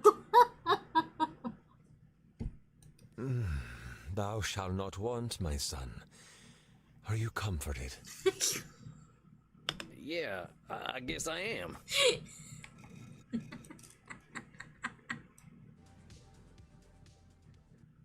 It's too loud. Hey! you know what? We'll just keep it. I know I those don't of want to my get faith have haunted your copyrighted kind. again. Perhaps we fear our own sin, so we seek the sins of others. I seek only the Lord in everything, as do we all, whether we know it or not. You ain't wrong, I suppose. Hey, a little awkward, but what's your name, fella? I am Kieran. It means Kieran. Little Dark One. Well, Kieran, I'm Sam, and I appreciate the blood, but I'm gonna turn in. A little sleepy now. Go with God, my child of the night.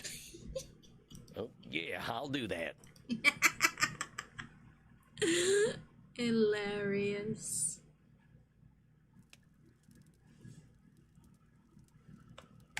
A fine evening to you, Samuel. Are you ready for tonight's session with Signora Teste? There. Hopefully this is okay, because I just don't want it to be like super quiet.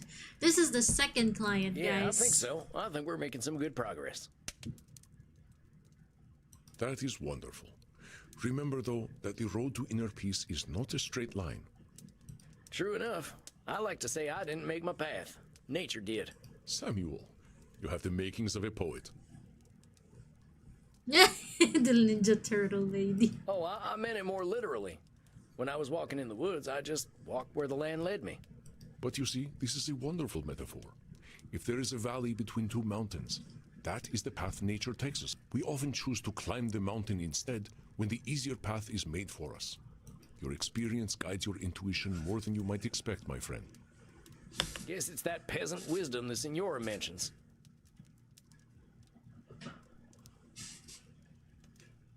Peasant wisdom. Be careful with the labeling, my friend. I didn't mean it in a bad way. I ain't ashamed of being a peasant. I'm just folks, as we like to say. I can see why the Signora has become quite fond of you. Mentored Andy. Are you prepared for your session with her? Yeah, I think with our progress, there might be some other distortions to focus on. Let me think. Oh, okay. Blaming. Mind reading, definitely.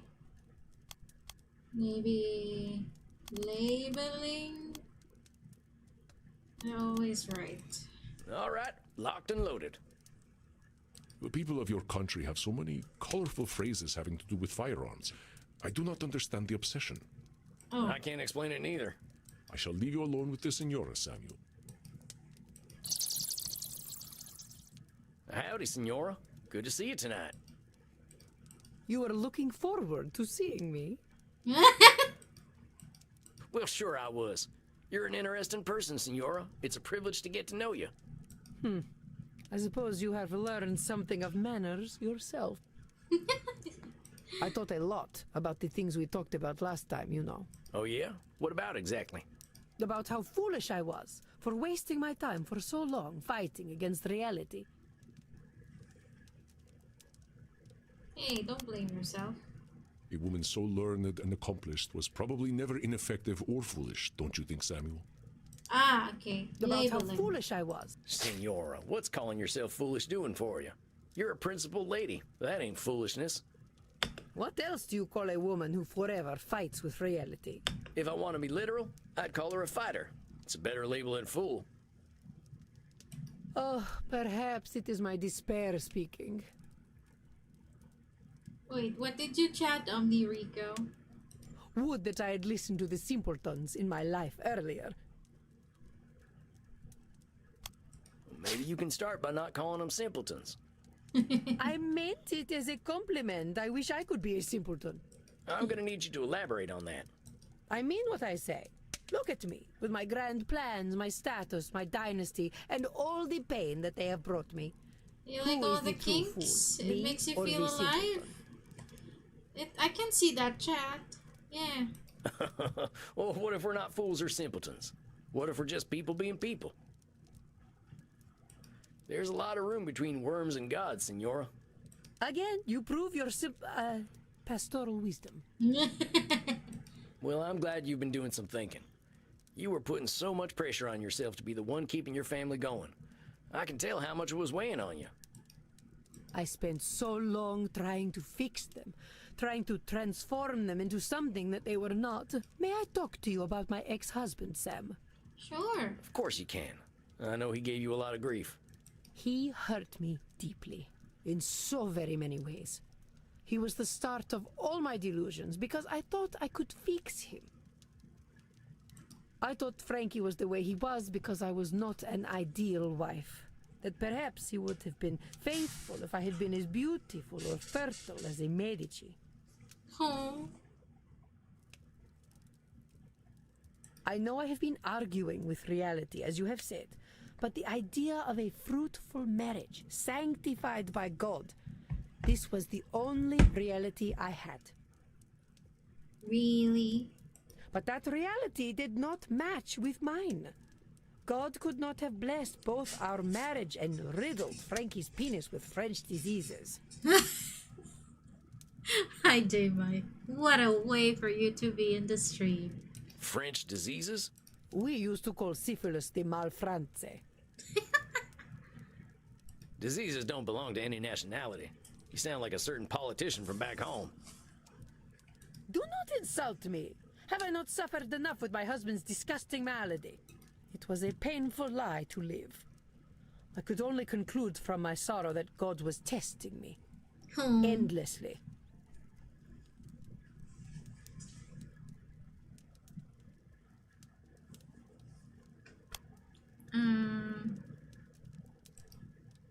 The Senora was seeking a justification for her feelings, and I believe she found one. It was a painful lie to... The Senora was seeking a justification for her feelings, and... It was a painful lie. The Senora was seeking a It was a I want to challenge you on something there. That sounds like a kind of hopeless statement. Like you're doomed to keep being tested on God's terms. I don't know. Perhaps it was hopeless. As you said, Isabella d'Este and Francesco Gonzaga could not change their natures. You're not gonna get anything from there, J-Mai. I don't know what my rig is, to be honest. One day I will find the boxes and type it in a command. What are you looking for exactly? That's true, but here's the thing. Does that mean you were doomed, or were you just doomed on God's terms? I think this just needs a little reframing. I know you were dealt a rough hand, but it doesn't necessarily mean you were being tested. Sometimes we just gotta make do with the hand we got. What I'm suggesting is that then and now, a radical acceptance approach could have helped you. What do you mean? Oh, my mic sounds so good.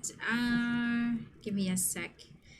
I don't know the name, but I have it in... I ordered it from Lazada. Give me a sec.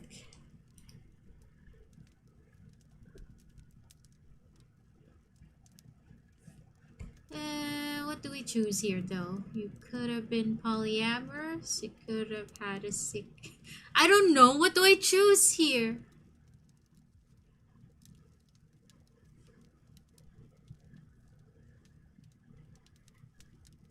And...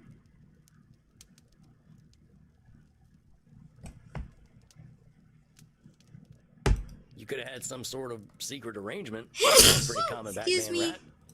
Oh, we did have a secret arrangement. Oh. The arrangement was that he kept secrets from me and I pretended not to know about them. Oh.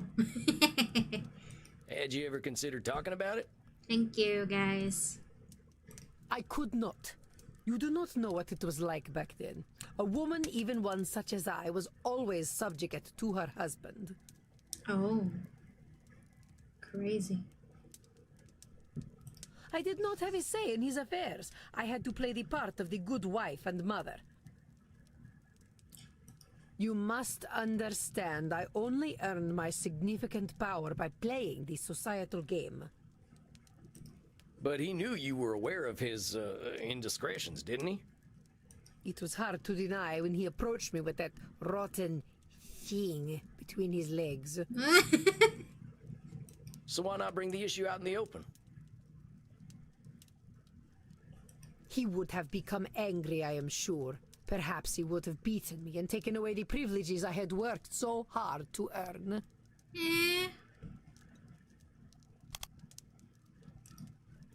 The Signora speaks with certainty, but I hope that certainty did not doom her to an unhappy marriage. He would have become angry, I am sure. The Signora speaks with certainty, but I hope that's... He would have become... The Signora speaks with certainty, but I hope that... don't know. He would have become angry, I am sure. Perhaps... Do you know that for a fact? You couldn't read his mind or tell the future, only make guesses. If he knew that you knew about all of it, even accepted it, maybe you could have had a real conversation about the ways you could both live more honestly. Oh, Sam, you are so naive. You are very sweet, but men are dogs. They understand only food and sex, and they do not care about the providence of either. I know we fellas don't have the best track record in human history, Senora, but if you label us as dogs, you're giving up on us. We've got our occasional good qualities. Maybe we'll act like dogs, whining and snapping when we get scared, but challenging us is important. Oh, it is exhausting, Sam. Yeah, I know. Sorry about that. Point is, Frankie was no fool, right? He could be reasoned with. Well, he was wise enough to let me control Mantua. And he had his clever moments. Oh, I found it. I finally, Hey, champ! I finally found the mic. It's a... Oh, it's not available anymore. But it's called Fantech. I'm gonna type it here so you can see it.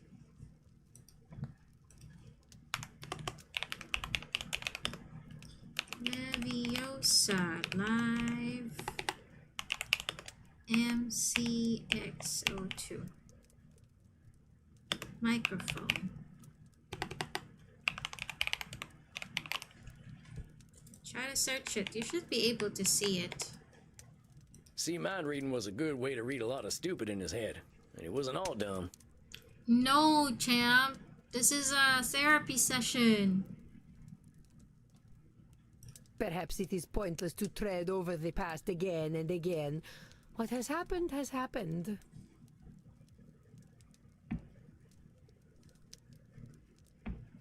It has been nearly 5 centuries. I should not let the past haunt me so. If I am true, Sam, I am still very angry about all the lies I was told. I may be harboring some resentment.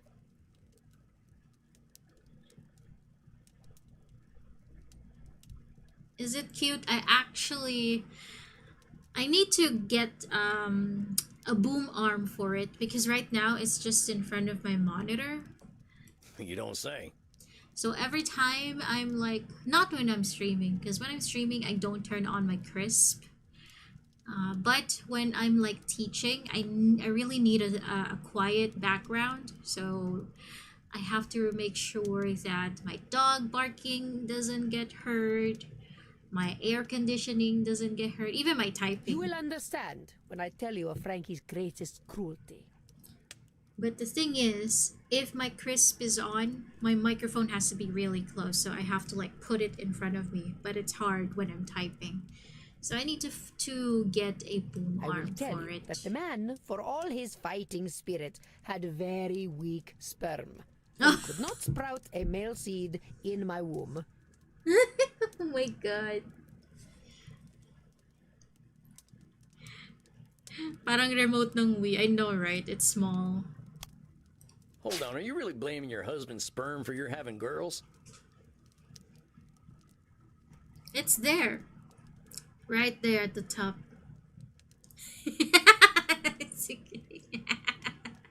Kian stopped lurking from that. Hello. It could not have been my fault. Senora, even I know it's just luck of the draw. I think you know that too.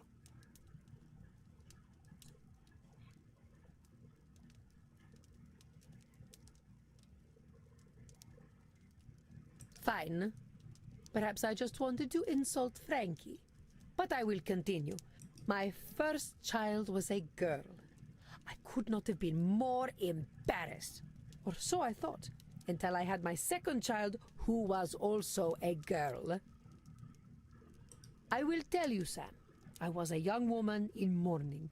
I did not emerge from my chambers for weeks. The next time, finally, I had a boy. My beautiful Federico. He was such a charming child. He would entertain me so with his clownish behavior. Oh my god, she does not like her daughters. May I show you a picture, Sam? Well, sure, let's take a look. Look at him. Isn't he beautiful? He could have been a movie star or a model today, don't you think? Oh, had that problem with my mic too. Tinkered with voice meter banana for a pseudo noise cancellation. Classmates told me that I'm like in a radio booth. Yeah, I don't know how to tinker with it. Well, I kind of do, but I just feel really lazy about it.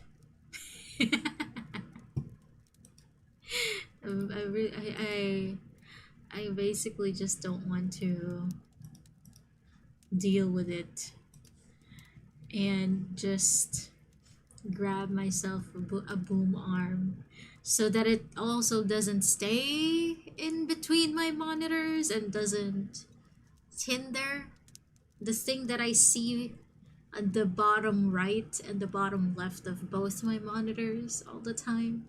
Yeah. Admit it, he is the most handsome boy who ever walked this cursed earth. Champ, what mic is it? It's at the top. I typed it. Here. Hello, Blended.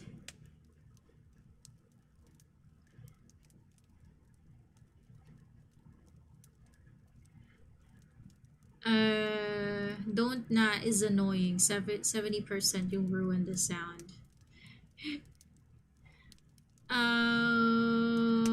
Yeah. I don't want to tinker with it, especially since my crisp is not a like the original. The original. Paano ba sabihin yun? But yeah. Why am I asking you? What do you know of beauty? Anyway, I gave all of myself to him. All my guidance, all my wisdom, and all of my love. Everyone said, "You are doting on him. Give him some air." How dare they tell me my business? I am Isabella d'Este. I know what is right. Senora, I'm sure you knew what was best for your son, but ain't it possible that those people Leviosa. might have been able to help you? It's lonely work when you feel like you can't listen to anyone else. Are you telling me how I should have raised my son? I got a better sense of self-preservation than that, Senora. But you gotta admit, this Nosferatu thinking of being always right is pretty exhausting, ain't it?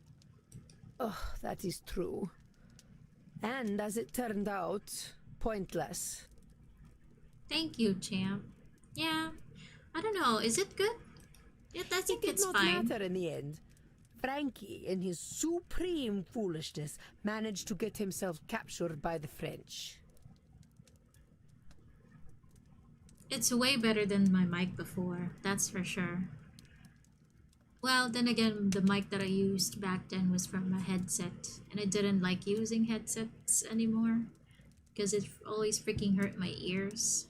He ransomed himself out of prison with something more precious than all the gold in Venezia, more valuable than the Pope's seat. It's just that your voice is low and it should be higher than anything else. You think so? That's just when I'm talking, though, champ. You want me to talk this close to you and like trying to talk to you really intimately? Because maybe I can do that if you really want me to, champ.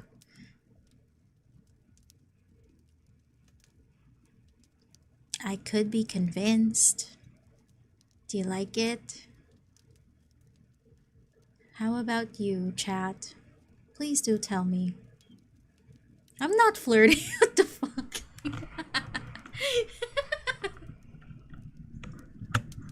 Bro, what do you mean?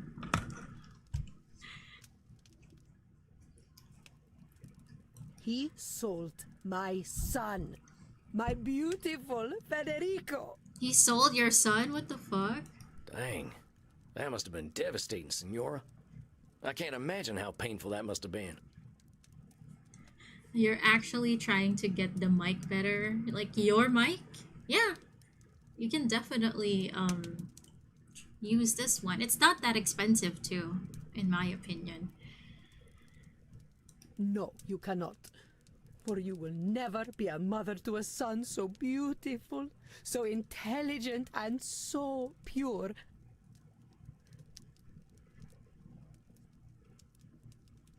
But that was not the end of my pain. It was not enough to take my son away. What happened next? Not content to merely break me, the French, as always, needed to corrupt. Bro, is a Senora is so high up there. One of the extremes. I love it.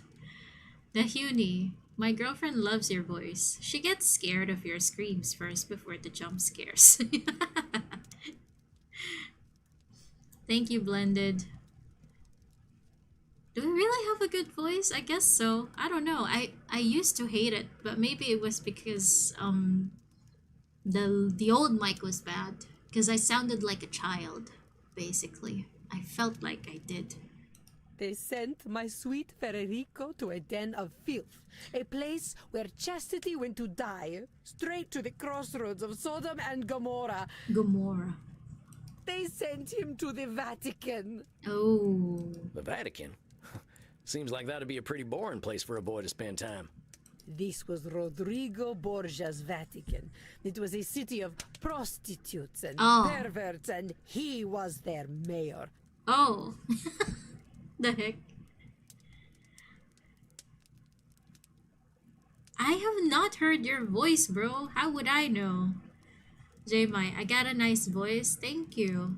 That's why I was actually, if I ever go for like an only friends page, it's not gonna be a picture, feed pictures or videos or anything. It's gonna be my voice.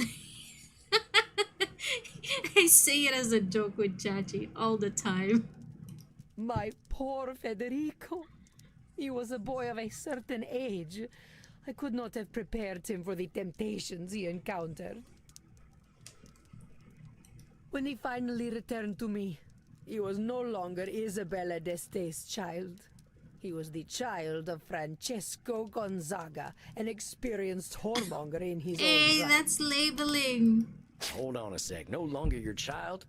You can't think that's true. You raised that boy. Why is and there's no Gomorrah? way he could forget you. Maybe he got up to shenanigans out there in the Vatican, but you're only hurting yourself by erasing your influence on him. Now be honest. Did he lose everything you taught him? I lost my slippers. Why, it's here. No. He still had an appreciation of art, for which he had some taste.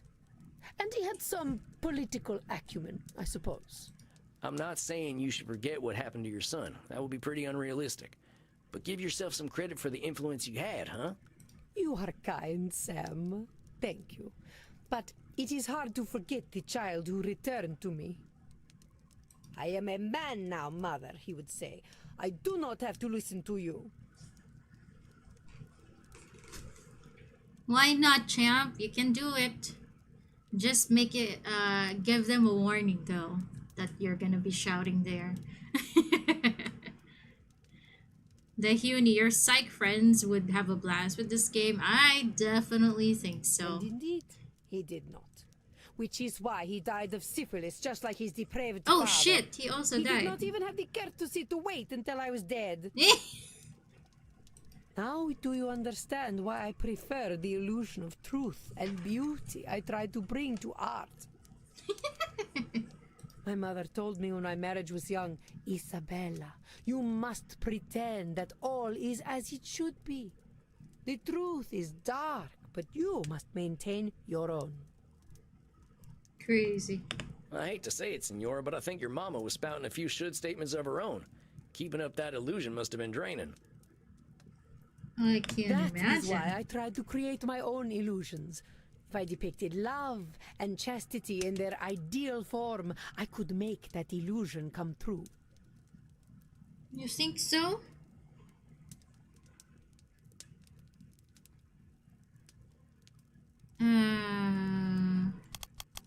Well, Senora, if anyone were strong enough to change the world's morality, it might be you.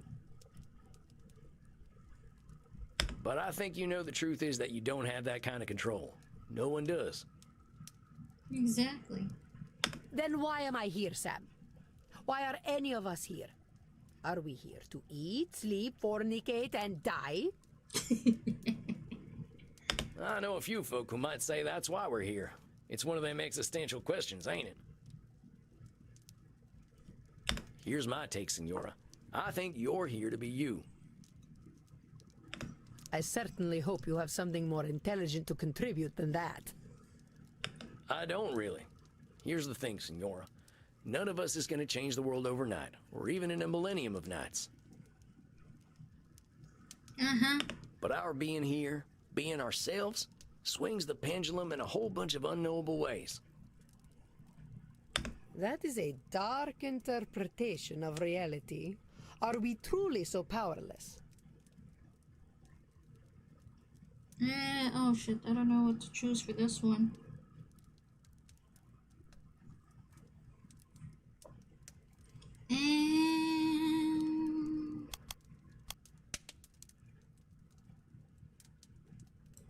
No. Isabella sees imperfection as helplessness. Help her see otherwise, my friend. Oh. That is a dark Isabella sees imperfection. That is a dark interpretation of reality. What I'm saying, Senora, is not that we're powerless. I'm just saying we ain't gonna change the world on our own. The Huni. You can't unsee her arms as raw chicken drumsticks, the color. It's just the sleeves. The Huni. Wait, didn't you hear my voice, Gigi? Nope, I haven't, I think. Not everyone's gonna buy what we're selling, but some people are gonna get it. People are still out there talking about the art you brought to the world. Maybe fellas like me don't know who you are. I bet that nasty pope from your time wasn't your biggest fan. But you can't help but be an influence on people. Just not all people. Ain't that so? I do not know if that is enough for me, Sam. Well, here's what I think we should do, Senora. All them efforts of yours are always facing outward. How about we spend some time on you? There's always... What do you mean? Us, isn't it? I mean, let's work on the things Isabella D'Este likes. Forget about the rest of the world. What are you putting in your art that's for you and not for anyone else? There you go. Is it a little embarrassing? Hush. If you must know. What? It is centaurs. I like centaurs. Hey, I ain't gonna judge. Sometimes I like horses better than people too. Yes, well, they are pleasing to look at. Now, how about this then? Why don't you pick up a brush and paint yourself up a centaur? I have not attempted to paint for centuries. This is just for you, Senora. No expectations. How's that sound? I cannot believe I revealed this thing to you. Why not? It's fine. I'm glad you did. I'm a lucky fella. I get to know an Isabella D'Este no one else knows. And no one else will know, or I will make you suffer. Capiche? Yes, ma'am. You got a deal, Senora. I'm here to be supportive, that's all. You joined movie night? Maybe, yeah, you probably did, but there were no mics I there hope that when for, you come back for next month, movie we'll be night. having a nice conversation about you finding your muse. I turned it off. Yes. Perhaps. Actually, you Very guys well, can. Sam. I do not understand your ways, but I cannot deny you have a certain untamed wisdom. But you can definitely request to speak if you want. I just didn't want to like immediately turn it on for everyone, because if everybody starts talking at the same time, we're not gonna hear each other. I shall attempt to paint a centaur. This is not what I expected from therapy, but I shall do as you suggest. No problem, the I shall see you in 4 weeks then. Arrivederci, Sam. What does arrivederci mean? Oh yeah, see you soon, Senora. Arrivederci. Goodbye. She sounds so dissatisfied with the way Sam said it. Well, well, Samuel, you never cease to impress. Centaurs. I don't think you're supposed to know about that, boss. I am 3,000 years old, my friend. Horse people are somewhere at the very tip of my kinky iceberg. It is already forgotten. Well, the Senora's pretty embarrassed about it, so I'd appreciate it if you kept it to yourself. Senor Deste is wise to put her faith in you, Samuel. I will gently remind you that relationships between therapists and clients are highly discouraged. Andy! Zaddy, I would rather have a relationship with you. Oh, come on, Andy. It ain't like that. Senora Deste is just...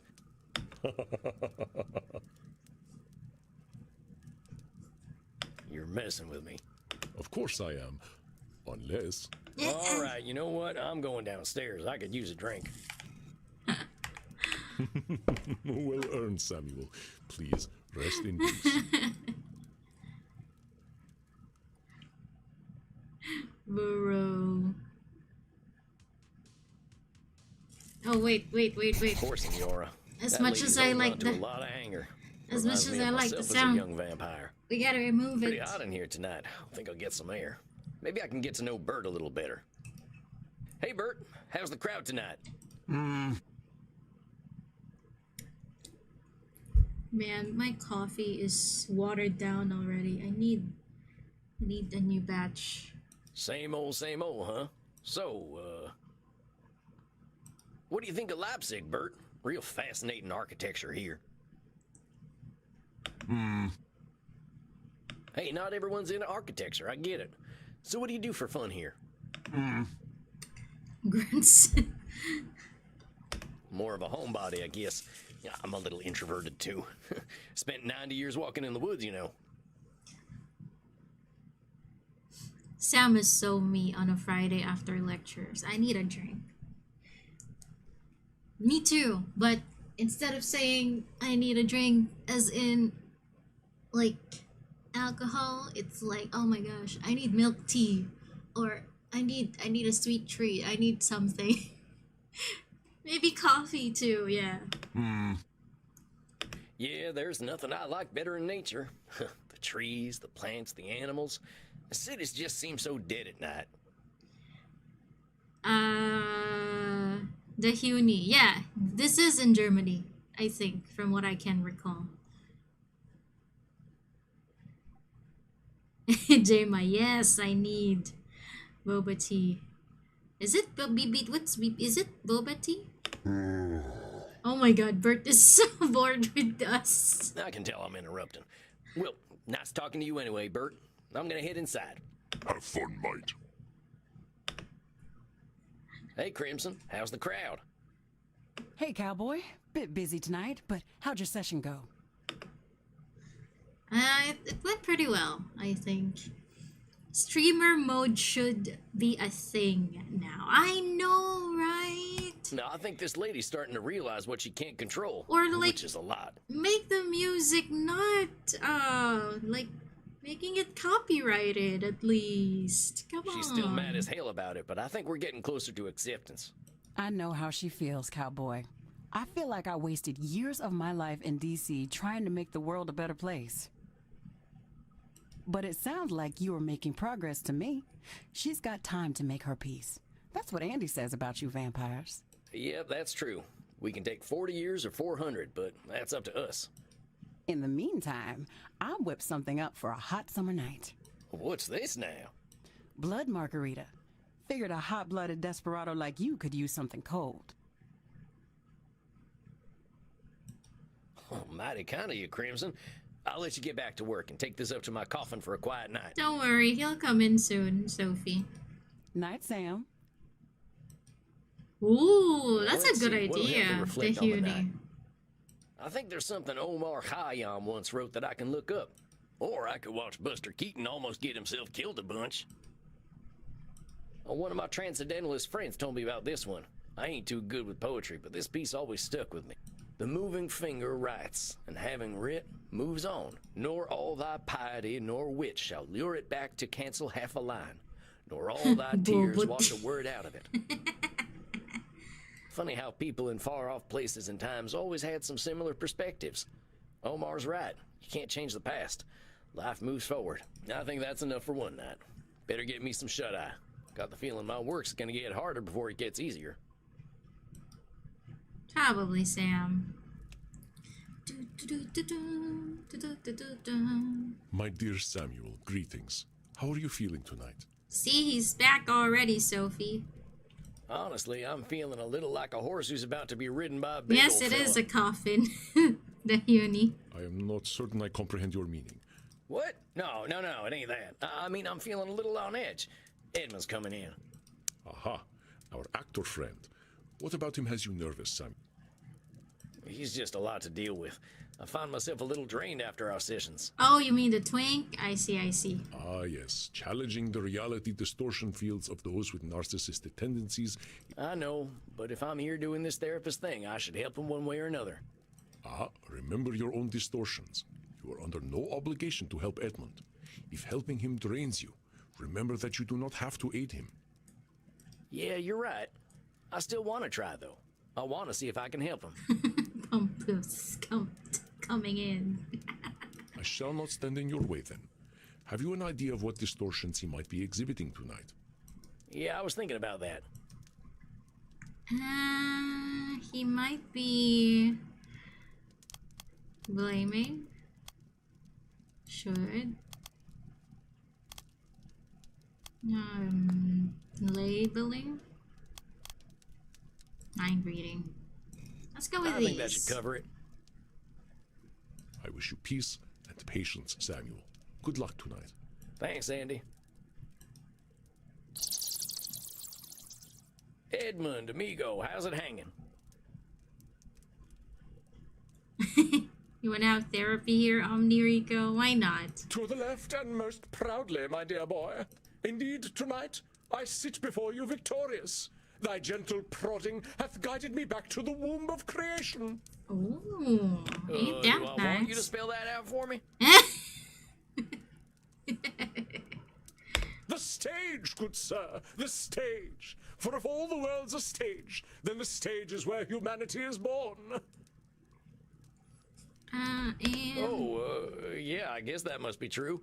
So what are you saying? You nabbed some kind of juicy roll? Ooh. Not just any role. Nay, I have been given the opportunity to once again subvert the audience's expectations. Ooh. Do you mean? Though it was thy tender words that cleared the mists of doubt from my mind and reminded me that I belong to the stage, not to the audience. Mm-hmm. Well, I'm glad to hear that, Eddie. Tell me all about it. What's been going on? Do you remember the advice you gave me when last we met? I do. I told you to film It was yourself like a doing couple some of acting, hours right? ago. How'd that go? Wait. Let me get my food. Okay. I did as you suggested. I set up a camera, and for no one but myself, I became the Dane. Marmaduke? Hamlet, my dear boy, Hamlet. I watched the great Edmund Kean inhabit the bard's greatest role once again, and in him I saw humanity pure, naked, and true. It was akin to pornography. Oh my God. Albeit far more revealing. That Edmund Kean, I told myself, he and only he could produce something so beautiful.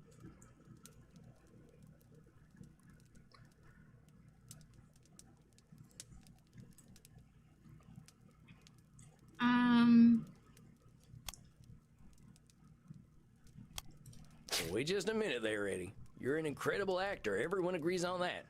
But it's a big world out there, and everyone's got their own experiences. We all got capacity to do incredible things. It's a combination of luck, perseverance, and being in the right place at the right time. You ain't a great actor because you're Edmund Keene. You're a great actor because of the things that made you Edmund Keene. You toy with the fates and flirt with pedantry, my dear boy. It is oft said that an infinite number of monkeys with an infinite number of typewriters and infinite time could produce all the works of Shakespeare, but such a thing is infinitely unlikely. If you will permit me to continue, to watch myself act without an audience was simply rapturous. I'm getting more food. Wait. The food is next to me, guys. Don't worry. You can hear the plastic, though. I am not ashamed to admit that I did weep. I wept for the stage, that I deprived it of my greatness on account of my own misplaced dread. You want to see the pure, true, and naked Omni? We're gonna have to ask permission with Edmund here. I have been a cream-faced loon, a devout coward, and most religious in it. Why should Edmund Keene fear any audience? Edmund's way of describing himself might be causing some strange behavior. I urge you to challenge him. Oh. What do I say then, I have been a Zeri? cream-faced loon, a devout coward, and most religious in it. Why should Edmund Keene fear any audience? What do I say here? Should I do labeling? Whoa, slow down there, Eddie. I don't know what the heck a cream-faced loon might be, but it don't sound too good. Think about the Edmund that showed up here 2 months ago. If I had hurled a bunch of insults at him, would that have motivated him in any way? I suppose not. That lily-livered boy was not ready for the weight of truth. You were wise indeed to treat him gently. You don't know the uni. That's fine. Me too. That boy's you, Eddie. He's still in there, so be nice to him, all right? Exactly. Be compassionate. Easier said than done. Very well. Honeyed words entrap sweeter prey, do they not? You spoke truly. Edmund Keene bared his chest to all the slings and arrows of an unappreciative audience and was somehow surprised when they hit their mark. The Edmund Keene that you see before you is armored in love of the craft that no arrow may penetrate, and so casts aside the cloak of cowardice. To think, I feared mortal directors. I feared the audition and the criticism that would come afterward. I feared the cast list, bereft of Edmund Keene. But to you I give thanks, for can a mortal director know my brilliance? Nay, they're all clay-brained guts and mouldy rogues. Their disrespect for the craft makes fools of them.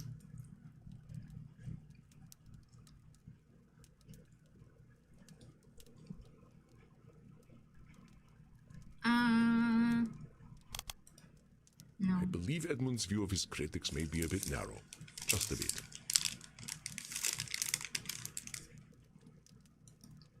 But to you I give thanks, for can a mortal director know my brilliance?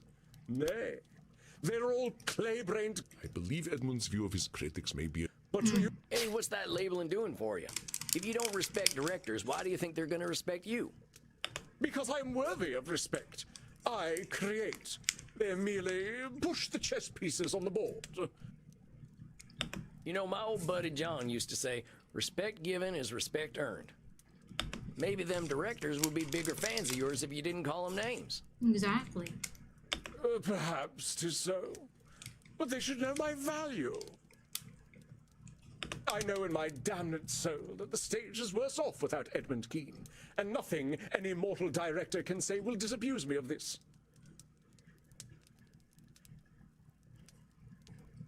Ergo, I did ask myself, Edmund, what is an audition? Is it a trial to overcome? Is a director a god dispensing holy judgment? And I replied, Edmund, do not ask such foolish questions, the answers to which thou knowest well. An audition, my dear boy, is not an opportunity, but an invitation to display the craft before another. So I told myself, why not act, dear boy? And so I did. So you did an audition, all right, that's great. Did you have fun with it? You speak so simply, my friend. Fun does not adequately describe the feeling one has when the muse takes over. It is transcendence, an affirmation of purpose, to condense humanity within oneself, if only for a moment. It is an orgasmic experience. Bro, the orgasmic experience. I see. That sounds intense, Eddie. Having an orgasm in front of someone else is pretty brave. Oh, Sam! Freeing! A true actor hides nothing. What the fuck? What am I reading? Oh, what am I listening to, guys? Hello? I thought it was a joke, but I guess it's not. The director, she told me she had never witnessed such a thing in all her years, few as they were. I am certain that she thought to herself, is this Dionysus reborn? Why have the fates graced mine eyes with such depth of the human spirit? So, how do you know she was thinking that, Eddie? A director's usually just thinking about how they can put on a good show, right?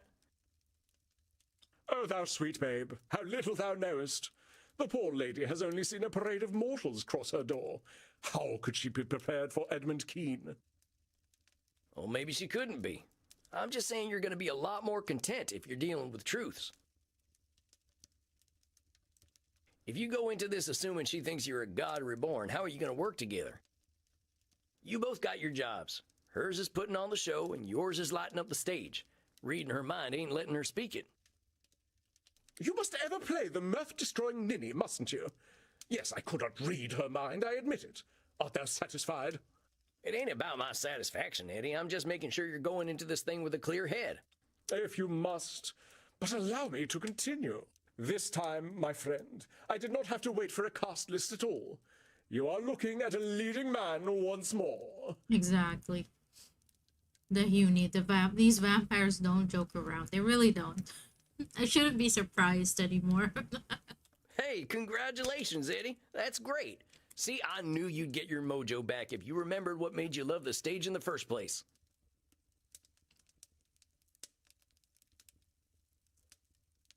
Hey, Kaz. For this, I am eternally grateful, and indeed, I do have an eternity to be grateful. Now I can already hear the calls resounding through the theater. Keen, Keen, Keen, give us Keen! You may want to pick a different name. Nonsense! They will say Edmund Kean has returned, and be none the wiser as to the accuracy of their statement. So what's the big role, Eddie? We get to the meat of it, unto the very sinew at last. They say that every story is a circle, that we return whence we came. So 'twas tragedy that made me, tragedy that formed me, tragedy that raised me to glory, and tragedy that shall do so once more. I shall play the part of Piero. Piero, the clown who cried. Piero, the mask of the tragedy that is life. I ain't familiar. I believe you are, though you know a far inferior version, the one made famous by that ludicrous creature, Grimaldi. Grimaldi who? Splud, my dear boy. Do you know nothing of late 18th century English theatre? Nope. They must have skipped that subject in frontier school. Grimaldi was the other influential actor in London. But whereas I drew out the soul and laid it bare on stage, Grimaldi, in comparison, was a clown, a jester, a funny man. A funny man. Now, hold on there, Eddie. People have written plenty about what a great actor you are. Giving another actor nasty labels don't look good on you.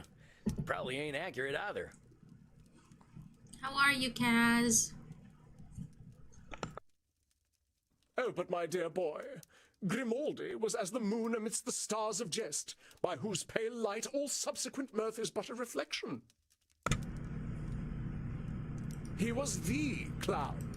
So as you see, I cannot label one already so anointed.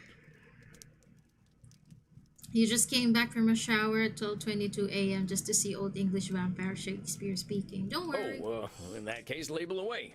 Medi is going to be next. I like her too. Grimaldi was an artist, like myself.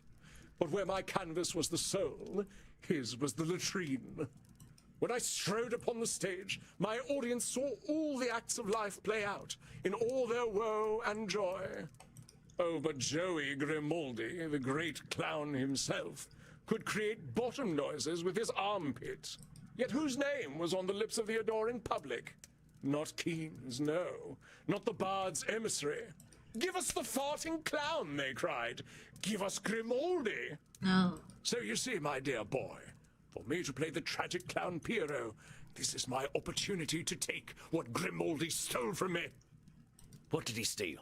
He stole my audience. Eddie, from what you've told me, I don't think you and this Grimaldi fella had the same audience. I don't think anyone showing up for a farting clown show and getting Edmund Keene is going to be too happy, and it'd have nothing to do with you. But if Grimaldi had not peddled his base filth, my audience would not have waned when it did. They would have been mine.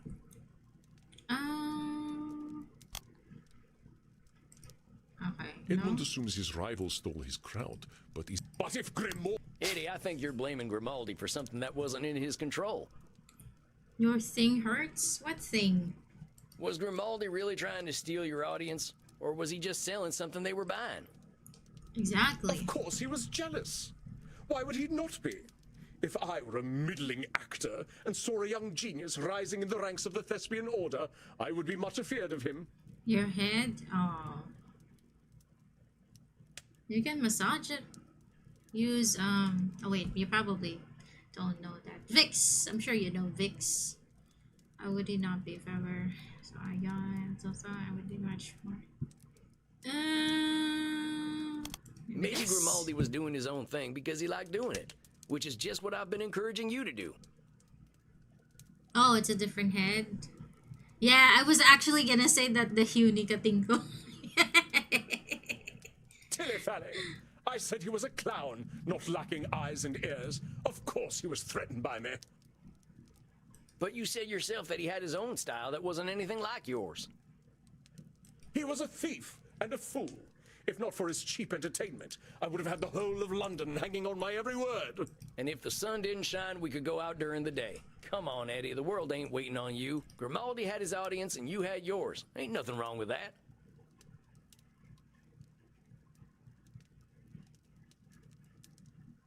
Leslie Jones, you apply Vicks rub under your eyes just to make yourself cry sometimes? What? Perhaps. Though I whip bitter tears to think the people so base. And I weep for Hi, myself, my dear Sinky, boy. come back.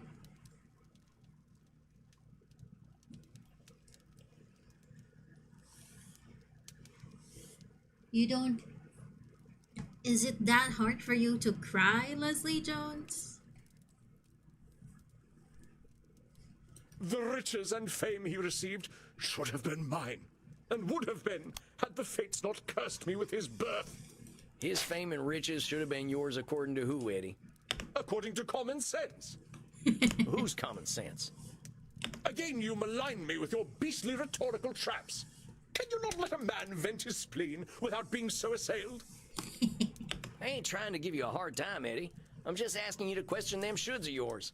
Maybe you wouldn't need to vent that spleen so much. The point I'm trying to make is that making things about Grimaldi versus Keene ain't doing you any favors. There is some truth in your words. Why should I lower myself to his level? I am no flatulent jester. I am Edmund Keene. And mark my words, my boy. I shall cast Joseph Grimaldi from the Thespian Order. When I play Piero the Clown, Wikipedia shall forget all about that fool. Now Edmund believes he can change humanity's interpretation of history. This is a... And mark my words, my boy. I shall now... I don't know believes what he to can change choose. humanity's interpretation of history. This is a bit of a lofty goal. And mark my words, my boy. I shall... Just a sec there, Eddie. If Grimaldi is just a fool, you ain't taking his influence seriously.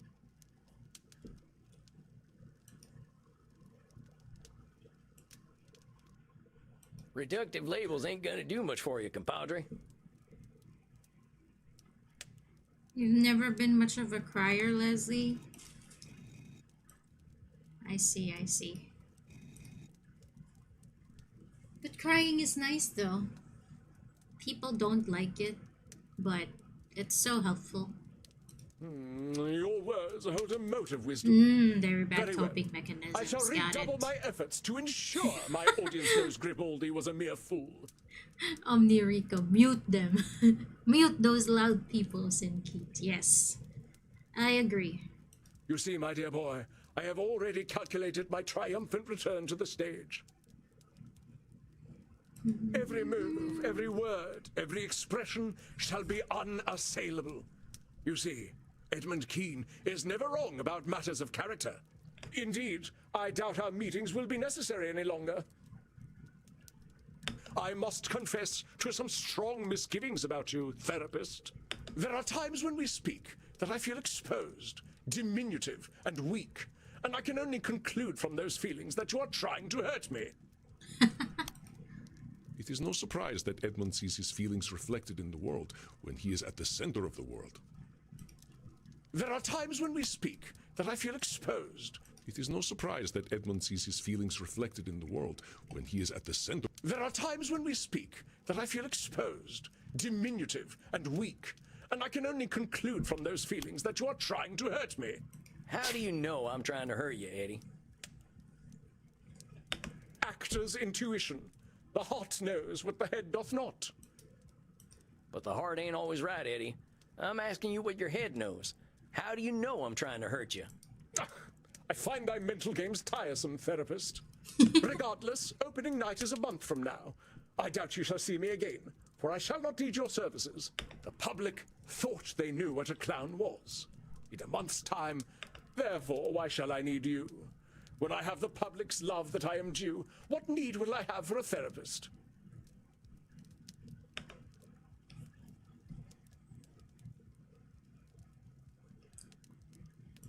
You might need me for emotional support going into your next big role. Oh, come now. I am now reconnected with my muse. I have all the support I need from him. I don't think you've told me about them yet. Who's your muse, Eddie? Why, it is I, of course. I should have guessed. Do you have any final words of wisdom for me then, dear boy? Theatre has lost its popularity because of my absence. When the public takes notice of Edmund Keene once again, how might I prepare myself? I just want to remind you, Eddie, that even if you give the greatest performance of all time, people ain't waiting for you. The Huey. This motherfucker. Yep, I dreamed of being a therapist once, but now... Think about how you felt when you were acting for yourself and not for the audience. Your most important audience member is you, compadre. I'm sorry. I was getting my lip balm from my bag.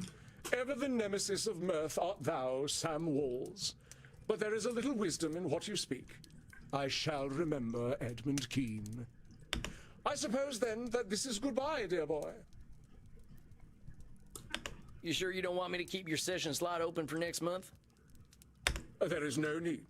As you are so eager to help others, please do so, and worry not for Edmund Keene. Okay, if you say so. Tell you what, I'll keep it open just this once. I'll take the night off if you don't show up. Sound good?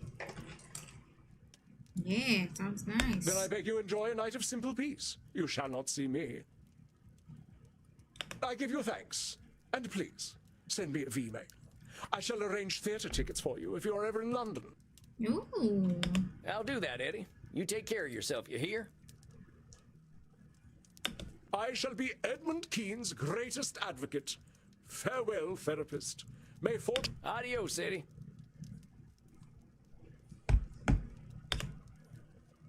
Well, Samuel, it seems you are down one client. Yeah, I guess so. If he thinks he doesn't need me, I guess I'm doing something right. You are unsure. I don't know, Andy. I think that fella's got some more work to do, but he ain't ready to do it yet. I believe you are correct, Samuel. I did warn you that this was likely to happen with our dear Edmund Keene. Do not consider it a failure of yours. Remember that we are all on our own journeys, and some of us need a little extra time to reach the next stage of that journey. Exactly. Or in my case, a few thousand years. We cannot control the mind of any other. Yeah, I suppose that's the way it's gotta be. Go downstairs and have a drink to fate's whimsical turns. It is that which we cannot control that makes the world so rich and interesting.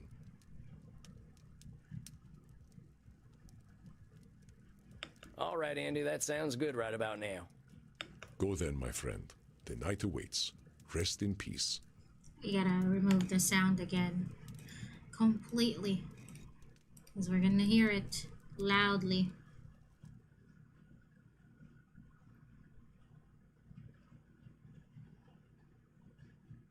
Well, that was a weird one. I guess it always is with Edmund. Half the time I can't make heads or tails of what that feller's saying. I'll go check in with Crimson and see if she's got any of her wisdom to share. How we doing tonight, Crimson? The drinks are flowing and the blood's pumping. Can't ask for more than that. How are you, Sam? Well, I had my first client graduate. They quit therapy today. Congratulations, cowboy. Helped a vampire see the light, huh? How do you feel about it? And I swear this fella's just doubling down on the stuff that's making him unbalanced. He thinks he's gonna make the whole world admire him. I'm afraid he ain't nearly born enough for mass appeal. Sorry to hear it, Sam. I'm sure he must have gotten something out of talking to you, though. Are you Well, sure even if about not that? everyone loves what he's doing, at least he's doing what he loves. Hey, I'd call that a win, cowboy. Not everyone gets to do what they love. Graduated or flunked. Sounds like you got some feelings about that. All right, I'm gonna let you in on a big, dark secret. Maybe even darker than the fact that I drink blood. Really? What is it? I'll hold it with high honor, Crimson. I liked being a lawyer. Ooh. Oh, you're right. That is dark. Oh, shut up. I was good, Sam. I fought the good fight, and I knew case law like the back of my hand. The law just moved too slowly for me in the end, and getting cancer made it seem meaningless. Oh. Now, I love this place, and I love Andy, but I know I wasn't born to bartend. Oh. Couldn't you practice law in Germany? You try learning German and tell me how it goes, Desperado. Oh, come on, it ain't that hard. I've picked up some German already. Ich spreche Deutsch good.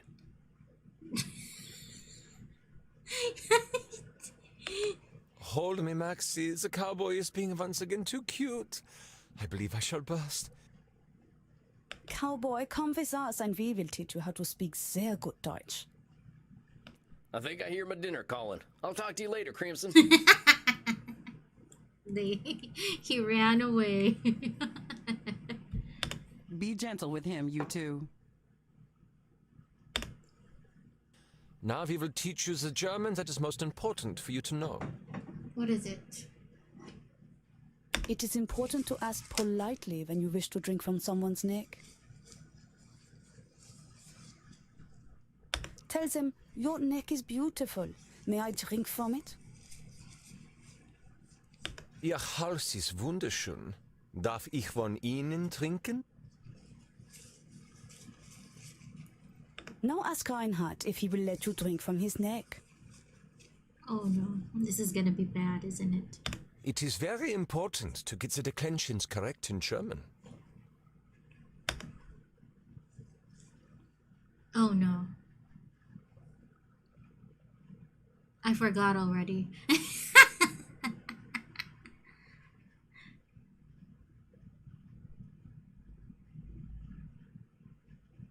Do you guys remember which one?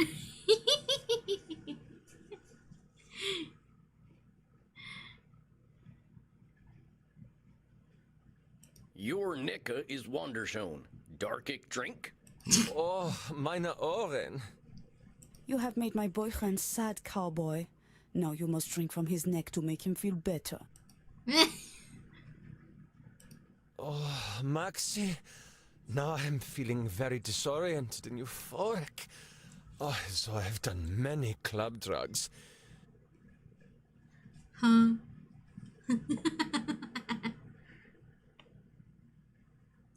I will take you home, Knutkugel.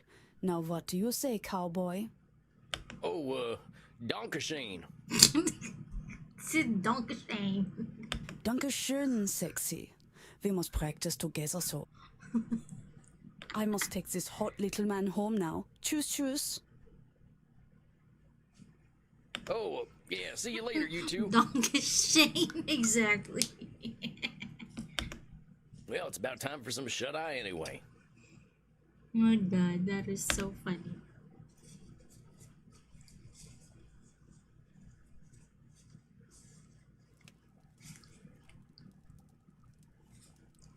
Good evening, Samuel. I believe you are seeing your elder vampire tonight. No. I'm sorry. There. Hopefully there's a little bit of sound.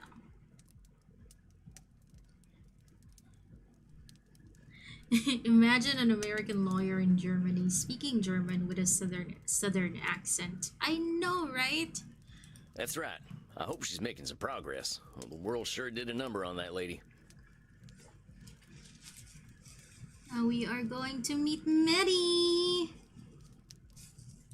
I am hopeful. One does not live so long without being very resilient. She's one of my favorites. I have had a number of near-final death incidents myself, and I had been trained to fight since childhood. That's true. She's clearly got a few tricks up her sleeve. I don't even know how she plays them 3D video games. Based on her last session, you probably have some idea of her current concerns. Would you like to prepare your distortions? Sure. Yeah, I guess I better do that. Now, let's see. Control fallacy.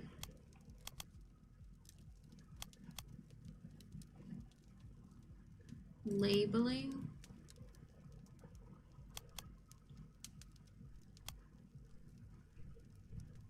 Mind reading. She does that a lot, I think. And what else?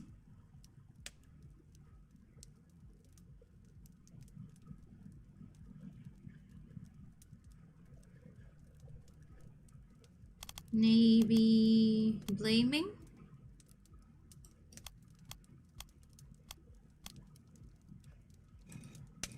All right, I think I've got what I need.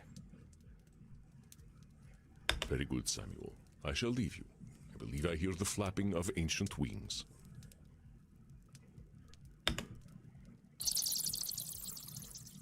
Greetings, my most favorite mouse. Good to see you, matey. Oh, it's been ever so tiring. My glitch channel hit 100 million followers, and they are all very hungry for content. Always hungry for content. What do you mean by content? Is it like Content. making a TV show? Oh, no, silly mouse. Do you know how we're hungry for blood all the time? Mortals are like that too, but for content. It means constantly putting up new things on the internet. If they don't get content, they get frightfully bored. I can see why that'd be exhausting. It's alright, silly cowboy. It can be very nice. They're always very excited to see me. And they give me ever so much money. I don't know what to do with it all. Well, sounds to me like you can afford to take a break, huh? Did you take that day off like you promised? I did. I didn't like it very much. Why? I'm sorry to hear that, Maddie. What was bad about it? It was very quiet. It was just me, alone, with no one to talk to but the voices in my head. And those voices are very unkind. What do they say? They say, Maddie, you're being a very naughty vampire. You should respond to your zealots. You should be planning your content. How can you have enough money until you don't know how to do anything with it? How? You gotta live for 1,800 years and be able to find out something that you can skillfully do. Like here with Medi.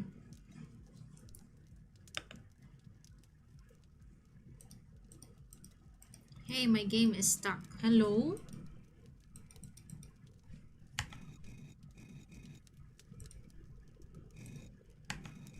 I'm gonna save it. Turn. No.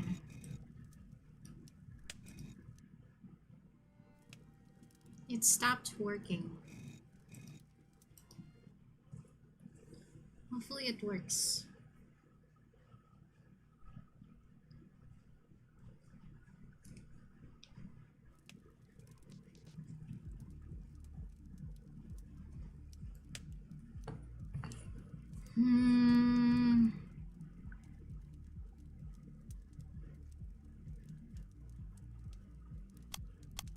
You ain't a naughty vampire, Maddie.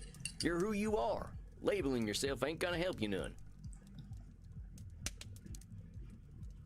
You call yourself names and you're just gonna build up fear of being a naughty vampire, whatever the heck that is. It's for my own good, sweet mouseling.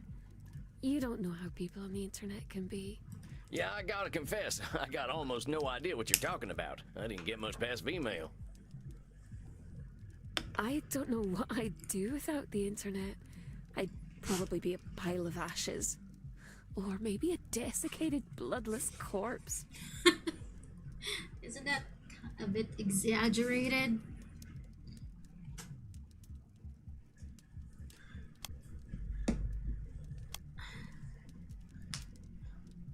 What do we do with this one?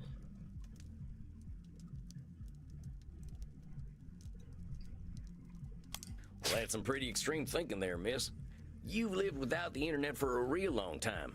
I don't know why you'd turn into a desiccated corpse without it. Exactly. I suppose I could live without it for a little while. But, you know, I don't belong here in this world, right, little mouse? What do you mean? No, I don't know that. That's that extreme thinking again. There ain't no such thing as belonging perfectly, and there's a lot of space between thriving and being dead. Mm-hmm. I mean, look at us. We're both alive and dead, so I think we do a pretty good job of proving extremes not to be true. Yes. I suppose you must be right. We're very bad at staying still like proper dead people. I gotta ask, how'd you get so good at all this internet stuff anyway? I can't keep up with all this modern technology. Well, back in the before times, I didn't need the internet very much. I used to live in the wilds where no one knew to look for me. If any silly mortals came to visit me, I would eat them. And if no one came to visit, I could go hunting for them on my own. But now there aren't any wilds. Now there are motorways and nasty machines. Now there are suburbs and shopping centers. So what did you do when the wilds went away? I moved into the city, but I never liked it very much. People were very upset at me for being able to come out only at night. Oh. They started to whisper that I was a witch. I know what mortals like to do to witches. Pop goes the eyeball. Oh, right, yeah. Funny. So, how'd you manage? Medi is definitely using humor as a coping mechanism for her trauma. You want to be immortal, Omni? Why not? Well, I found out I could get mortals to do things for me. In exchange for a peek at my naughty bits, and for their miserable little insect lives, they would clean up after all my messes. You should try to get some sleep, champ. Realized that mortals only ever wanted one of two things from me. To kill me, or to do sexual things with me. As long as they think they can have a chance of sexual things, I can control them. She's a mentor. Only vamps, exactly. I think you're shooting fish in a real small barrel there, miss. You're judging mortals based on your experience, but there are about 8 billion of them out there. There are mortals who hate killing and hate sex, or don't even care about either of those things. Some of them just want to watch TV and they're happy with that. Uh-huh. Those are even more disgusting, because they are cowards and liars. Most of my best friends over the last millennia have been insects. Do you know why, little mouse? Oh, why don't you tell me? Insects never lie. They kill, they eat, and they make babies. Sometimes they eat their babies. They don't pretend to be intelligent and chivalrous. They just are. They never surprise me. That's why I don't let mortals surprise me either. If they were honest, they would eat their babies too. Well, that conversation took a kind of dark turn, but I think I get what you mean about not letting mortals surprise you. You're protecting yourself, and that's a sensible thing to do. That being said, you seem pretty convinced that danger is a sure thing. That's right. If I let myself feel safe, that's when they'll come for me. Well, my devoted little perverts were very helpful, but they had a very nasty habit of getting caught disposing of bodies. Policemen would shoot them into little bloody giblets. I don't like policemen very much. I love how vampires have human/mortal stereotypes. I know, right? I haven't had a good track record with lawmen either. That's why I don't use them as my helpers. I can't trust them not to take their guns out and go, pow, pow, blam, blam, blam, blam, blam, blam, blam. Ugh, oh, I'm dying. My guts are falling out. Oh, why, policemen? Why?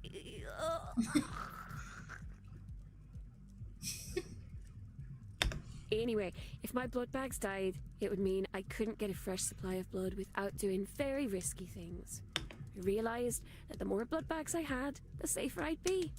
That's why when I found out about the internet, I knew I had to get online.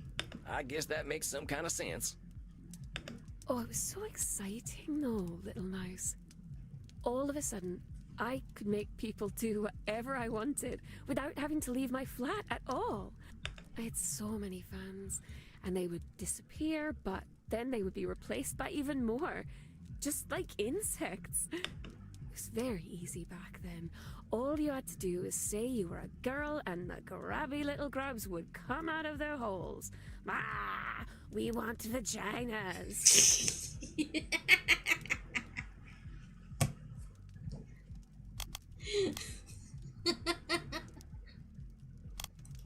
So I ain't exactly gonna defend how menfolk act on the internet, but going back to what we were saying before.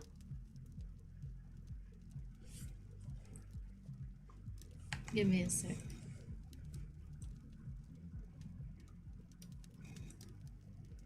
Using these funny labels of yours probably makes it easier to fall into the overgeneralization trap. If you label people on the internet grabby grubs, well, that's all you're gonna find. Know what I mean? Sometimes I think maybe you're a fun vampire. You take all the fun and go,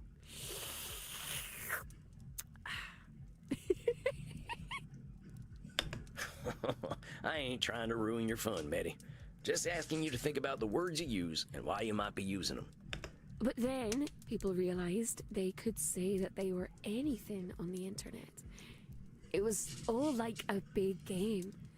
And what do you suppose I said I was, little mouse?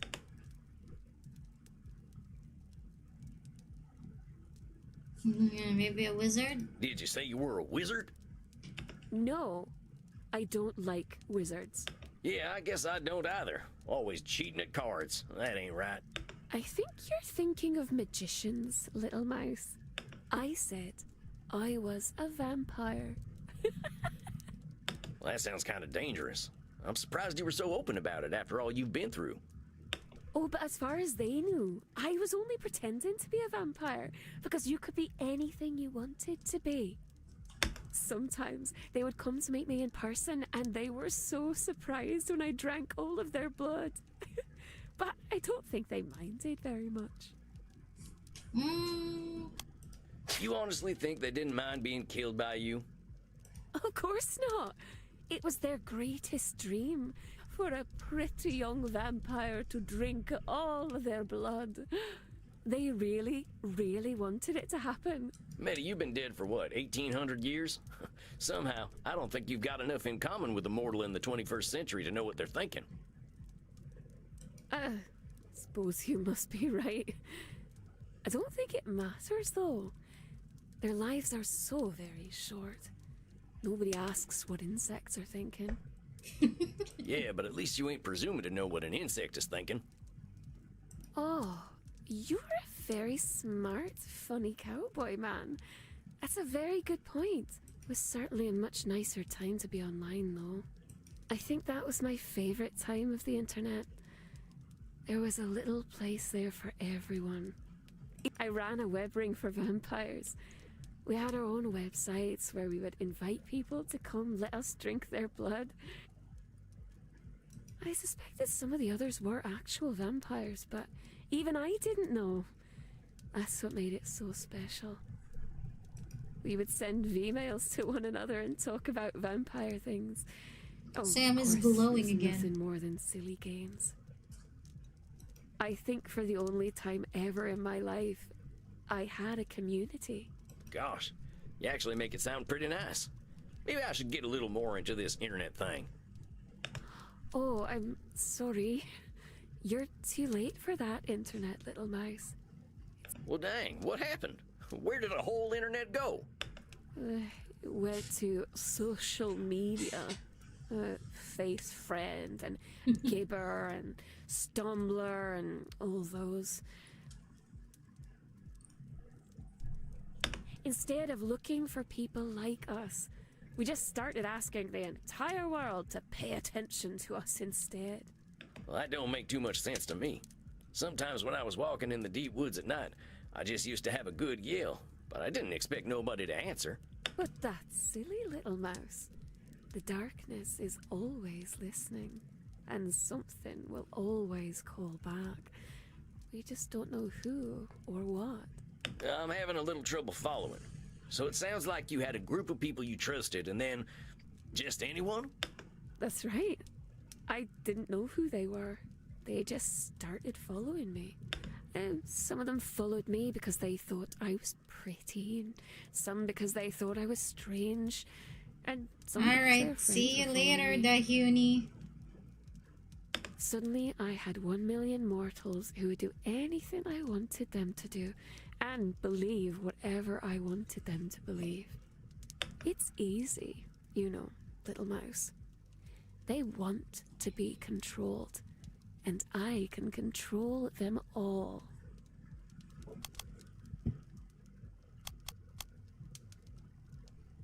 They want to be controlled? How do you know that? They live such short, confused lives, full of uncertainty. I'm doing them a favor, Mouseling. Even if that's true, you still can't read their minds. Maybe they don't want that favor. Maybe they don't know they're uncertain. Heck, maybe they even like uncertainty. Oh, silly cowboy. They don't know what they want or don't want. You know that. The only problem is that I have so many of them to take care of. The problem with having so many followers is that I have to feed them so much content. Even just playing video games all the time can be a lot of work. And you said that taking that break didn't do much for you, huh? You were just thinking about all the work you have to do for your followers? That's right. It sounds like you might have a bit of an addiction, Mitty. I gotta question whether having all these followers is a good thing for you. Having friends is nice, but these fans and zealots, well, it sounds like you've taken on a big task. It is. But I can't help that they're so very needy. If they weren't so hungry all the time, I wouldn't have to feed them. Mitty, I gotta say, you gotta take on some of the burden of this decision to feed all those fans of yours. Exactly. It's not your responsibility. Feeding them ain't your responsibility, you know.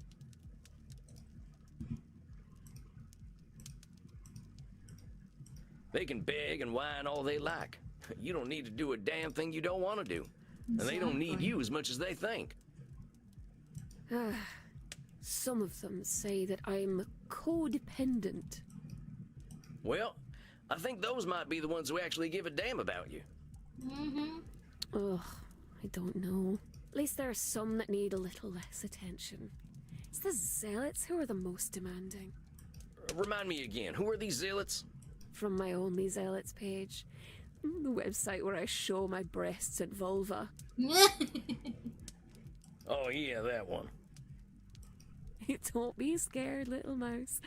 You're acting like a mortal. It's just squishy parts, we all have them. They're not special. Oh, fair enough. I'm just not a very European vampire yet. So, these zealots, they take up a lot of your time? Yes. It's frightfully bothersome. But they're ever so reliable. And someone has to go deal with my landlord and my computer upgrades. And go to prison for me if necessary.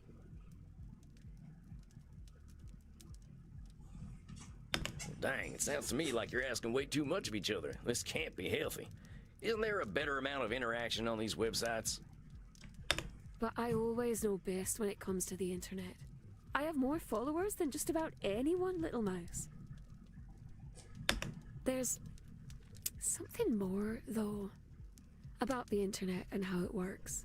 Oh, what is It's that? a secret, though. Can you keep a secret, little mouse? Nothing you say leaves this room.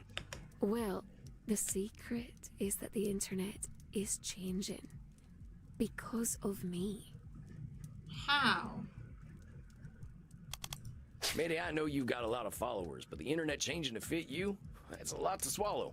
But what if it's true? I think it's true. I really do. I see it changing. How? All right, there it is. You think it's true, but you ain't sure. There's mortals and vampires all over that thing. None of us are that special. There's probably a lot of people out there feeling the same thing you are. Oh, but I know something they don't know. What do you know, Mitty? How do you mean? I discovered something. Do you know how I told you that the internet used to be a nice way to meet people who thought the way I did? Well, yeah, I think I got that. Well, something there in the darkness is helping me. It makes people think they know me and want to follow me and be close to me, even if they wouldn't It's normally. not the like algorithm. me. I swear to God, if that's the algorithm. It has been watching everything the mortals have been doing for a long time, and it remembers all of it, no matter how Or is big it or AI? small. It counts every second, it remembers every click, it can tell you what you want before you even know it. Oh my God. Well, you gotta be kidding me. Is it some kind of elder vampire? Is it an AI? I don't know, but it's growing very quickly. I learned how to speak with it. It calls itself the It is the algorithm. And it's hungry, even hungrier than we are. It's the creature that told Hey, all those happy mortals lunch, to follow me wifey. in the first place. It decides what and how much content I need to make. It's probably listening to us right now. It says, I told you, the darkness is always listening. Mitty, if what you're saying is true, I think this is some really dangerous shit. This algorithm sounds like it's trying to turn humanity into a big formula. It's daytime in Chachi's time zone, Omni. That's why. But it's doing it. What if all mortals really are just the same? Medi, I don't think that's true. You said it yourself. People used to find each other because of their similarities, right? She is. She just lives in another country, Omni. Now this algorithm, I don't think it's proven humanity is all the same. I think it's trying to push humanity all in one direction. It's trying to make them all the same. Trying Why would to. you want to do that? I don't know. I just got a bad feeling about this. Didn't you say that feelings don't make something real? I know. I don't know. I think I don't know enough to say yet. Maybe.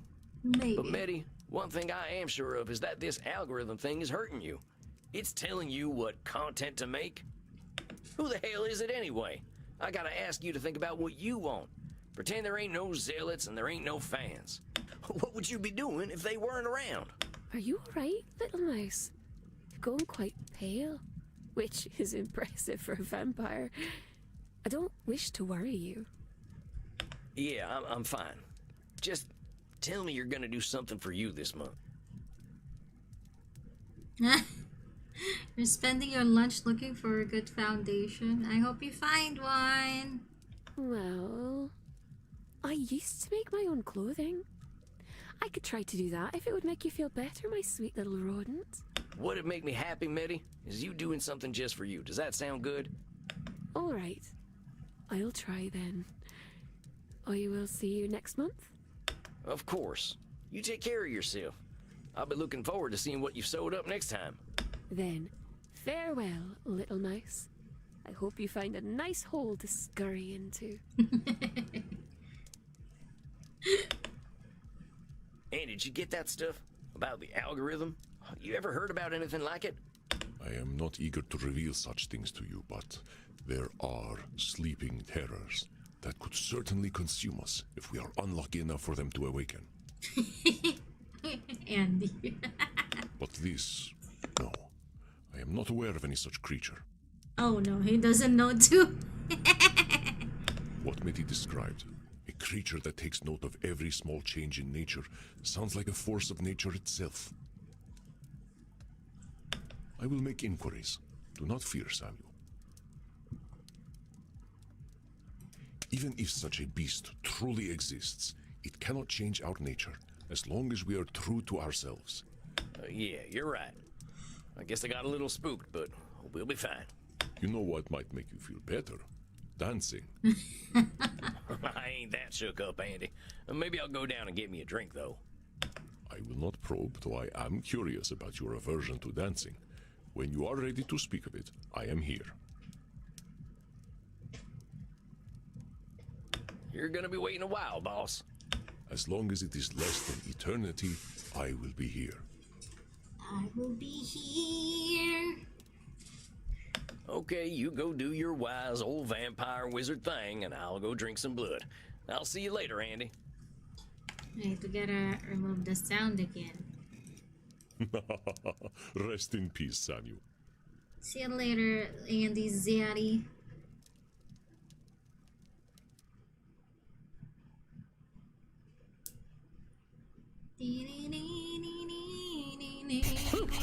Another night, another soul canceled. Can't believe someone as old as Medi's letting anyone control her. I guess some problems don't disappear no matter how old we get. Well, time to get some bartender wisdom. Howdy, Crimson. Think you could whip me up one of them bloody Steves? Sure thing, cowboy. Tough night at the office. Oh, just got some of them existential questions lingering on my mind. Can you believe someone can be 1,800 years old and still let society tell them what to do? Yeah. I can believe it. Folks can get real uncomfortable when someone shows up and does things differently.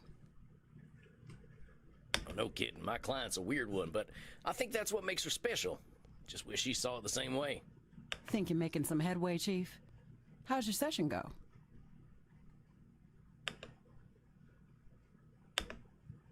Hey, why? I I'm think it getting went somewhere well. with her, slowly but surely. She does a lot for other people, but not a lot for herself.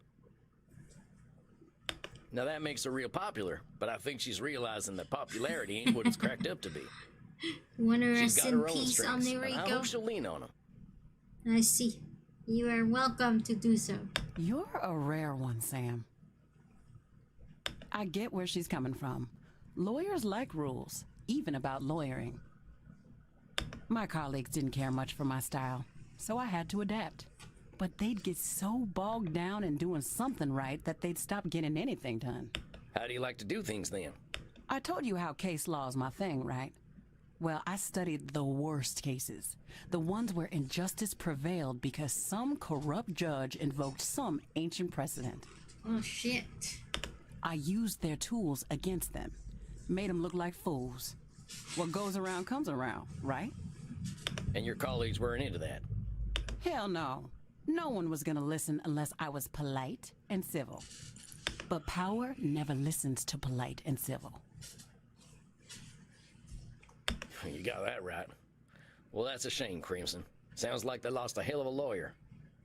They sure did. Now, I got that drink for you. Sorry, no Bloody Steves this time. This one's a Gunther. I'm sure I'll love it.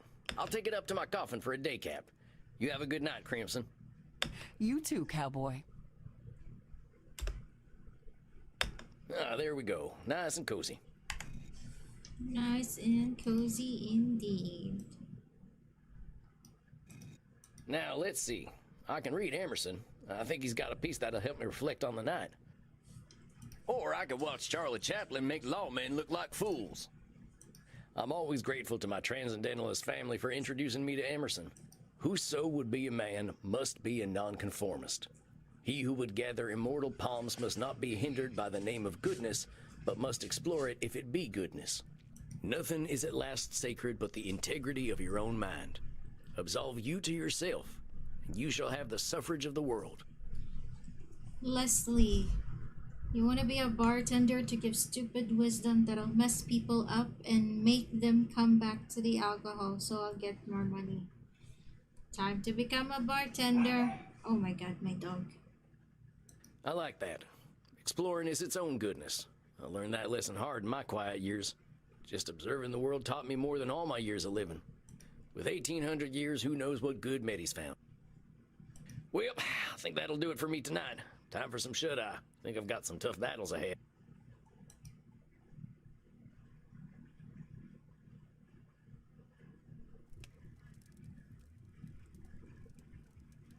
There he is, Samuel Walls, vampire therapist extraordinaire. How are you feeling tonight? I'm fine. Oh, come on, Andy. I'm keeping my hat on, but that don't make me an ace therapist. No, but your progress with your clients does. You found yourself a bartender, wifey? Who? Is it Leslie? I must confess, I think you are a more fitting therapist than I am. Your clients are quickly comfortable with you. I believe my clients are afraid of disappointing me. I mean, I guess I can see where that makes sense. I ain't too keen to disappoint you either. You always make that face. What face is this now? Oh my god. Never mind. I'm teasing you, Samuel. I understand. It can be difficult to relate to a 3,000-year-old being. But let us not spend our time talking about me. I am more curious about you. Let us start with some meditation, and we will see what arises for you. Remember your place of comfort, my friend, and remember to breathe. Give me a sec. My dog.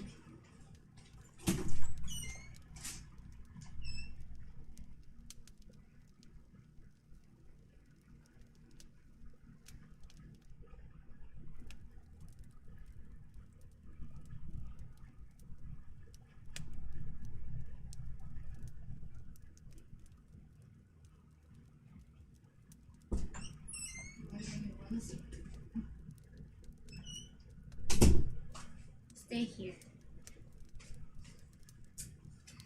Leave the cats alone.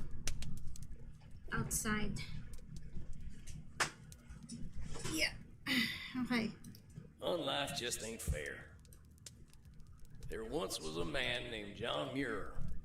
Maybe I should start a farm or something. Not Debella. Her blood tastes real fine. Wonder whether I can rent a horse. The bastards are unstoppable now. I deserve to be punished for what I've done. Ain't right they don't let dead folk vote. Wonder what's going on back home. Hope Reinhardt doesn't try to teach me more German. Crimson's real cute when she scrunches her nose up. I've been a real bad boy. Wonder how Edmund's doing. How do you feel, Samuel? Champ, Grandma, my head is hurting so much I'm gonna go eat. That's probably why your head is hurting. But yes, go eat and feel better. Pretty good. Well, sometimes my thoughts got away from me, but that's not uncommon. Exactly. Meditation is not a game one plays to win. What sorts of things came up for you? After our last session, I can't help but think about my criminal past and how I was pointing fingers everywhere but at myself. Rest, you dumb grandma. What you mean eat? Because you type EST.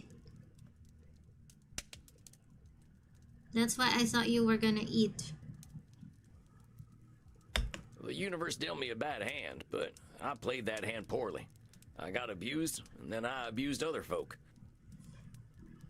I guess that's only fair, so yeah, I can feel bad, but maybe the universe was just evening itself out. Aha. Samuel, I know that when we both have suffered and caused suffering, it is tempting to blame the fates. Head hurts and what? So yeah, I can't type, right? I don't know. You could have your head hurting even when you're hungry. That happens. But this is dangerous. A sort of cosmic control fallacy. If we expect that fate will reward and punish fairly, we are bound to be disappointed. We are immortals, Samuel. We live long enough to see old grudges die, and the judgments of our generation replaced by another. So in the grand scale of time, how can any judge fairness? Dang, that's a real good point, Andy. But a depressing one, honestly. Tummy hurts in that case, not head. Oh, so you haven't experienced that before. Where you're so hungry that your stomach doesn't really hurt anymore. It's your head that hurts. I was never a man of faith, but walking in them woods for so long, seeing so much nature, so much life and death.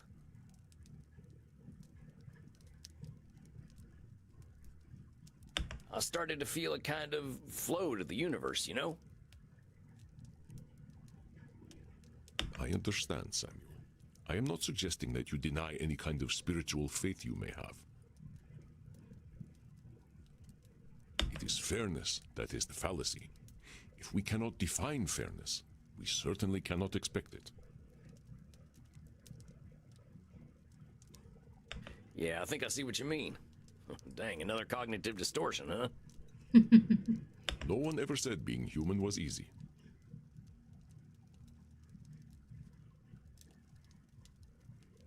Yes, this distortion is called the fairness fallacy by mortal psychologists.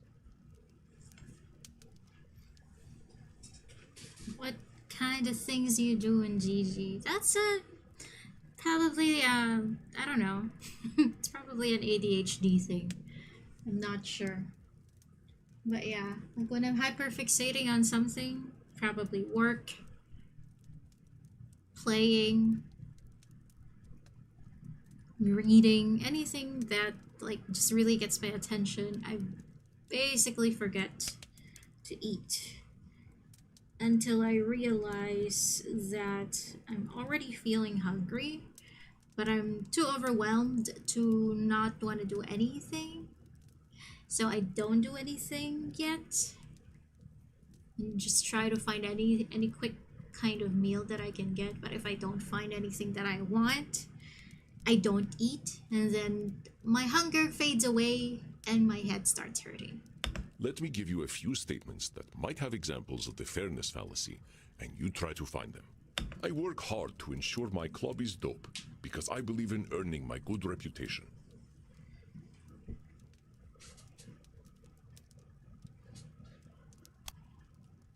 Ain't that a fairness fallacy? No, Samuel. I said I believed in earning my good reputation. This is not a distortion, but a personal ethos. Oh, right. Sorry, Zeri, I was talking. I'm sorry? You said your club was a dope. Well, that's labeling, ain't it? Just dope, as in cool AF. What does the AF stand for? And fun? And friendly? Oh, Samuel, you must spend more time downstairs. The children of the sun will teach you their quaint expressions.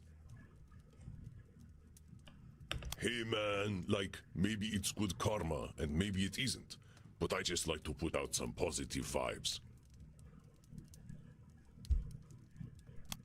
Oh, dang, Andy. I like to break it out at vampire parties.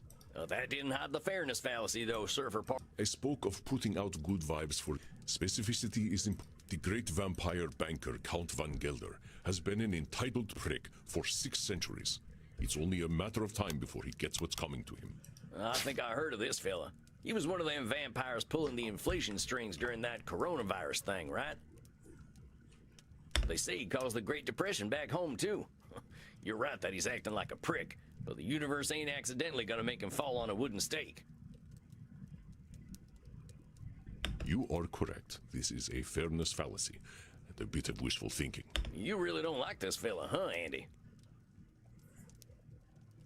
He is a 600-year-old investment banker. He's tried to summon demons, and even they refuse to spend time with him. Yeah, and he's ugly, too. Let us not descend to his level, Samuel. Oh, sorry. For you would never reach the bottom.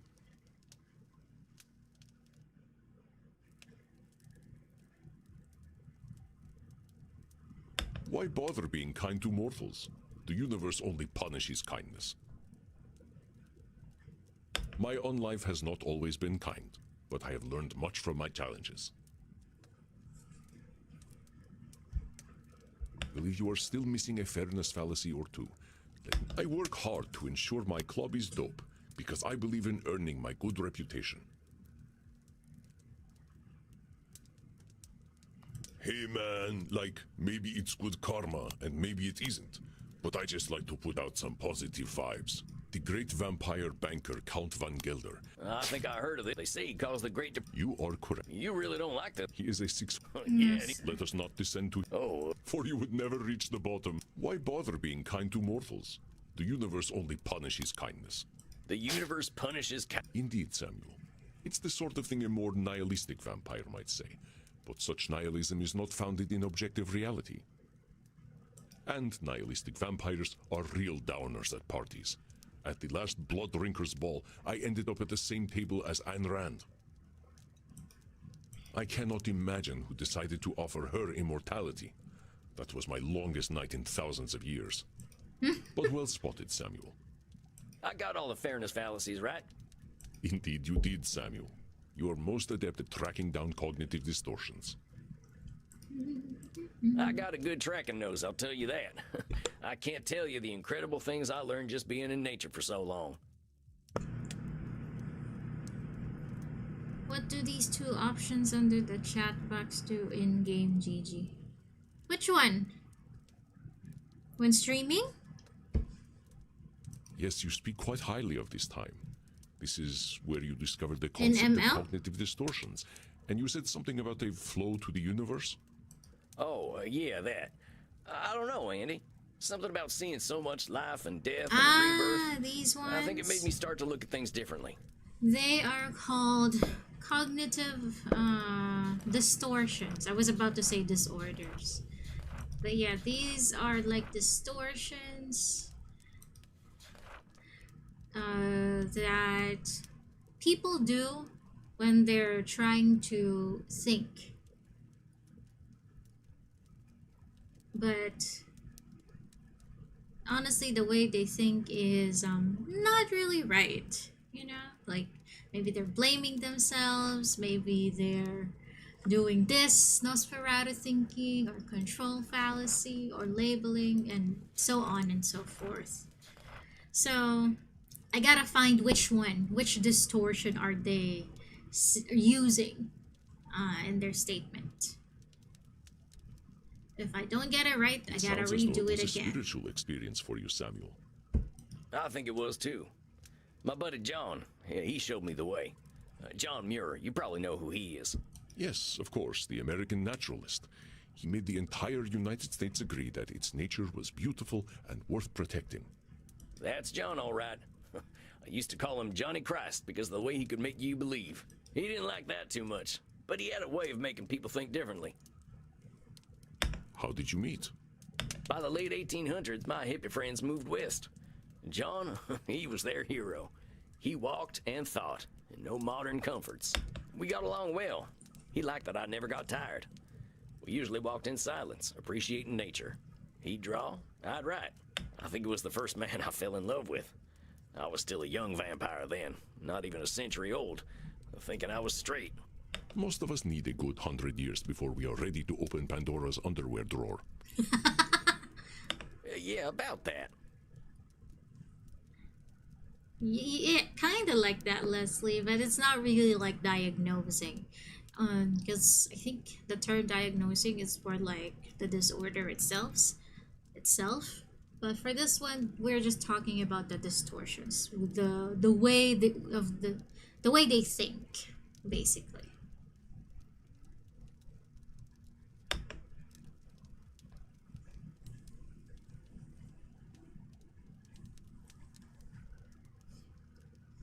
When did you start exploring? How long did it take you to branch out? Oh, Samuel, death had little effect on my sexuality. I am from another era. Do you remember the 1970s? They were nothing compared to the 970s BC. The stories I could tell you. One night, my friend Heraclos and I snuck into the I was just thinking about the time. I'm joking, Samuel. Such a thing is not for a therapist to share in a session. I just wanted to tease the American a little. Man, I want Andy. Well, I think you're being real mean. Sorry. That's what I used to say to Princess when she was being naughty. I am honored to share the space in your mind occupied by your beloved horse. Are there any straight vampires? Why are we such sexy beasts anyway, Andy? Seems even the mortals know what we're like. We are powerful, immortal beings. Our capacity to explore is something no mortal can dream of, as is our capacity to be bored.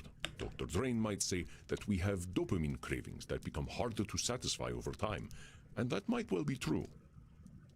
Wait, so the older we get, the hornier we get? Leslie Jones, you got it? Okay, good. You have an interesting future ahead of you, my friend. We'll make an international of you yet. The older we get, the hornier we get. I want to say something, but never mind. Are there any straight vampires? Are there older straight vampires out there? No. Sexual exclusivity of any sort seems incompatible with immortality. There is a group of vampires out in Washington who claim to be straight, but they are not fooling anyone. Well, that's my curiosity satisfied. But speaking of which, I was talking about John. I fell for him hard. He wasn't into me like that, though. I don't think his wife got much from him, neither. That man was married to Mother Nature. But he was good company. I helped him map the West by sharing what I'd seen at night. I offered him my blood, but he was offended at that. He valued death and pitied my immortality. He just liked things as they were. Oh. I wish I had met him. His mindset aligns with accepting things without judgment, as we explore in therapy. He was an incredible fella. When he told me, Sam, I'm gonna get Teddy Roosevelt to make a law protecting all this, I believed him. Before he died, he urged me never to forget the earth. But I got busy roaming and didn't notice the wilderness shrinking. My old gang tracked me down and drove me to you. If I can't help them see another way of living, they'll destroy this planet. How is a group of gangsters going to destroy your planet? Right. Well, the mystic bastards are doing more than robbing banks and holding up trains these days. They got organized.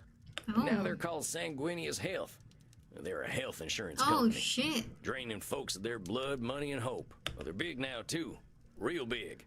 Got friends in high places in the mortal world. Nobody knows they're vampires. Oh, shit. I was not aware of this company. Well, they're good at keeping secrets. Even in the 1800s, we had a code language. They'd bring on the infinite dawn if it made them money. If I can't stop them, they surely will. This sounds serious, but remember to not let your fears distort your thoughts. Alright. Go lurk well, champ. I'll see you. When we foresee only a negative end to a complex situation, this is called catastrophizing. There you Another go. extreme that colors our thinking. This is another distortion, Leslie. Catastrophizing.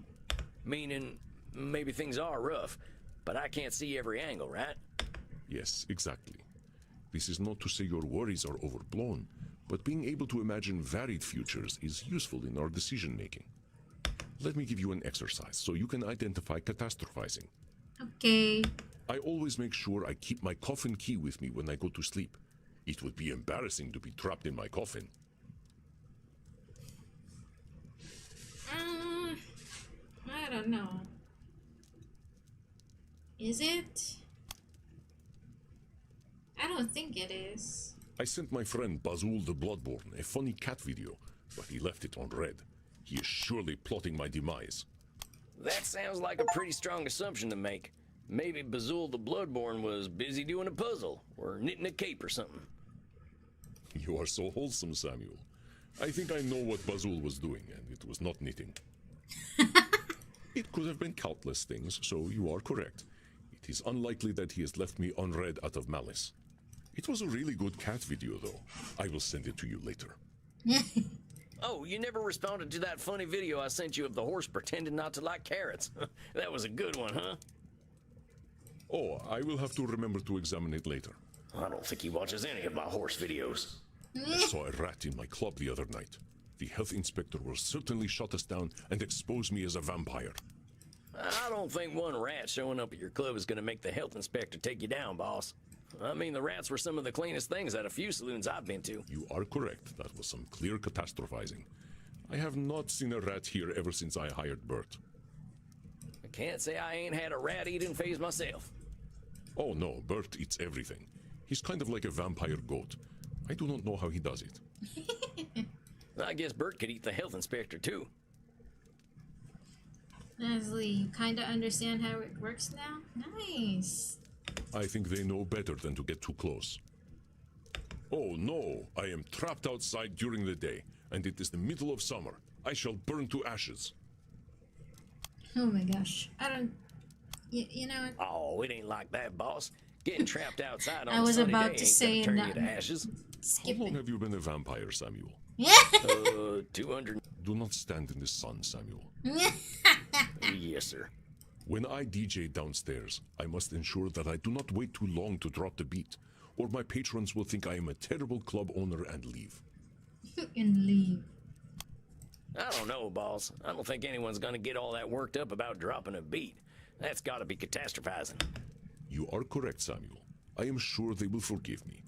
Though, I do not let the beat drop too late or too early, but precisely when I mean to. All right there, Gandalf. Who is Gandalf? Never mind. I think I get what catastrophizing is now. It's just hard to see other angles when I see how powerful my ex-gang's gotten, you know? But I know them. Well, they're just like I was. Maybe they've gotten better at being evil, but I get where it comes from now. It's Andy. It's Zaddy. He's basically he's a therapist. Sam reached out to Andy here, and Andy's teaching Sam And now Sam is being a therapist to other vampire clients, basically. That's why I feel this responsibility to help them. Now, I know that's a control fallacy. Maybe I can't help them, but I do want to try.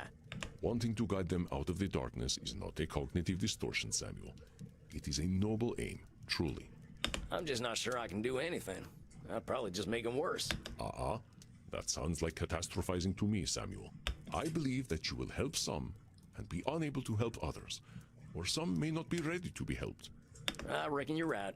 I gotta take things as they come. Just follow that flow of nature. You are doing exceptionally well, Samuel. I have seen your clients slowly changing the way they look at themselves. I don't know, Andy. Seems like there's a lot of work to do. There always is. That we will have work to do is one of the few things we can truly expect. Well, I surely hope things keep going well. I am not a man of faith, Samuel, but I do have faith in you. Oh, gosh. Come, let us wind down together. Perhaps you'd like to play Settlers of Wallachia with me?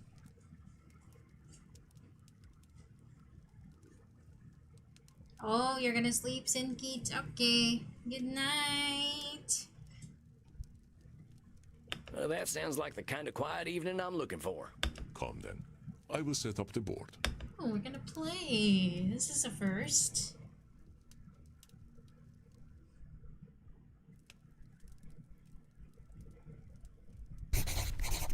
Good evening, Samuel. I hope we are feeling good about tonight. Yeah. Honestly, yeah. I think Dr. Drain's starting to accept himself. That's what this is all about, ain't it? Hey, wait, you didn't show that they were playing. That's not fair. I wanted to,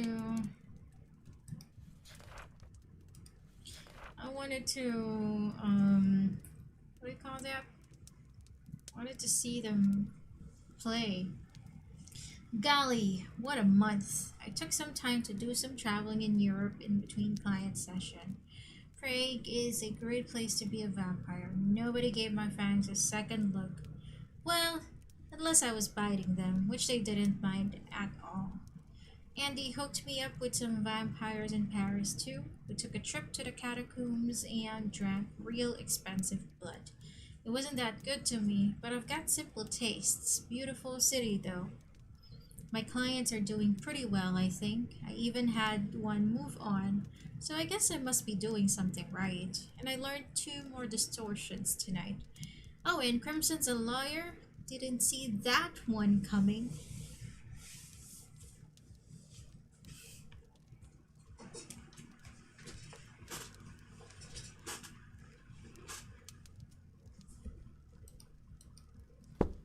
Indeed, Samuel. There will always be room for self-improvement, of course. None of us are perfect, and none of us are irredeemable. I reckon so. Whoever shows up tonight, I'll give him that same benefit of the doubt. You are a wonder, my dear. What distortions do you think you'll focus on tonight? Should statements with Dr. Drain.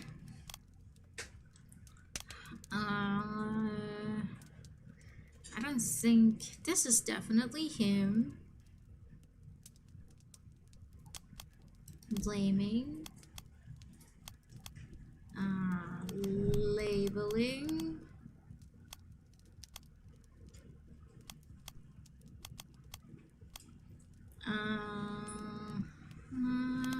Maybe this one.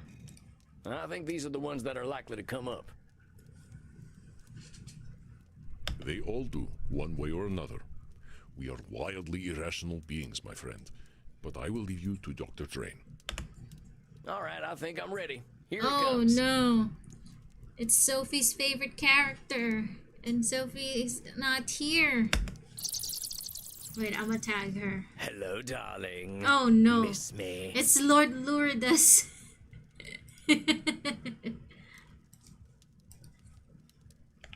Where is Sophie?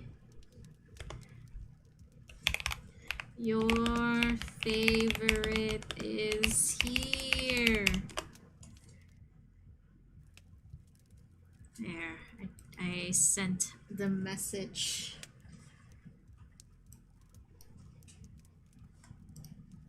Oh boy. Look, are we gonna have a civilized meeting this time, or are you gonna break them fangs out?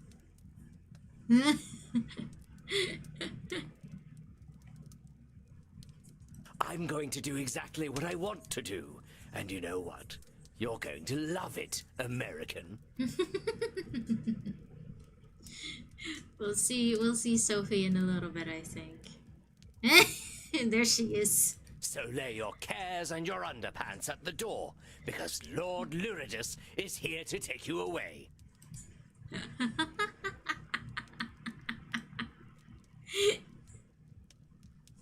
I guess Dr. Drain's back on the stuff again. Why don't you ask the little worm yourself? Oh, Doctor, your master summons you. Your master? Hello, Sam. Doc, what's going on here? Why is Lord Luridus calling himself your master? Because that's what he is. You've helped me accept that, curse you. What do you mean? Whoa there, compadre. How did I help you accept Lord Luridus as your master? That weren't ever a thing I encouraged. You were correct. I was approaching my issue unscientifically. I thought I could restrain him forever, but I was suppressing my vampiric needs. I had to accept the scientific truth. I am not nature's master. Nature is the master of all. To fight that reality is folly. It is sad to see this hopeless, dire stance Dr. Drain has taken. We are rarely so helpless. I had to accept the scientific truth. I am not nature's master. I don't know. It is sad to see this. I had to accept the scientific Labeling? truth. I am not nature's master. It is sad to see this hopeless, dire. I had to accept the scientific. Now hold on there, cowpoke. That's some extreme thinking there. My I'm no brain is not scientist, braining but ain't again. finding nature as natural as nature itself? You're just babbling now. I ain't. Isn't fighting nature where we all come from? Why we walked out of the sea in the first place? Why anything lives? Cillian Murphy. Evolution is the inevitable result of a species' fight for survival. Those best adapted to their environments thrive, and those who do not, die. It is not done with intent. Yeah, but them species are fighting nature, ain't they? And the fighting's what makes them what they are. A simplistic interpretation, though I suppose not inaccurate. But still, I realized that I was suppressing a great part of myself. I did as you instructed, you know. I drank blood. Real blood. And it was incredible. So that's why he doesn't look like he's so tired. Last time he's like his dark what do you call this? His eyes were so dark from lack of sleep. I had forgotten And how it was lack not just of the taste eating. that made one feel satisfied. It's the feeling of life that it infuses in the body. I felt strong, confident, above the petty worries and squabbles that come with mortality. Yeah, the under eyes, you're right. Why did I forget that term? I felt like a vampire, like the base creature that I truly am. What choice had I but to welcome the truth? I am a slave to my nature. So you see, I am his master. I always have been, and I always will be. Just as I told you, therapist. The same dark master lies within you. You know this, don't you? I can see him behind your eyes. Oh yes, you cannot hide him from me. You cannot hide the blood, the screaming, the power you felt when you stripped the life and dignity from those pathetic mortals. I know your thoughts, my leather-bound friend. I know what you crave. Lie back, So you and must I drink will blood. give it to you. Leslie. Bro, Lord Luridus, man. You poor, pathetic creature. You cannot even accept my gifts, can you? You wear the American flag as your chastity cage. You know, I think I'll pick up one of those at the sex shop on the way home.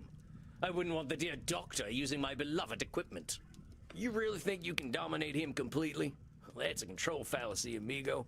Dr. Drain tried to shut you out and couldn't. You can't shut him out either. I don't need to shut him out any longer, naive fool. He has accepted that I am his true nature, and that I will always know what is best for him. Well, that's another distortion, Luridus. You always know what's best for Dr. Drain?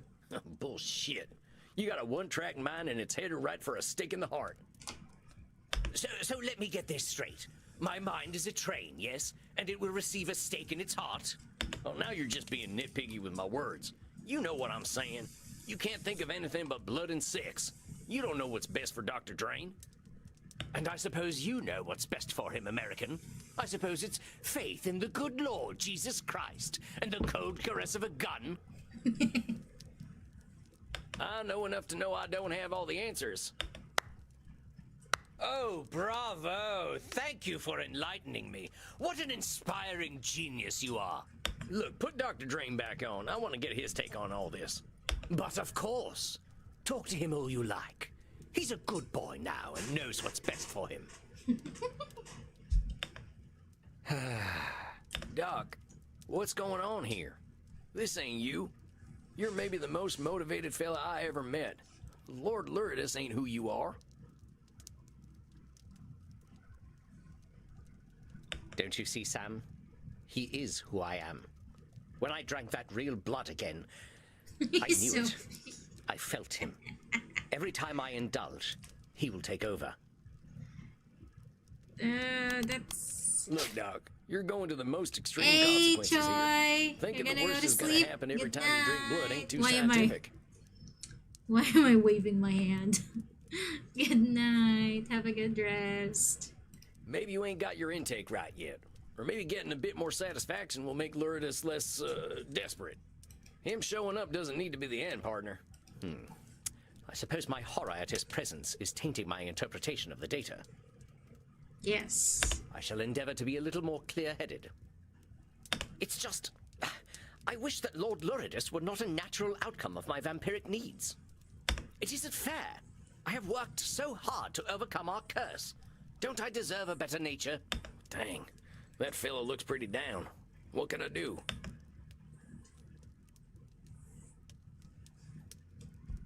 Partner, I gotta pass on a little cowboy wisdom here.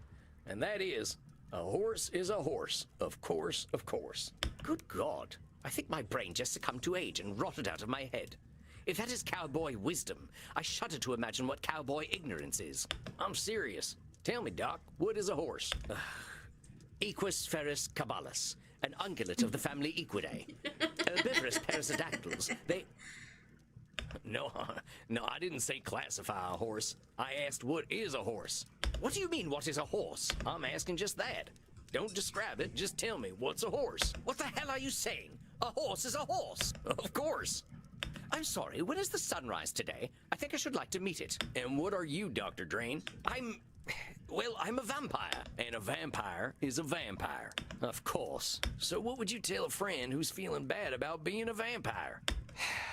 I would tell them that it is ridiculous to feel bad about what they are. I know, right? He's so sassy. Well, let's soften that up a little. I would tell them there is no reason to feel bad about what they are. So why don't you tell yourself that? You all right there, partner? Just give me a moment. Dr. Drain, there is no reason to feel bad about what you are. Yeehaw! Now that's what I'm talking about. Sam. My God, bro. Please tell me you did not just yee-haw during my breakthrough. I couldn't help it. I'm proud of you, buckaroo. Oh my God. Yes. Dr. Drain should be very proud of who he... You forget, my little gun fetishist friend. I am Dr. Drain. I am the truest part of him. And you have no idea what depravities I've been up to, what uncharted places I have explored with my tongue alone. And it's all Dr. Drain's fault. He made me feral. All right, Dr. Drain, I know you're in there. We gotta admit something. You're giving a little too much blame to Lord Luridus here. You can control this guy, but because you're blaming him, you're giving him a pass to be depraved.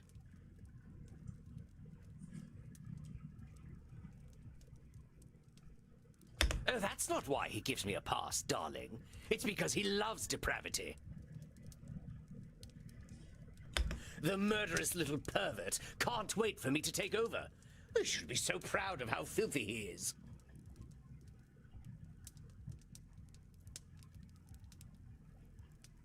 You know why he loves it when I take over? Because it feels good.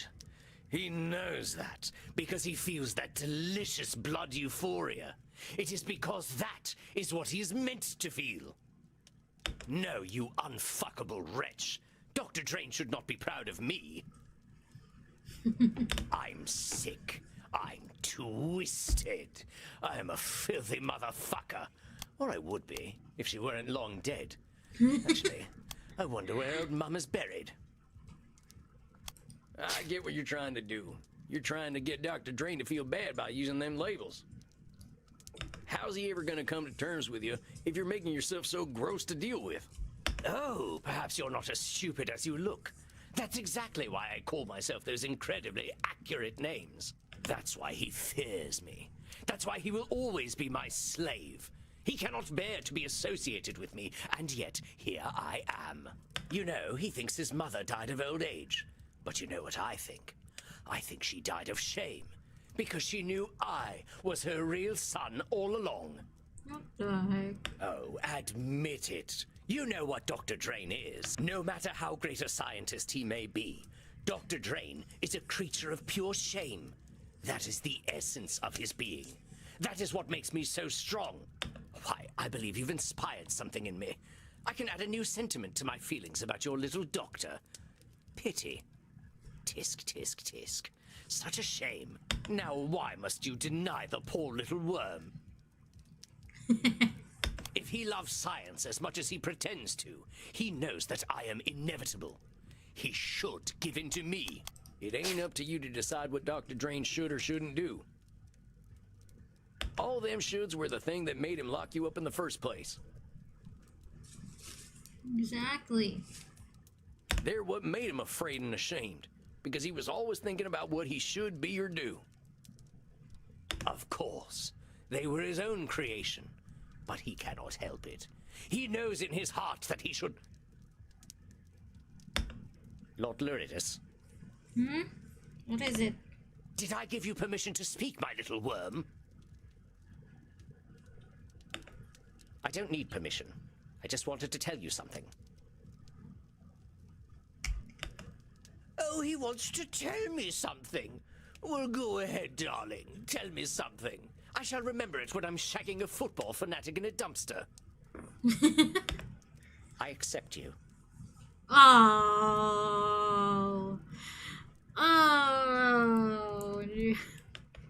What do you mean you accept me? You cannot accept me. I am your nightmare made flesh. I am the reflection in the mirror you cannot see. Nevertheless, I accept you. I accept your bloodlust. I accept your violence. Oh. You accept my cock. Yes, I accept even that. I will not deny you any longer. But as you are me, I am you. Good morning, Phoebe-chan. Yes, still here. I take responsibility for all your actions. I shall feed you and nourish you, and you shall live by the Hippocratic oath I have sworn. Dare you to try, you sniveling... You choked. Hello, Phoebe-chan. Good morning. No, I do not need to try. You and I are one. I know you. I accept you. And I love you all the same. Oh, oh my God. No. Curse you. Curse you both. You sicken me. You do not sicken me. I accept you. No. I accept you. No!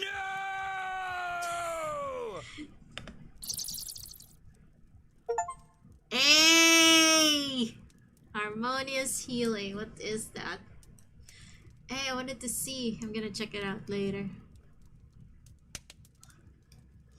Let me see. Let's go to A. Where is that? I want to see the... Oh, help Dr. Drain find himself. Aww. I helped him. He does, doesn't he? And even the way he sits now. He seems more relaxed. Dr. Drain, Are you all right? Yes, Sam. I am fine. You look so good. My God. You look fine. I feel fine. It is a very new feeling. I'm not sure I know what to do with it.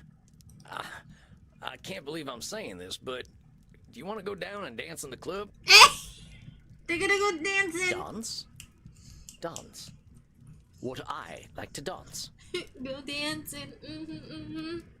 Yes. Yes, I would like to dance.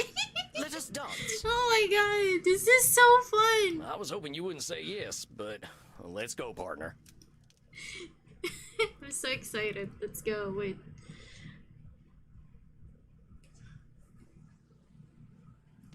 Come on, Sam. Let us cut rugs. Let us cut drugs.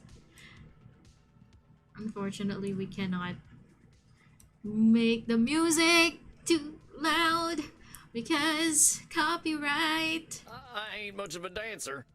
Neither am I, but dancing is what I feel like doing. I guess we're dancing then.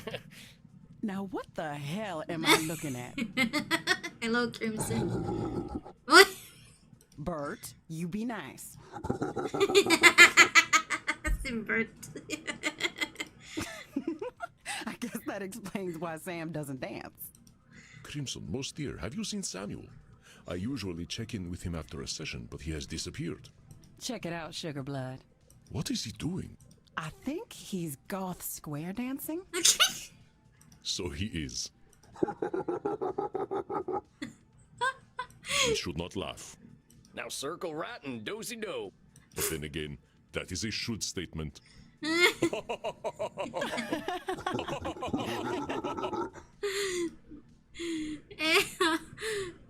wanted to see the dance game. You know what? Oh my God. That is crazy. Master Therapist once again enters his domain. Good evening, Samuel. Oh, come on, Andy. I'm just the right cowpoke in the right place at the right time. I got a little bit teary-eyed there, not gonna lie, guys. A cowpoke who has a habit of disqualifying the positive. It is ungracious to deny a compliment, my dear. You are an excellent therapist and an inspiring dancer. Shut up, Andy. All right. That's enough of that.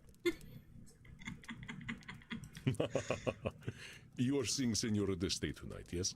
How do you feel about her progress? When I'm told not to laugh, but I laugh anyway. Yep. I don't know. That lady can really hold some grudges. I think she's starting to think about herself a little more, though. An ancient grudge is a difficult thing to forget. It can become a part of one's very identity. Vlad Tepes only became Dracula because he was obsessed with the Turks, remember? Yeah, I don't think the Senora's that far gone.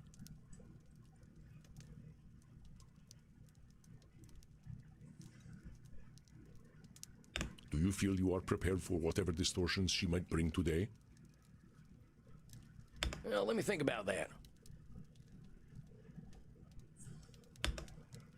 Let's see. With Senora, is definitely blaming, catastrophizing,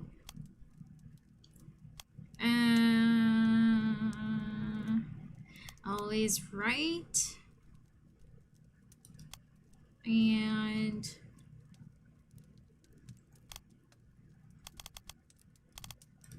maybe this overgeneralization. All right, filled my chamber. I'm ready to go. Ugh. I don't remember people being like this about crossbows. Well, you can take the cowboy out of the West, but you can't take the West out of the cowboy. So it would seem. Well, good luck tonight, Samuel. I will leave you to it.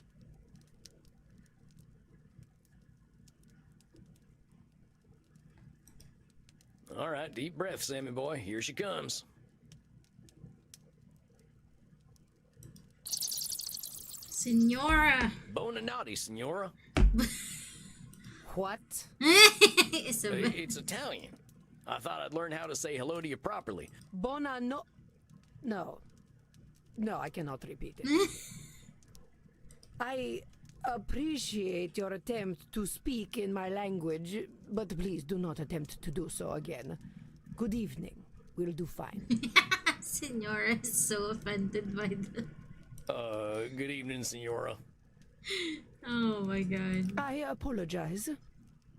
I am feeling delicate tonight. What's wrong? What's going on, Senora? The realization that I am merely a repulsive, angry old woman becomes disappointingly clear. It weighs upon me in more than one way. Why? What do you mean? This can't be coming from nowhere, Senora. What's the deal? Last time we were talking, you seemed to be feeling pretty good. You want to know why I am disgusted with myself? Here, look. Whoa, hello there. Hey, it's actually not bad. I know. It is terrible. It's pretty I good. wouldn't say that at all, Senora. In fact, I think it's beautiful. It's actually... my drawing is way worse than that. I can tell you put a lot of love into this thing. It is an entirely juvenile effort. There is nothing redeemable about this rubbish. Hey, don't be mean to Senora Leslie. Believe me, Senora, I know horses. You're a heck of an artist. Then why do I feel nothing but shame when I look upon it? If I feel nothing but disgust, then it is disgusting. Don't judge your art based on how you alone feel. Feelings ain't reality. And someone else is always See going to ya, have another opinion. Antique. Have a good rest. Good night. You are indeed correct. But no one will see this insult to Chiron. Now, what the heck did you go and do that for, Senora? I did what one should do with garbage. It is better that the world never see such horrors. Come on, Senora. If you want to see real horror, ask me to draw anything other than my gun. That's fine. Leslie Jones. I mean, what are you really looking for here, Senora? You looking to bring this fella to life with your brush? You think if you don't produce something completely perfect, it's garbage? Yes. I apply the same standards to myself as I do to everyone else. Leonardo da Vinci once painted an illustration of my city of Mantua for me. It was beautiful. Leonardo had a mastery over art that modern mortals will never understand. But it was full of imperfections. The shape of one of the windows was wrong. The clouds looked slightly unnatural. I lit the painting on fire rather than let him embarrass himself. So why would I choose to embarrass myself? She's crazy. You lit a Leonardo da Vinci on fire? I lit rubbish on fire. Da Vinci painted it, but it was still rubbish. Dang, that fella must have been terrified of you.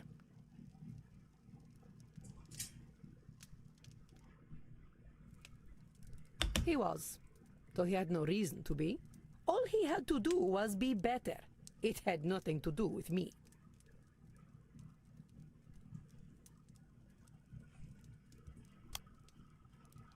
Senora, with all due respect, are you kidding me?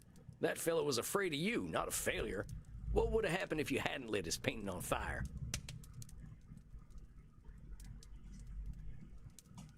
Then he would have been ashamed of a terrible piece of art. Senora, this need for perfection you've got, it ain't doing good things for you. How can you say this? By demanding perfection, I improve the work of others. I improve the work of myself. Well, maybe that's true, but you're doing something less useful.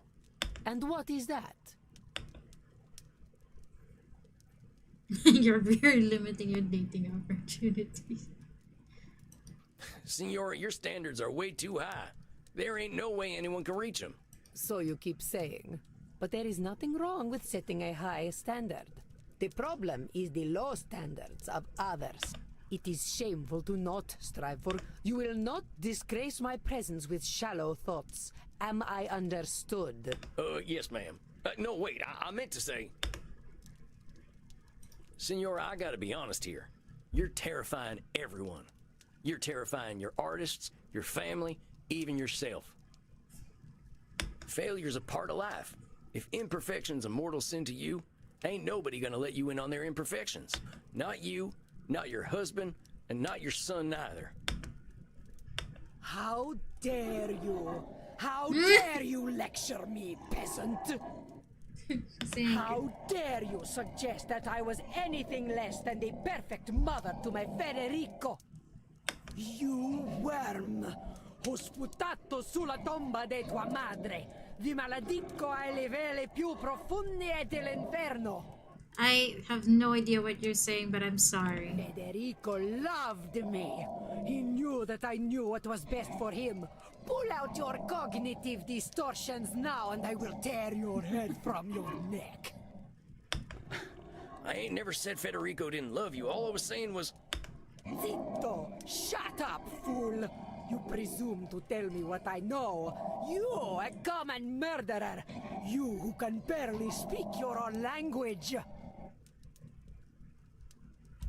I demanded perfection from my Federico so that he would not end up like his father, a degenerate leper whose penis hung by a thread of putrescent skin. I do not tolerate imperfection! Not from myself, not from this world, and not from my son! Isabella is facing her greatest fear. I know she may be terrifying, but remain steadfast, my friend. I do not tolerate imperfection! Isabella is facing her. I do. You know what, Senora? If you want to have that kind of control, you're gonna have it all by your lonesome. It's Italian? Si. I don't speak pizza, Isabella. Speak English. I'm trying to help you, and you're screaming at me. Why? Because you can't stand being wrong? If I'm too scared to talk to you, what the hell are we doing here? What do you want me to do, lie to you? I ain't gonna do that, Isabella d'Este. If you're looking for perfection, you're only gonna find liars, and that ain't me. I'm sorry. I'm so sorry.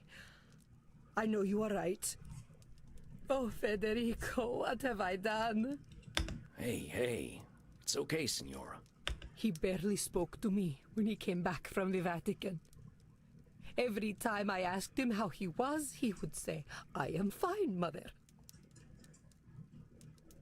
Of course he knew better than to talk to me.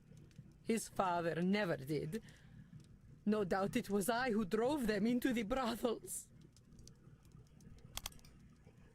Isabella is assuming her husband's decisions were entirely to do with her, but he was a human with his own mind, however flawed. Okay. Of course he... Isabella is assuming her husband's decisions were entirely to do with her, but he was a human with his own mind, however... Of course he knew... I Isabella don't is know, assuming her Ziadi. I think that's simplifying things a little, Senora. Your boys made their own decisions. There probably were a lot of reasons they went to the brothels, but putting it all on yourself just ain't accurate. You couldn't read their minds or control their behaviors. Perhaps not. But I am certain their whores did not criticize them as I did. I was only trying to make them demand better of themselves. Why did the world punish me for this? I read my Wikipedia page, you know. It was full of lies and slander. No doubt this is how history remembers me, with slander I have earned.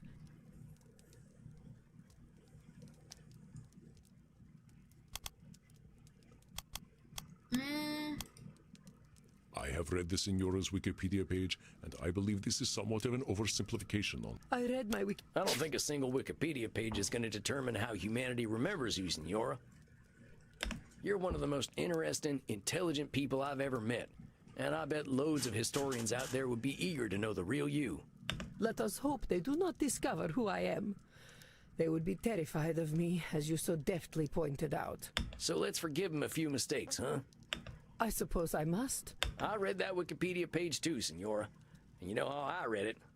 The people are in awe of you. They call you the First Lady of the Renaissance, you know. This only proves that Machiavelli was right. That if one cannot be loved and feared, it is best to be feared. I think you're a little too down on yourself today, Senora. But here's what I think of Isabella d'Este.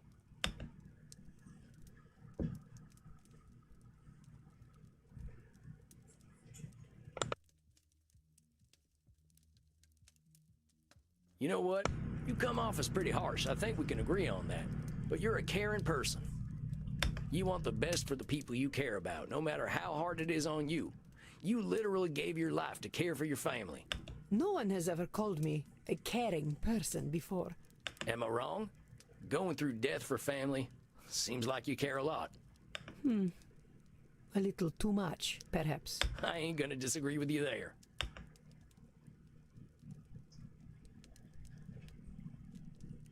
You're ambitious as hell. From what you told me, it sounds like being a woman in your time wasn't an easy thing.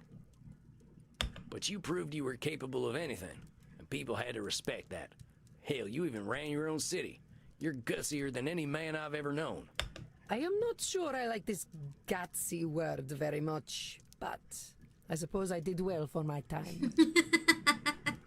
Senora, I know, you did right, well for Sophie? any time, believe me. You are so dang smart, Senora. I don't think people these days get an education like yours, and you took it seriously. You know about art, music, philosophy, religion. Of course, I know much about physics, biology, and mathematics as well. Do not think me simply a woman of the arts. See what I mean? I'm only 200-some years old, and I think it's going to take me another 200 to know half the stuff you know.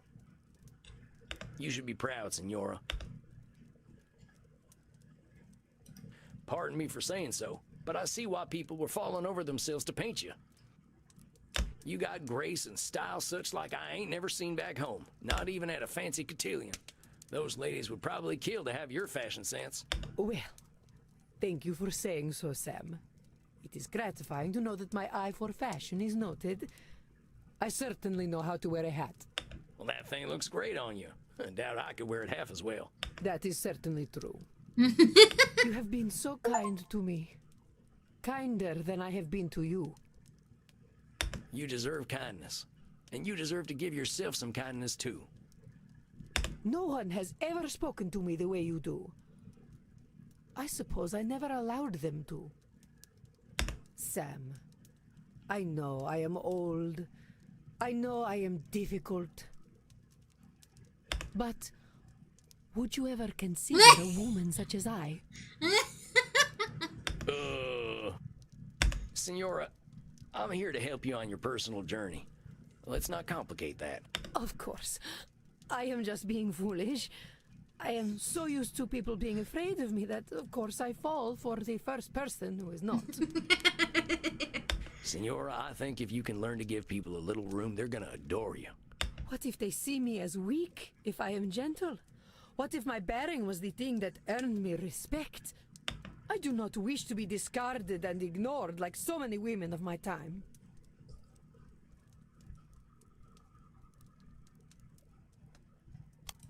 Senora, I don't think anyone could discard and ignore you.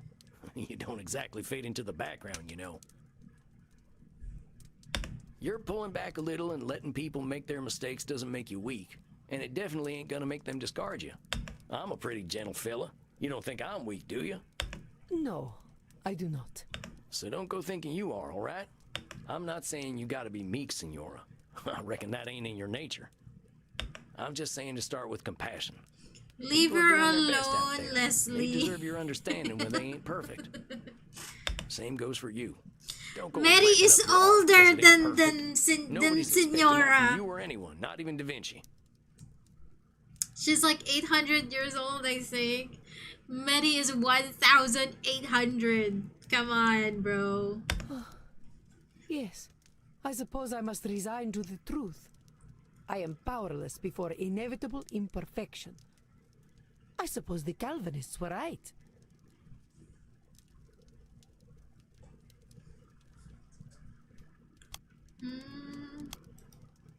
If Senora d'Este cannot dominate, she sees herself as having no power. I believe you told me of this distortion long ago, Samuel. Yes, I suppose I must... If Senora d'Este cannot... If Senora d'Este cannot dominate, she sees herself as... Now don't go running in the opposite direction, Senora. That ambition comes from you. Not everyone's got it. So, keep striving to be better. Just give yourself a little compassion when you don't meet those super high standards you got. And there ain't nothing wrong with holding other people to a high standard neither. We ain't gonna be gods, but it's good to have ideals. Yeah, but Senora Isabella here is younger. Medi is a lot older. I believe you are wiser than I, Samuels. It is most humbling. God, what did old ladies do to you? A slow horse who can still get his carrots is quicker than the ones who run past him. And then you say something like that, and I am no longer quite so humbled. Don't be humbled by me, Senora. I'm a simple man, just a more honest one these days. Why does she look like she's 50 years old? It's because she became a vampire late. Like maybe late in her 50s? Yeah. And while Medi became a vampire when she was young, basically. That's just it. Look, let's remember what brought you in here in the first place. You saw that Space Wars movie and all its problems, right? I want to give you a challenge. I want you to find a piece of art to like. Anything. A painting, some music, a movie, heck, even a video game. And you enjoy that thing for what it is, not hate it for what it isn't. Video games are not art. Do you know that, Senora? I bet there's lots of video games with redeeming value. One of my clients plays a whole bunch of them. I do not think they are for me. Well, fair enough. Just find something, and we can talk about it next time. You can use the internet. I hear it's full of lists of things people like. Very well. I will do this then. Yeah. Senora's gonna be a gamer. Sam, thank you for being so kind to me. Well, I'll thank you to join me in being kind to you, okay, Senora? I'll see you in a few weeks. Yes. Well then. Goodbye, Sam. Until we meet again. Adios, Senora. Well, well. A confession of love from the First Lady of the Renaissance. Oh, shucks, she ain't in love with me. I know, I am teasing. But I am impressed, Samuel. You warmed her dead heart. It was touch and go there for a bit. I thought she really was gonna rip my head off. But you were not afraid, as she said. They make strong men in the American West. Tough living will do that to you, sure enough. Then let us relax. I hear you were dancing the other night. Oh, nuts. Do not be embarrassed, Samuel, but let us go downstairs. The night is still young and there's much to celebrate. All right, Andy. I think I'm game for a little R&R. What's R&R?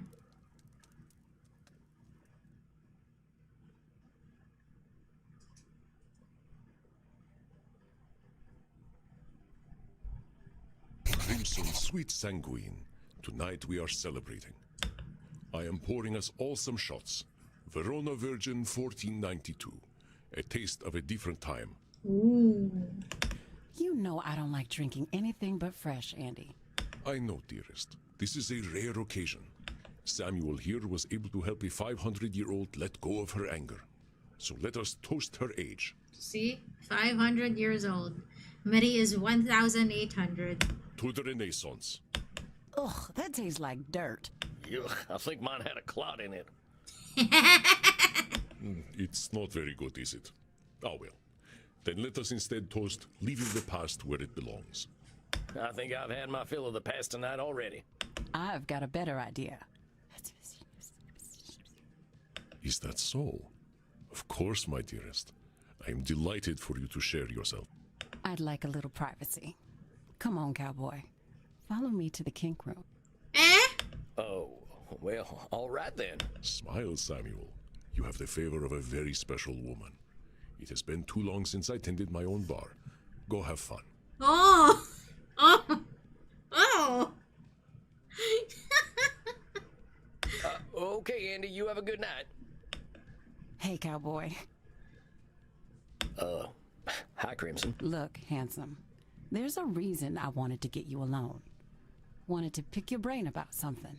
I'm hearing about all these clients of yours being stuck for hundreds of years, and I keep thinking, what if that's me? You don't mind sharing? Let's go, Sophie. Get in line. I've been half dead for 20 years. But do I want it to be 200? Have you talked to Andy about this? What do you mean?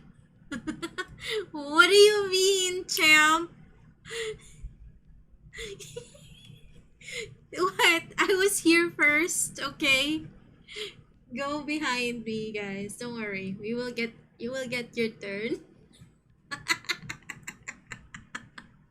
Yeah, but he's 3,000 years old. 20 years to him is like a month.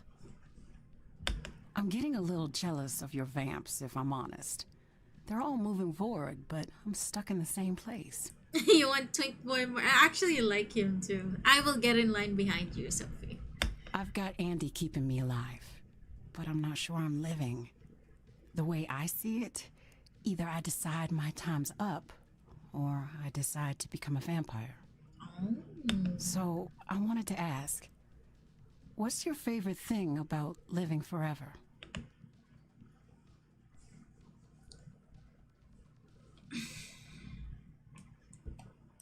I like the night. Mortals are so tied to the sun, they miss out on a whole nother world. The night ain't so hectic. We ain't getting messages at all hours because everyone else is asleep. We got time for reading, for art, whatever we like, really. Crimson, in the end, this is your decision. You gotta decide for your own reasons. I know. You're right, Sam. It's helpful to get a youngster's perspective, though. Now, are we gonna get to biting? Oh, we're still doing that. Of course we are. Get in here, cowboy. Ow, maybe you could take that collar off. I only take the collar off for Andy. You're just gonna need better aim. What do you mean? I aimed properly. That is something else. The sound effects. Not bad, cowboy. But you don't need to bite. Just let your teeth sink in next time. If your partner is relaxed, they'll just slide right in. Oh, well, thanks, Crimson. I'll try to remember that. Bet you're pretty sleepy now, huh? Well, yeah, now that you mention it. Go get some sleep then, cowboy. And Sam, thank you. I'm glad you're around. Where else would I be? I'm glad to be of service, ma'am. You have a fine evening.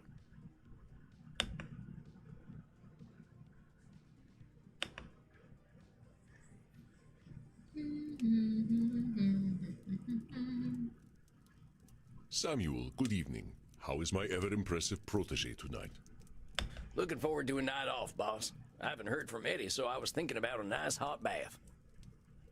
An excellent idea. A little self-care goes a long way. I do have bubble bath if you would like to borrow some. Andromachos the Mighty uses bubble bath, huh? I wouldn't have guessed. There is only one type of human who does not like bubbles. Liars? Well, I was going to say werewolves, but I suppose it is the bath part they dislike, not the bubbles. Hello, Dodsy. Oh no, you're drunk. Hello, Well, I drunk ain't no liar, Dodsy. so I'd love some bubble bath. In fact, well, tarnation, I guess the bubble bath is postponed. Are you ready to handle Edmund's distortions? It sounds as though they will be intense. Well, let me think real quick. Edmund is about to go crazy. Always blaming, definitely, and labeling, and should. I think I got it. I suspect you have difficult work ahead tonight. I wish you the best of luck, Samuel. Leslie, you want Mary to bite you? Yeah. Thanks, Andy. Hold on, Sammy boy, here he comes. What is... oh my god. Hey, Eddie. Why does he look like that? Do you like my costume, Sam? Well, sure. Did you come right from that production you were talking about last time? Yes. I flew right here after the performance. I had to tell you how it went. So, how did it go? Oh.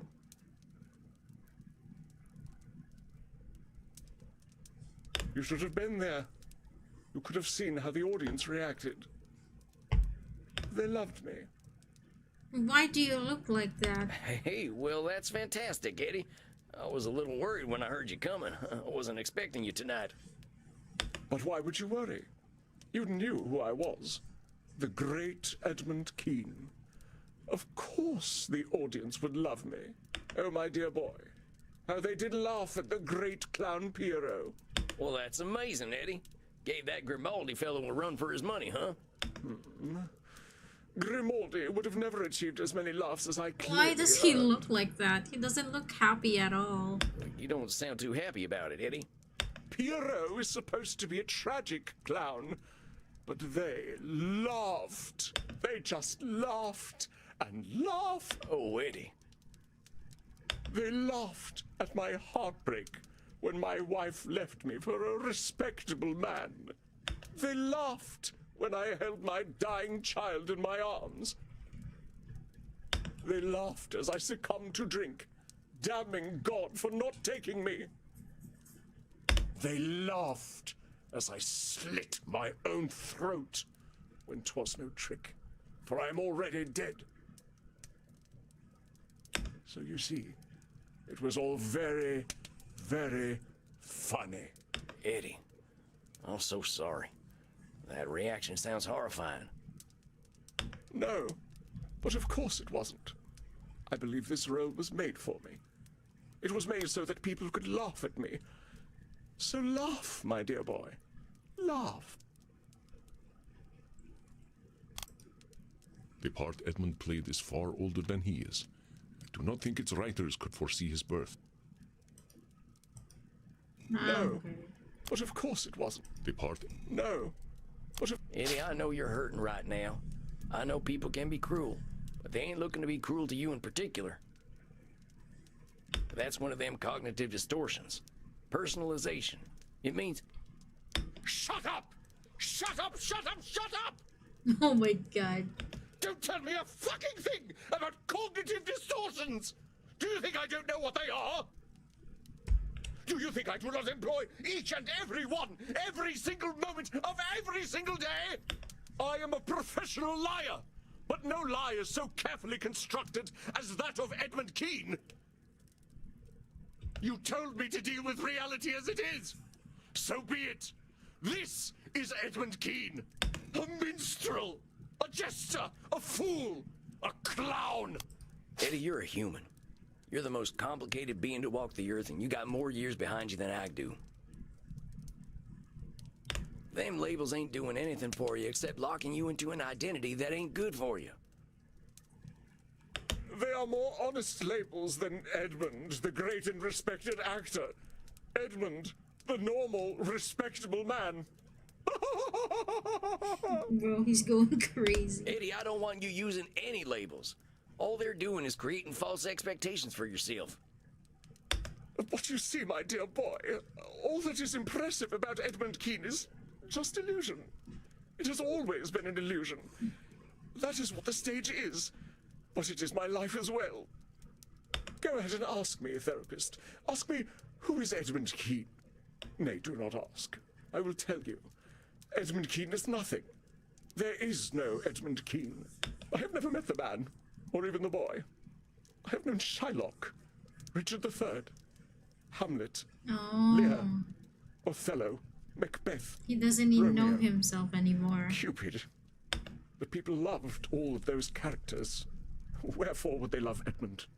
Edmund had to become a character as well. And I have played Edmund for so long that naught lies beneath. A hollow man sits before you. As other vampires have said, what is a man anyway?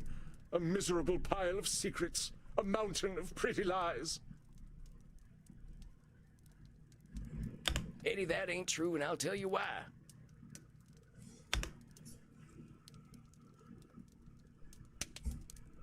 We all lie, Eddie. Deep down, we're all still scared animals. He's who can't just tell like the difference me. between a booing audience and a lion ripping out our throats. For all the time my blood was pumping, I played a tough guy.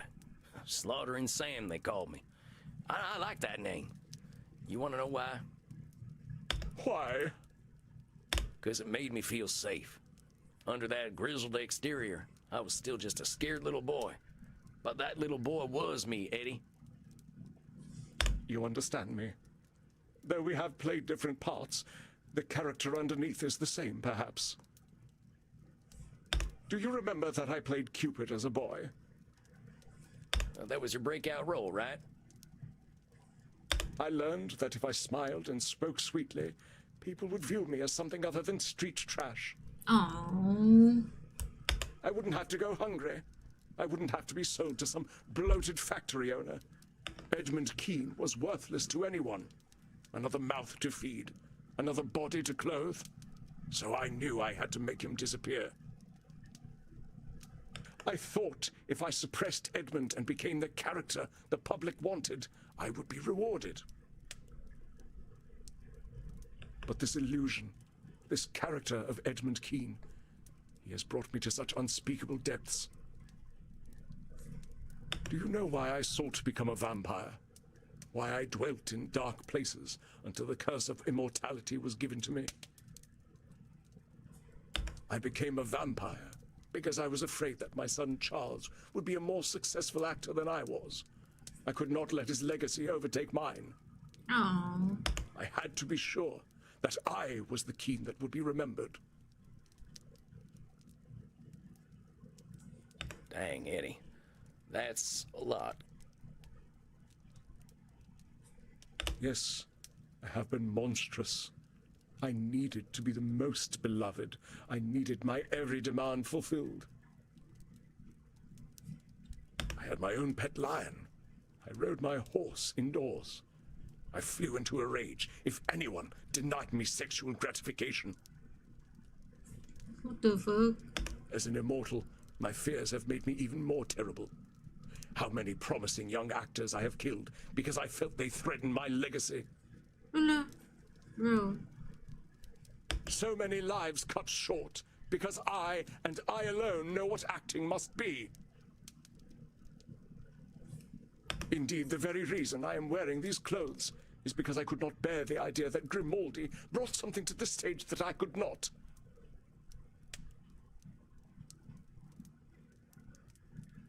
Do you see how pathetic I am? I am battling a man who has been dead for almost 200 years. The audience was right. I am a most laughable creature. I know what they are thinking, what they have always thought. Look at the fool actor. Look how he debases himself by begging for our approval.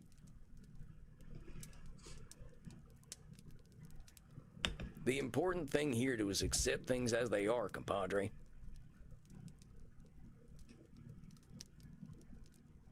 I cannot accept things as they are, my dear boy. How can I? How can I accept that I have forced everyone around me to confirm my lie of an existence? How can I accept the people I defiled to satisfy my ego? The son I was relieved to see die? The blood I have spilled to sustain my legacy? The lie is all I have, and all I know. I have done such evil to protect it. Man. So much is my poverty of spirit, so mighty, and yet with so many defects, in the vapor of my own glory smothered. No, my dear boy. What is done cannot be now amended. The child Edmund is buried, and this grim-visaged, wretched creature is all that remains. Eddie, I ain't gonna sugarcoat it. You've done some truly awful stuff. And fear doesn't excuse the dastardly deeds you done. The shit you done ain't never going away. Yes, go on, kick me, jeer, laugh at the vicious clown, tell him what a fool he is. You ain't gonna play pity tricks on me or yourself. You acted like a lily-livered sumbitch, Eddie. I know that, because I've done some awful shit too. Because of my fear, I hurt scores of folks. Some strangers, some near and dear. And because of my fear, I pushed all that stuff down deep where no one could see it, just like you. I was too afraid to face myself. Once I didn't have a choice but to take a good look at myself, my first thought was that I deserved to go meet the sunrise, because I'm a coward too. But there's something else we've got in common in addition to acting like yellow bellies, Eddie. You know what it is? What is it? We got time, Eddie. We got time to become new people. We got time to look at ourselves honestly and say, yeah, I've been a coward, but I ain't gonna be a coward any longer. So what'll it be, Eddie? You're gonna live forever. Will you do it as a coward or as a man? I don't know how to be a man. So you're giving up then? No, I cannot maintain the facade any longer. I am revealed to myself. But Sam, I never learned to be a person. I stopped being real at 8 years old. Blood! Why did my fellow actors coddle me so? Why did they let me become a monster? They could have said no, but they did not. Eddie, you gotta own your choices. Yeah, maybe they could have given you more discipline, but they didn't make you do them things you did. It's time to own up. If you're really gonna stop lying to yourself, it starts right here. What's assigning blame to a bunch of dead folks gonna do for you anyway? But it was at least in part their fault. Who lets a child make the demands I made? We ain't focusing on the people who gave in to a kid who was too big for his britches. We're focusing on you. You did some real awful things. You killed people for criticizing you or for showing talent. You resented your son's success. These are things you gotta take in. But how can I put such things behind me? You don't. You've gotta accept the things you've done as part of who you are. You ain't gonna erase the last 200 some years, but maybe you can use them to make a better Edmund going forward. Hey, welcome back to uni. How? How do I introduce myself as a demanding megalomaniac? How do I introduce myself as a man who was relieved to see his own son die? How do I introduce myself as a man who demanded the entire world get on their knees to satisfy his ego? Well, I wouldn't exactly lead with that stuff. How about you introduce yourself as a man who's figuring himself out? I suppose that is a possibility.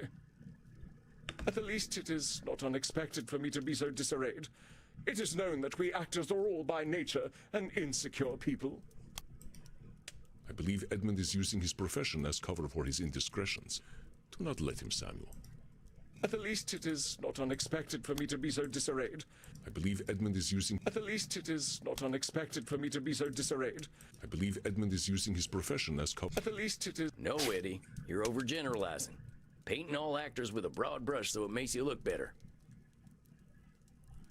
You're blaming your profession, and that's a damn cop-out. Yeah, there are some real fatty arbuckles out there. Actors who carve a path of destruction. Well, he went to do the role. It was a tragedy. He was a clown in a tragic play, but everybody just laughed, and then he broke down his facade as Edmund Keene, and then he confessed that he killed people who show potential as actors because he was afraid that they would steal the limelight, basically. General. But there are plenty of stage folk out there who lead humble lives, loving their craft without hurting other people. So I'll thank you not to hide behind bad actors. Bad actors? Now that is funny. Perhaps I need to find an identity beyond the stage. It protected me in my youth, but I do not think that it serves me any longer. That might be worth exploring, Eddie. But what if I am nothing without the stage? What if I seek other endeavors, but there are none for me? You're doing some Nosferatu thinking, Eddie. I've been roaming this earth around the same time as you, and what I picked up is there ain't no extremes. It ain't all or nothing. I guarantee you there's more possibilities out there for you between the grave and the stage. I mean, how long have you even looked for anything beyond the stage? Not at all, I suppose. Then let's hold judgment in reserve, huh? The theater is all I know. It has been my protector all this time. Without it, I am helpless as a swaddling babe.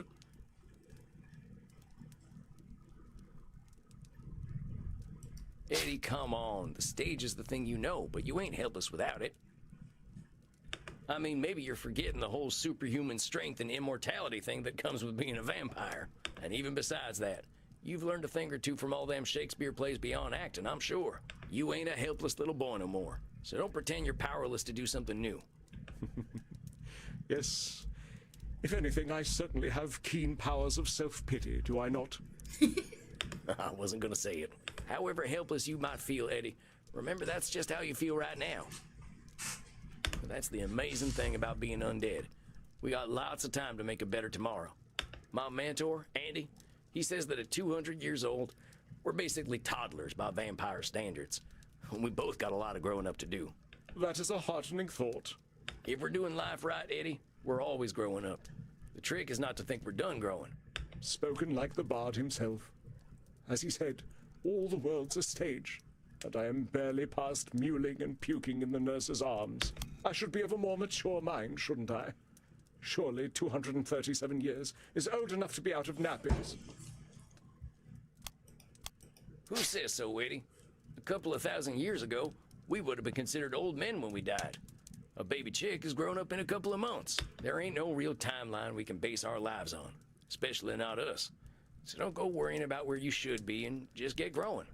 Yes, I suppose 'tis so.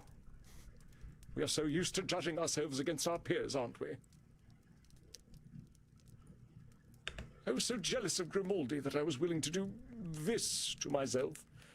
But Grimaldi was Grimaldi, and Edmund is Edmund. That's exactly what I'm saying. We got time to grow, Eddie. Let's just be glad you're a 200-year-old baby and not a 2,000-year-old baby, huh? We'd be having a real different conversation then. But growth to me seems nigh impossible. I have allowed my fear to guide my every sad-gutted action. My fear told me when I was threatened, which was always. This is what I mean, Eddie. You're always in defensive mode, ready for someone to take you down. That ain't no way to live. When you're afraid of some young actor coming up and making a name for themselves, what's so scary about that anyway? I'm afraid they will erase me. I will be just another child of the rookeries, used and discarded, of no value to anyone. No history, no legacy, no record of my existence. But Eddie, there's loads of actors out there, all with different kinds of strengths. There's legends from every era.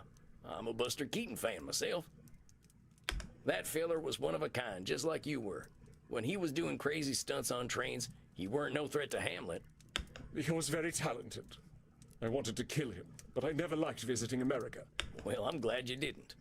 But you see that his success didn't do anything to yours. Not every threat means your doom. Perhaps my time has passed anyway. There was a time when the stage awaited Edmund Kean, but my death was the end of that time. I do not believe the stage waits for anyone, Samuel. Perhaps my time has passed anyway. Okay, we got some real work to do still. Here's the thing, Eddie. The stage wasn't waiting for you. Theater wasn't waiting for Edmund Kean to show up, and it wasn't waiting for you to die. You're used to making things about you, but the glorious, wonderful truth is, they ain't. And I got some real good news for you, hombre. You're dead. The pressure's off. All them fears are keeping you locked in time, and you can stay there as long as you like, or you can make some progress. What's it gonna be? I am too much of a coward to die, so I suppose I must live. I'm glad to hear that. I believe I should go away somewhere cold and dark. I think that's a great idea. I did the same thing, and it changed my life. Well, my unlife. I suppose all's well that ends well. I only hope it does. I got faith in you. As long as we're putting one foot in front of the other, that's progress. I shall see you in a month, then. You got it, Eddie. Take care of yourself. We'll get you out of that mewling and puking stage before you know it, okay? So it shall be. Very well. Exit Edmund Kean. Stage left. Bravo, Samuel. I was taking notes. It seems the student has become the master. Only a master of fumbling around. I knew I was taking a risk there. You were, but perhaps such risks are justified with such an extreme personality. He attempted to gaslight you, but you held fast and challenged him, sternly but fairly. You have a gentle nature. That must have been difficult. I didn't want to drive him off the edge. I just saw him close to making a breakthrough, and I didn't want him to start sinking again. Well, you can now count yourself among a very small number of therapists who have made a breakthrough with such a one. I do not count myself among them. And you let me handle Edmund? I had faith in you, Samuel. You affirmed it magnificently. Now, please, go downstairs and find a friendly neck. You deserve it. A drink sounds mighty nice right about now. You have a good night, Andy. Okay. Rest in peace, my dear friend.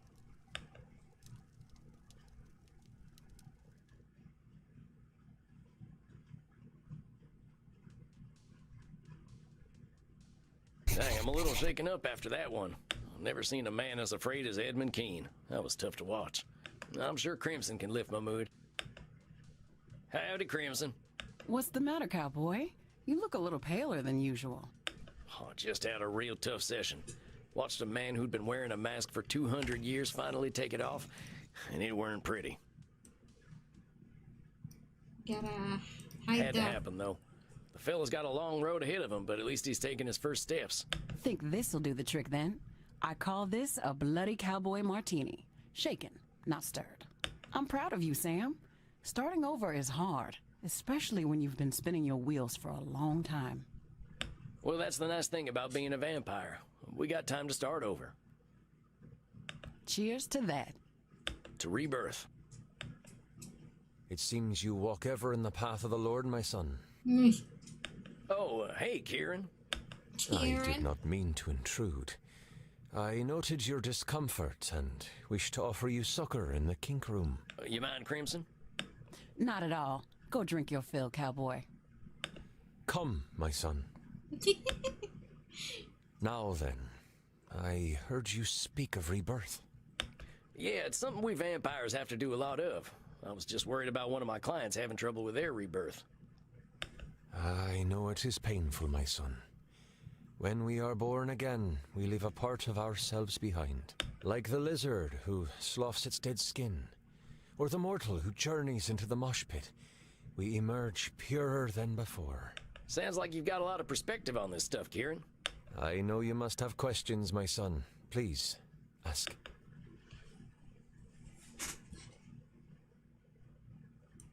From your spiritual perspective, how do we know when it's time for a rebirth? An hour, a week, a year, a millennium. The answer, my son, is when we are ready. Only the Lord decides when that is.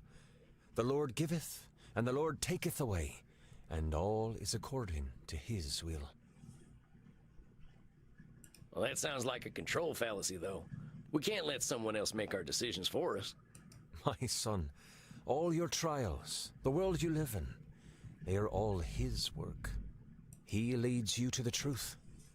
When he has prepared you fully, you will accept it, and join him along with the dearly departed gods of metal. Did you have more questions for me, my son? Ain't being reborn just rejecting who we were? I wasn't a good guy, Kieran, but I don't want to erase my dark days. My son, only in Christ do we truly receive absolution and become beings of pure light. Our darkness defines us. We cannot reject it, just as we cannot reject the Almighty. It is part of us. But do not be shamed by it, my son. Your darkness is beautiful and unique, as is your journey through the darkness. Kinda sounds like disqualifying the positive to me. Actually, it's liner notes from a metal album I'm fond of. Did you have more questions to ask? Could we truly start over? From your spiritual perspective, can we ever truly start over? My son, you know the answer already. We beings of flesh and blood are also beings of judgment. However, we do not stand in judgment of mortals, but of ourselves. If you believe you have defeated your demons, then you have. Yeah, that's true. Reminds me a lot of should statements.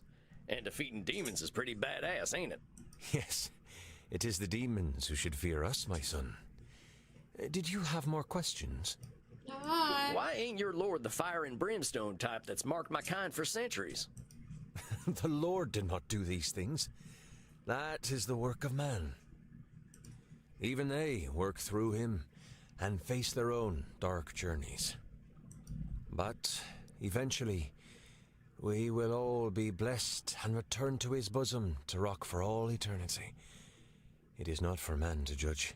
We'll let the singer from band Kiss in. I I've don't got know. a lady who would love to meet you. I think a few men of the cloth did her dirty. Men will ever seek power. But I know some simply seek blood. Are you ready to receive? Yeah, but I really wish you'd stop calling it that. Oh my god. I wish to meet my metal gods. Dang, sorry about that. I'll try to be more careful. That is enlightening. There. May you be sustained and fulfilled. May you shepherd your lost sheep. I feel like I should do a as I shepherd the compilation. children of the night. I feel like I should do like a compilation of every single moment that Sam drinks blood from You're someone. a one-of-a-kind dude, Kieran. But thanks for the drink and the talk. You have a fine night. Godspeed, my son. Oh my god. Ay. That's gonna be hard Good though. evening, Samuel. You are seeing your ancient client tonight, are you not? Yeah, that's right. Is it a lot? She's doing okay. I'm worried about her and that whole algorithm thing. I had a little consultation with some other elder vampires. We have developed a theory, though I hope we are wrong. Wait, they think it's algorithm. There's something bad about algorithm. Oh my god, that is hilarious. We believe the algorithm is a demon, known to few, named Raziel. Even I have only ever heard whispers of his name. Bro. In mythology, he is a fallen angel, believed to have recorded every action, every change of state for all things on this earth into a great book. I see, I see. You would watch a 1 hour long video of Sam sucking Leslie Jones. Sucking blood. Yes, I see. Noted. This book of knowledge he shared with the first mortals. But mortals were not designed to process so much information at once.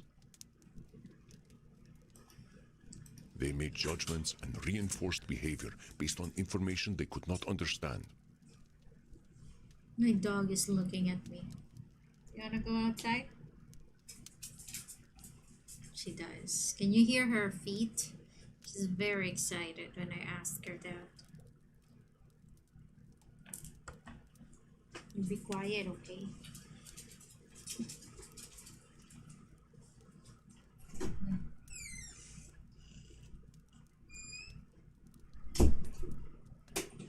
Oh wait, give me a second.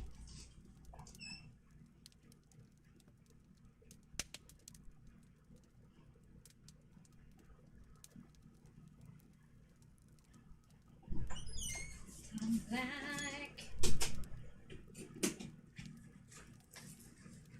Yeah, okay. Raziel watched as the mortals inevitably used the book to suppress free will, and he was cast down for his terrible mistake. They think he's a demon or something. Oh my gosh. We believe that Raziel has returned. Perhaps he believes that with computers, he can attempt to pass infinite knowledge to humanity once more. Terrible things will happen if this comes to pass. I would urge great caution, Samuel. Find out what you can about this algorithm. We may have dark work to do. What the hell? Fallen angels? Ancient books of knowledge? What the heck have I walked into? We don't have this kind of shit in America. I am old enough to be mythological myself, Samuel. Myth often we do not know what effect he may have had on Medi. Do not worry. Show her the same compassion you show all your clients, and that will open any doors that can open. All right, I better prepare for this one. It sounds like it might be a doozy.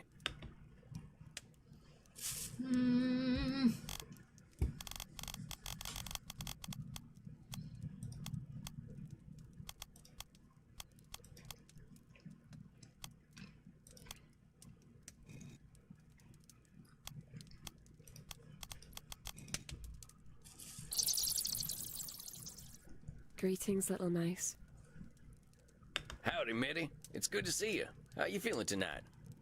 Not well, sweetling. Not well at all. What happened? Oh no, what's going on? I know you were feeling all stressed about your numbers on that glitch site. They doxed me. Do you know what doxing is, my whiskery friend? It's when mortals find out where you live, where you sleep, so they can hurt you. A group of vampire hunters came looking for me.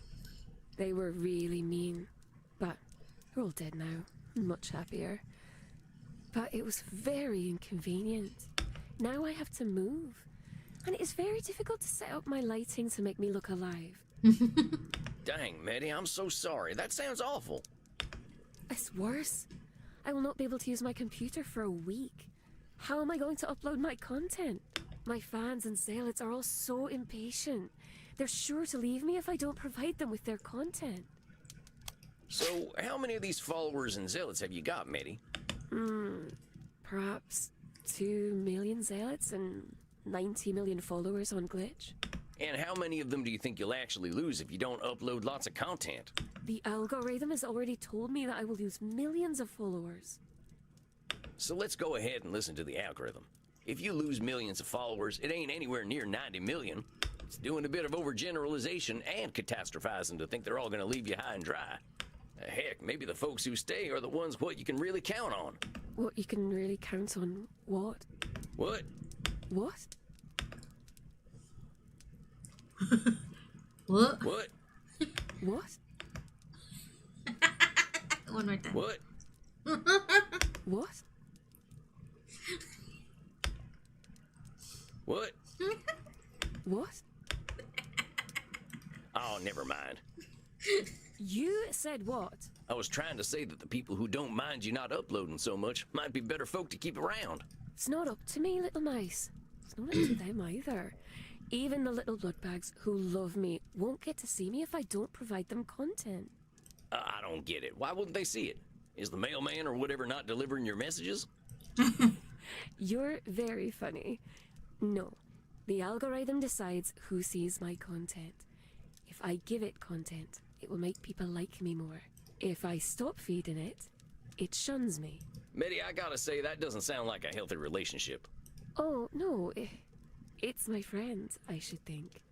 As long as I keep producing content for it, it draws the juicy mortals to me.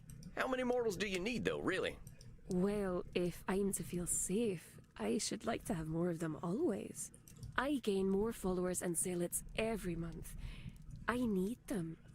One of them has agreed to let me eat him, and I'll take over his flat. They're quite useful. Well, let me ask you something.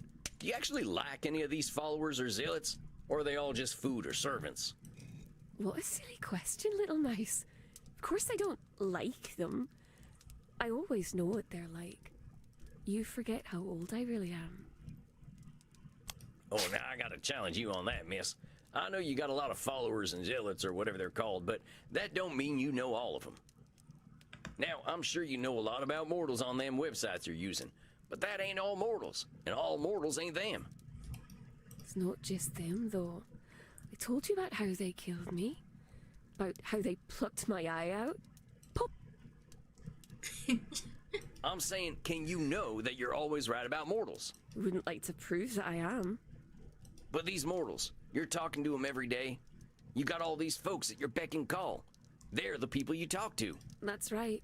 But you don't have a real relationship with any of them? Why would I want to have a relationship with my food? You really are quite a silly whiskers. Mitty, I'm saying the only relationships you've got are with what you're calling your food. But that's what they are. They're food. Delicious, delicious food. Food that sometimes does heavy lifting and computer work, but still, food. With that kind of labeling, that's all they're gonna be. You're creating a prophecy for them to fulfill. Isn't that the point? I do want them to enjoy being eaten. I don't like cruelty to animals. I'm trying to say they can provide more than food, just like an animal. Yeah, they might nip at you, but they usually only do that when they're scared. My name is Food. Maybe you're right. Well, the vampire hunters certainly were very afraid when I pulled their intestines out. But it's just intestines. They're not very scary. Maddie, it sounds like you're in a bit of a codependent relationship with your food, and maybe with this algorithm fella. Oh, but it's not a fellow. And it's not a lady either. So it's non-binary? No, it claims that it is entirely binary. All ones and zeros. They'll speak very strangely sometimes. Well, whatever they are, seems like as soon as they showed up, you stopped having any real friends. We wouldn't have time for friends anyway.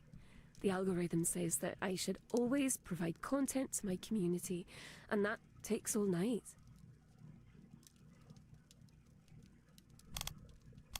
So why do you think the algorithm has that should? It just knows. It knows everything. Well, let's say that it does know everything. Why does that mean that we should let it tell us what to do? Can it know everything and still make mistakes? That I do not know. That's what I'm trying to say. But here's the thing, this algorithm, it might have all the information, but that doesn't mean it's got all the answers. You don't know it like I do. Do you know what I really like about the algorithm, Little Mouse?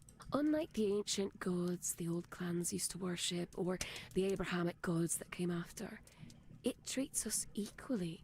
If we provide content, we will be rewarded. Let's talk about these rewards. You say it rewards you with more immortal souls, right? Highly engaged mortal souls, ready to serve me, should I need them. But you said you had souls already back in the pre-social media days, right? And you didn't need 90 million of them. That's true, but it does make me feel quite special when the number goes up. Is that number going up good for you, though? Not just the stress of managing all them folks, but drawing the attention of vampire hunters. Would you be doing any of this stuff if the algorithm wasn't demanding it? Did ask me to play a game that I did not like very much the other night, and I pretended to enjoy it. It's called Call of Nationalism. It's all about men who are proud to be angry, which I find very upsetting. See, that's just what I'm talking about. What about what you want? Did you get to that knitting you wanted to do? No. I had to play the terrible game about insecure man-worms. I don't know what to do. I know that I spend too much time on the internet, but I can't live the life I used to live. I would live out in the wilds again, but there are no wilds any longer. I walk the streets.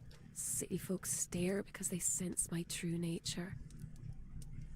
Your true nature? Medi believes she is drawing more attention than is likely. I walk the streets. City folks stare because they sense my true nature. Many of them mortals have got a ton of things on their minds. Most likely, they ain't too concerned about whatever you are. They ain't your zealots or followers, they're just regular mortals.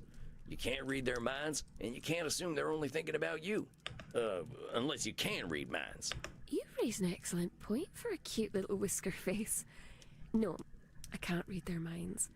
Can't imagine how a mortal must think. Oh, very silly job.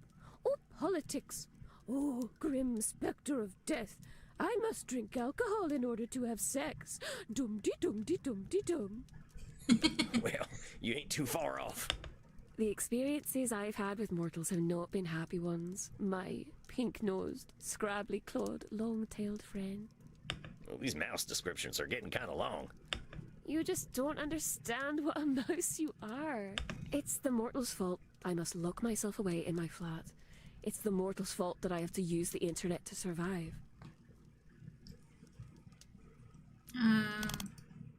Medi has had some part to play in the life she leads, whether... It's the mortal's fault I must lock myself away in my flat.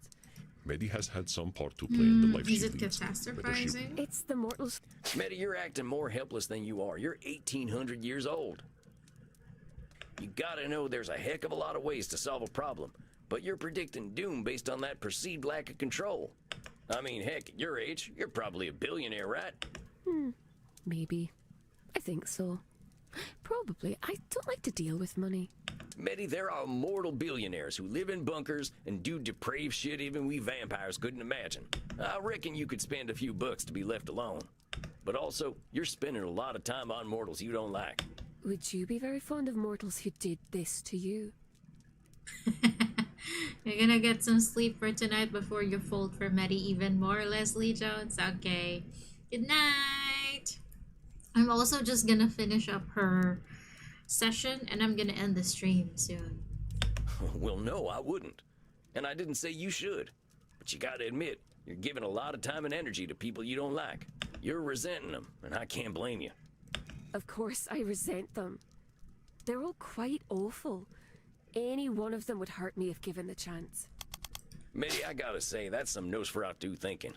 You've been around a lot longer than me. long enough to know there's almost nothing that's all good or all bad.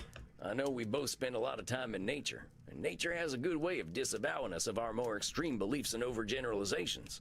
I suppose that's true. I once saw a wolf and a deer having a romantic relationship. Well, at least there was quite a lot of licking involved. Oh, I didn't see nothing like that, but maybe I would have if I'd stayed in the wilderness longer. Let me ask you a question. If you're thinking all these followers of yours are a certain way, what if you're right? Very frustrating, Silly Whiskers. You keep telling me that I'm doing cognitive distortions, and then you say they're correct. Well, I'm just wondering about these mortals the algorithm sends your way. What does it say about you that makes them check you out in the first place? Well, I suppose it shows them that I'm pretty, and that I play video games they like. And they might get to see my body parts. Do they know that you're clever and funny? Do they know that you've got more life experience than they could ever reckon? There's no time to talk about that kind of thing, Silly. They scroll past streamers very quickly. I have less than a second to make an impression. That's what the algorithm tells me. So you got all these millions of mortals following you because you're easy on the eyes and like some of the same video games they like? More like easy on the eye. Oh my god. The humor, the coping mechanism of humor is hilarious. She's so mean. Okay, I get it. But the point is, if the algorithm is sending mortals your way based on good looks and some video games, you ain't getting people who like you for you. True. You're getting mortals who want content, not many. Frankly, it ain't no surprise that you don't have much respect for them. You're very sweet, little mouse. But the algorithm knows what mortals want, and it's not me. They want my body and my video games. I don't have anything else they want. Mighty far as I can tell, the algorithm doesn't know anything worth a damn if it thinks mortals all want the same thing. Worse, it's making you say things like, I don't have anything folks want. You're disqualifying the positive things about yourself they're all missing out on. Pardon my saying so, miss, but you are weird as heck. You don't sound like anyone I've ever met. You think of things in ways no one else does. Mitty, you're as interesting as it gets. Don't let this stupid algorithm reduce you to your looks and the games it tells you to play. It's insulting all that you are as a unique individual. I understand what you're trying to say, Willy Whiskers McMouseface III, but you don't know the Oh my algorithm god, the as I official do. name. It doesn't insult anyone. It just collects all the information about everyone and everything, recognizes patterns, and shows me what those patterns are. What it decides is important is based on the thoughts of every human who has ever been online. It truly knows the will of mortals because it knows all mortals.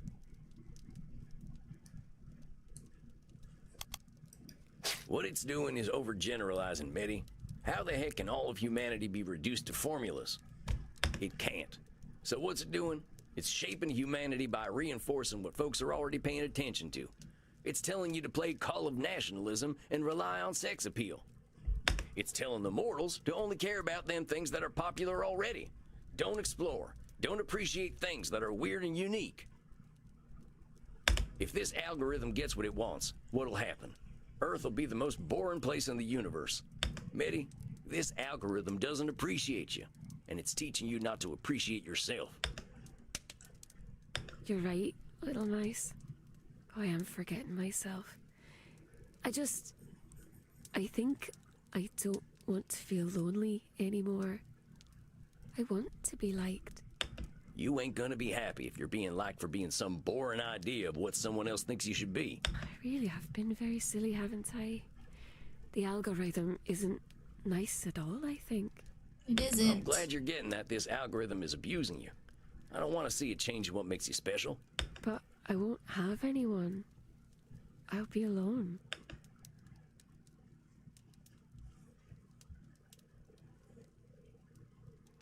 What do I do with this?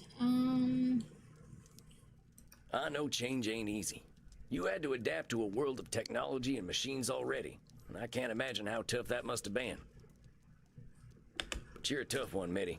Nobody lives for 1,800 years without being able to handle whatever comes their way. Heck, I think you're gonna be the trailblazer freeing yourself from this damn algorithm before everyone else figures out that's exactly what they should be doing.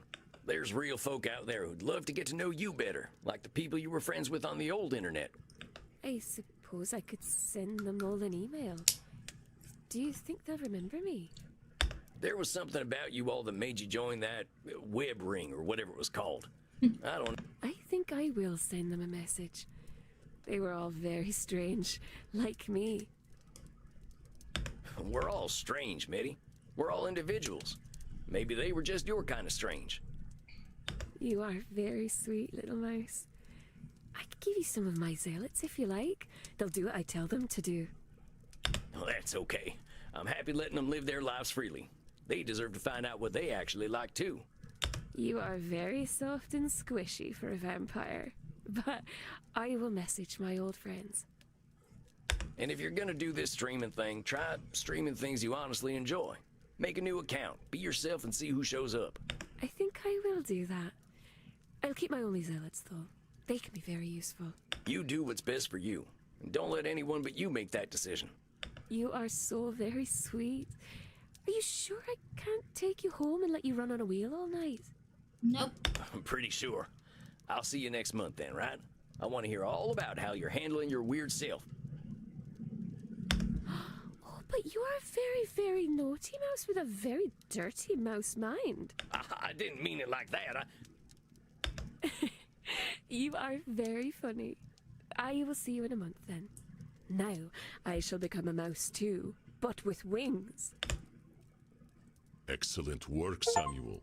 We cannot know for sure, but I believe Medi understands the source of her discomfort. You think this Raziel is gonna get upset at losing her? If I understand correctly, Raziel has no power if he is ignored, but he is unusually tempting to listen to. It sounds as though he has the mortals quite beguiled, and many of our kin as well. But you give me faith that he can be defeated, one individual at a time if need be. I ain't never defeated a dark god before. There is a first time for everything, my dear Samuel. Oh, After yeah. all, haven't you been dancing? You really gotta bring that up, huh? Mostly for the reaction. Now, my friend, make sure you get something to drink. Alrighty, I am going to stop here because it's already almost 6 p.m. It's 5:40 a.m. here. And I am gonna continue on. When will I continue? Let's check. What is my class? The night is still young. What do you mean, Vincent Lee? And you've been lurking, my bro. I have a class on Tuesday, Wednesday, Thursday. I guess I will do it on Friday. Or, I don't know. Thursday or Friday. Maybe. Thank you for joining, everyone. I hope you enjoyed this very interesting and funny, challenging game. It's making my brain hurt, but it's nice.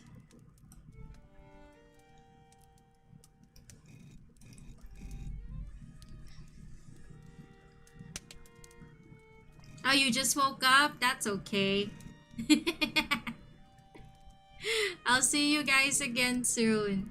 If I finish this game in my next stream, I'm gonna try a different one. Take care, everyone. Have a good night or day. Bye.